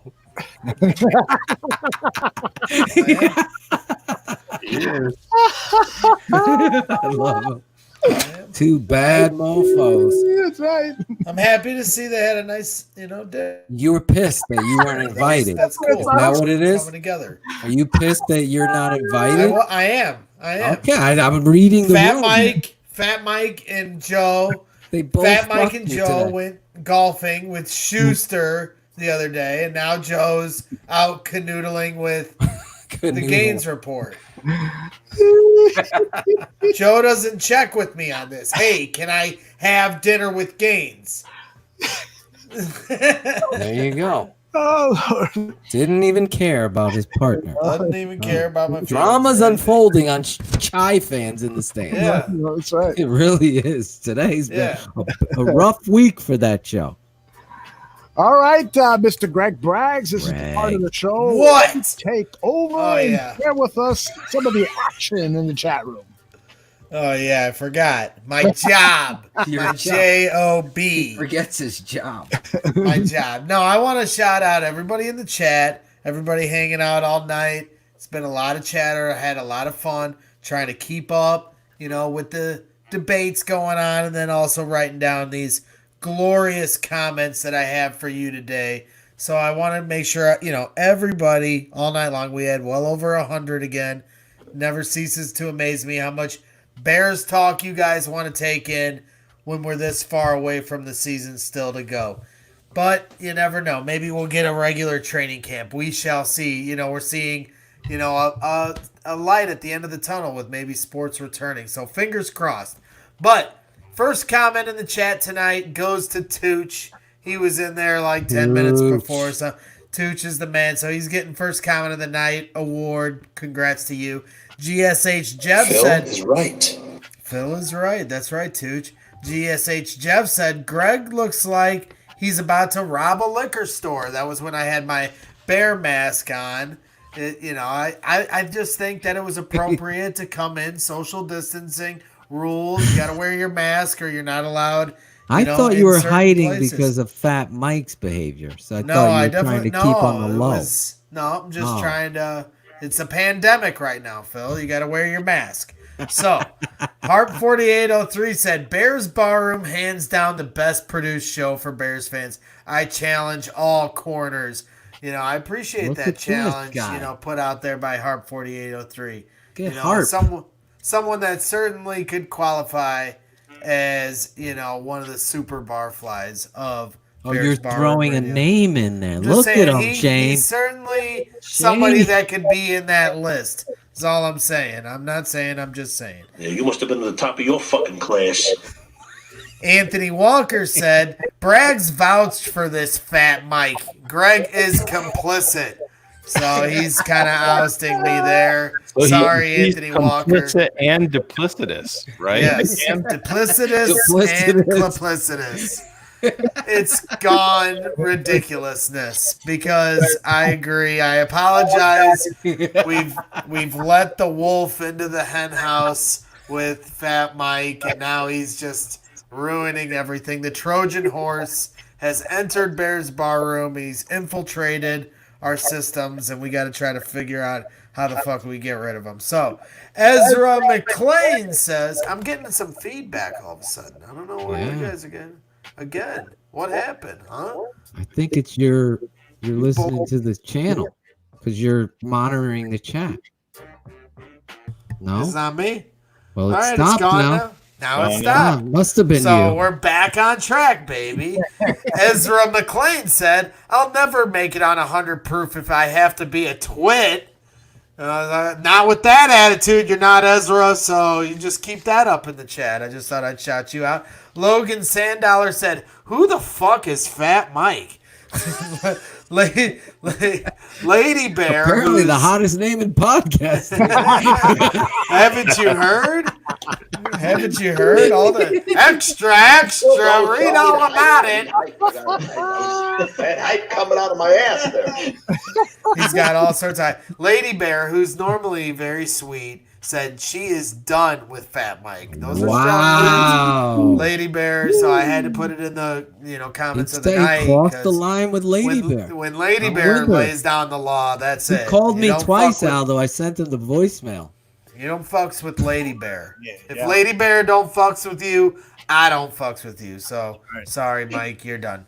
Zimmerman had, of course, the hashtag Fat Pack Mike. I like that nickname. Shout out to Steven Zimmerman.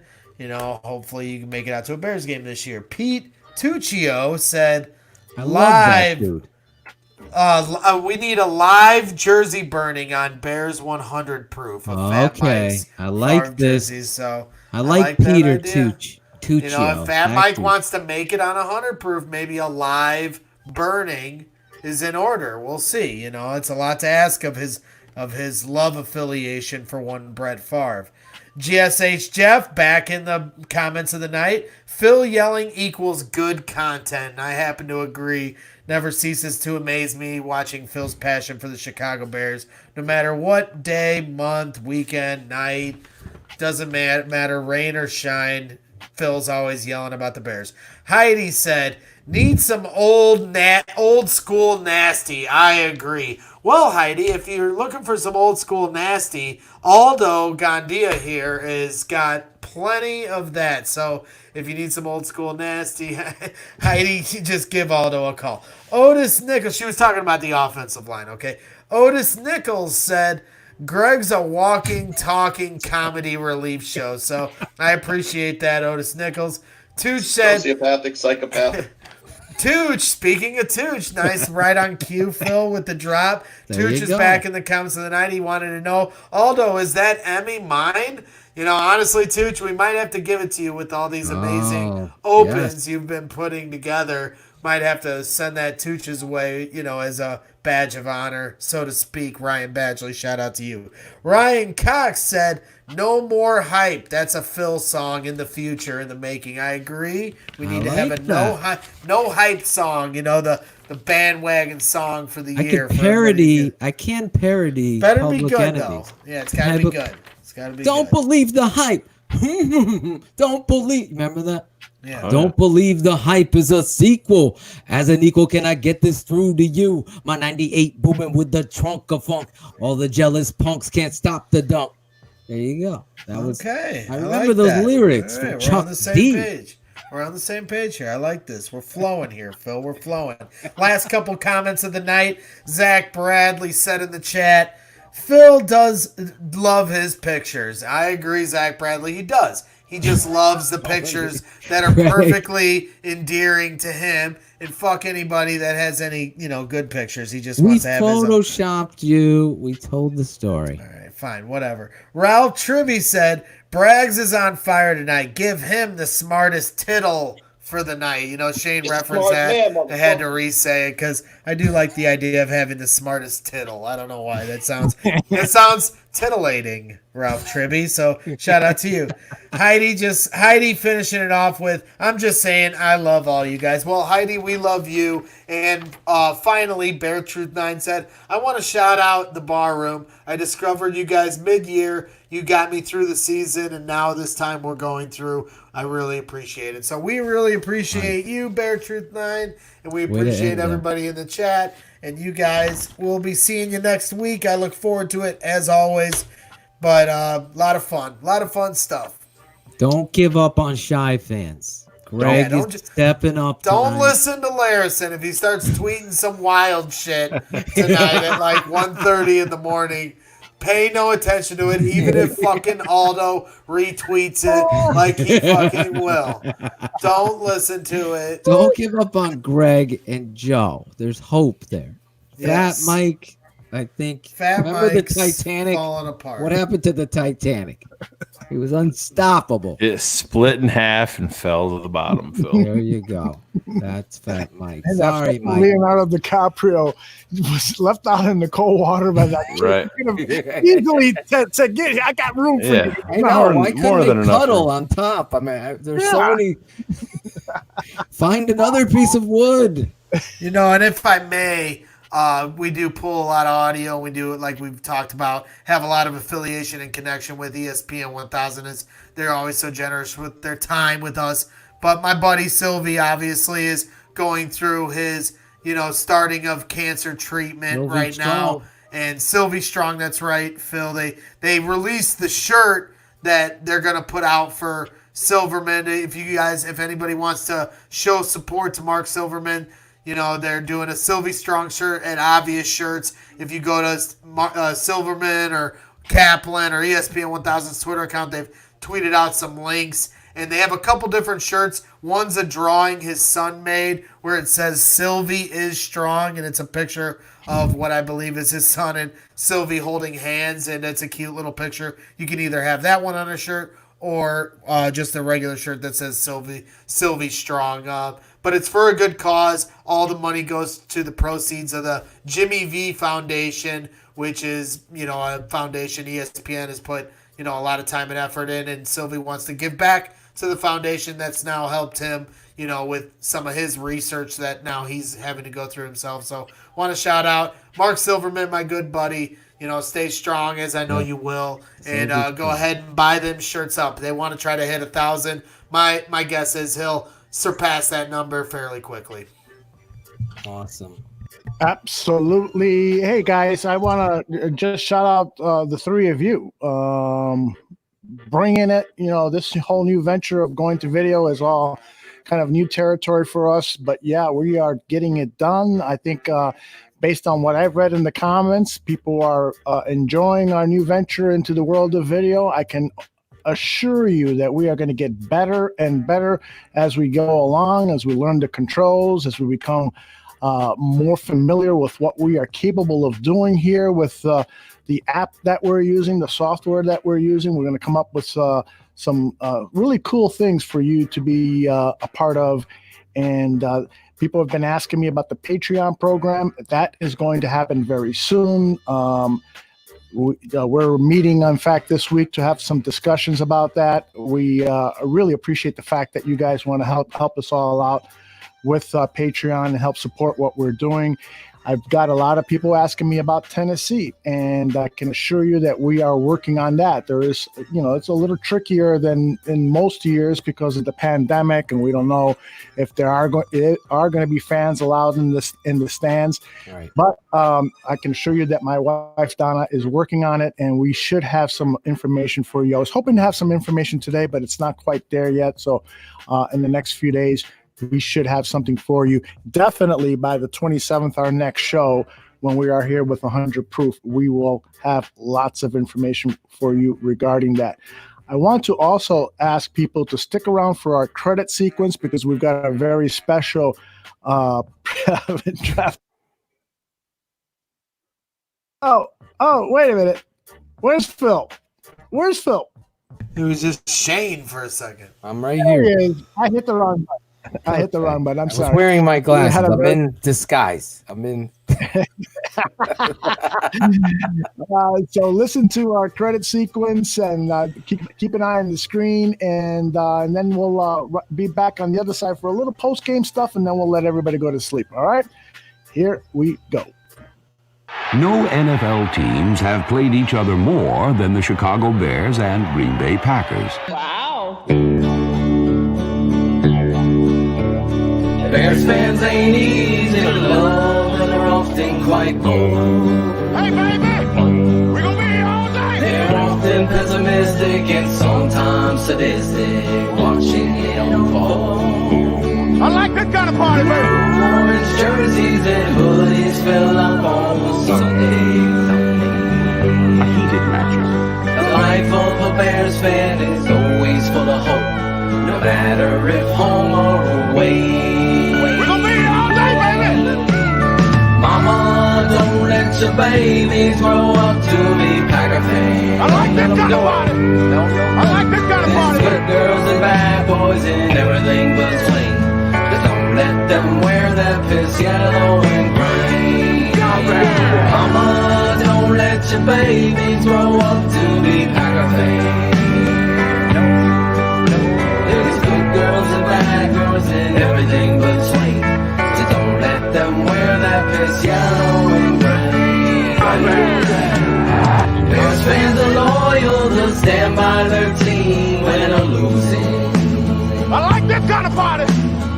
Defense linebackers, running backs, performing at night. Chicago Bears. Some teams they don't like them, don't love them. Sometimes they can't take them. The Chicago Bears have been knocked down and always got up, ready to fight. We're gonna be here all day, baby! Mama, don't let your babies grow up to be Packer fans. Few more minutes before the Bears start kicking some ass, huh? Bad boys and everything between. Just don't let them wear that piss yellow and gray. Mama, don't let your babies grow up to be Packer fans. Few more minutes before the Bears start kicking some ass, huh? Good girls and bad boys and everything between. Just don't let them wear that piss yellow and gray.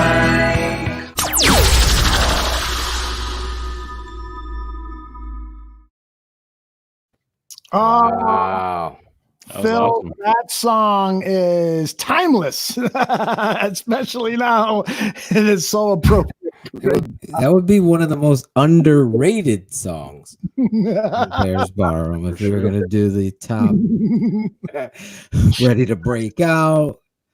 This would be my underrated song, underrated banger, as Steven Zimmerman would say. Yeah, that was fun, man. I loved what you did with it, man. I loved that, and it feels like an end of a show and an end of a relationship. You've broken up. Goodbye, Fat Mike. It was nice knowing you. Bye, Fat Mike. Can you put his picture over Jack Dawson's head when Rose? I'll never let go. And there he just sinks to the bottom. When should we get his Jordan Love jersey? I mean, I'm sure he's got to get it soon, right? I like the Tooch put in Pack Mike. I like that too, instead of Fat Pack Mike. Yeah, Pack Mike. You Pack just keep Mike. calling him that on Pack Mike. your show. And then he'll be like, "What did you say?" I'll be like, "I said Fat Mike. I didn't say Fat Mike." You know, yeah, see how many you could slide in every show. The more you get, the more credit you get on 100 proof. And then when he accuses you, just be real defensive and start shouting, "I did not call you that." You know what would be great, Aldo? And then Fat Mike would definitely come on 100 proof. So Okay. I visualize this. Fat Mike has this fucking dinghy, like Tommy Boy's little dinghy. It's like wood and it has a sail, and the sails are the Favre jerseys. Quit playing And with you your pushed- dinghy. Yeah, he pushed the little dinghy that he was playing with out into the water, and it starts going, and then someone has a fucking fiery bow and arrow, and they shoot it out at the Favre thing, and it fucking hits it like they're, like Game of Thrones when they're burying their dead. It's like He's heading to San Diego, so he should be able to make that happen. yeah, that would be the bomb, like boom, the fiery. He needs to do a Chris Farley, reenactment and be like, "My name is Mike Murkowski, and I shovel shit down by a river. Down by the river. Let me tell you something, champ. If you want to get on the quarterback right track, you're gonna find a guy like Brett Favre. Jump through your table, Greg. Come on. Here's me. Here's you. Here's Mike. Slam. That's why I like you so much. Now I've discovered it.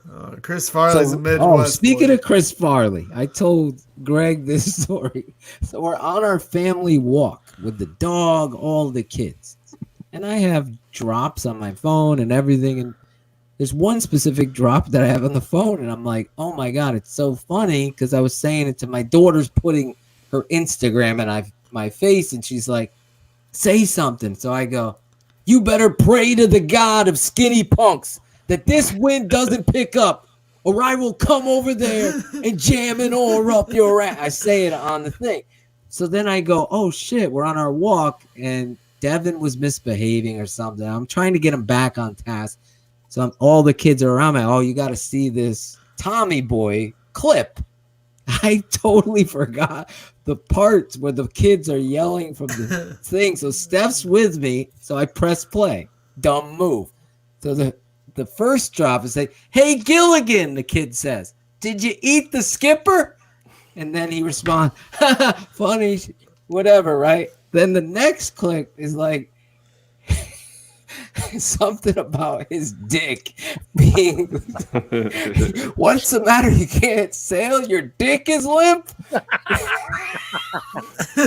Talk about being so embarrassed in front of your kids. My Steph just goes, really? And I was like, I was waiting for the part. You didn't realize you probably watched it on TV and they had the edited version. I've watched that movie. Like, I don't watch movies more than twice. Tommy Boy, I watch movies. I've watched at least 15, 20 times. I can recite that movie, except for getting that your dick. What's your dick like, your sail? Limp? Or something like that. It was so embarrassing. Oh my God. But anyway, since you were doing Tommy Boy, I love Chris Farley. He was my favorite favorite actor. Like anything he did, I'll watch it. Even the fucking Beverly Hills Ninja, who Greg tells me is his best movie, right? No, I wouldn't say it's his best, but it's definitely one of my favorites. I thought you said that was his best movie. I guess for Farley movies, growing up, I probably watched that more than any of his other movies. So yeah, it's probably my favorite one. Oh man, he totally I love Beverly Hills Ninja. Chris Rock is in it. Yep. It's a good one. He's like, thanks, asshole. You are welcome. Black Sheep is Shane's favorite movie, I think. It is. That's Kill right. Whitey. Great fucking, oh my God, I laughed so hard. Tommy Boy, though, is the best one to me, without a doubt. Obviously, I'm biased towards that movie, but fucking Callahan Auto Parts, and he's selling shit. The best part, though, I remember living through this movie all the time was when he got hit in the face and he's in the fucking restaurant. Here so much. Are you sure? He's like, what? What are you talking about? No, it's not so much right here. I don't know what right here, but right here. And then the waitress comes over and she's like, "What the fuck happened to your face?" And he goes, "Richard." I knew I it. will fucking be pissed as fuck, and that will make me laugh every time. That Tommy Boy. Oh my God, makes me laugh just thinking now. Let's pull the plug on this one. Love you all. A Bears Ballroom, they're the ones that fight for truth. Every week on 100 Proof, even if the Bears win or lose. A Bears Ballroom.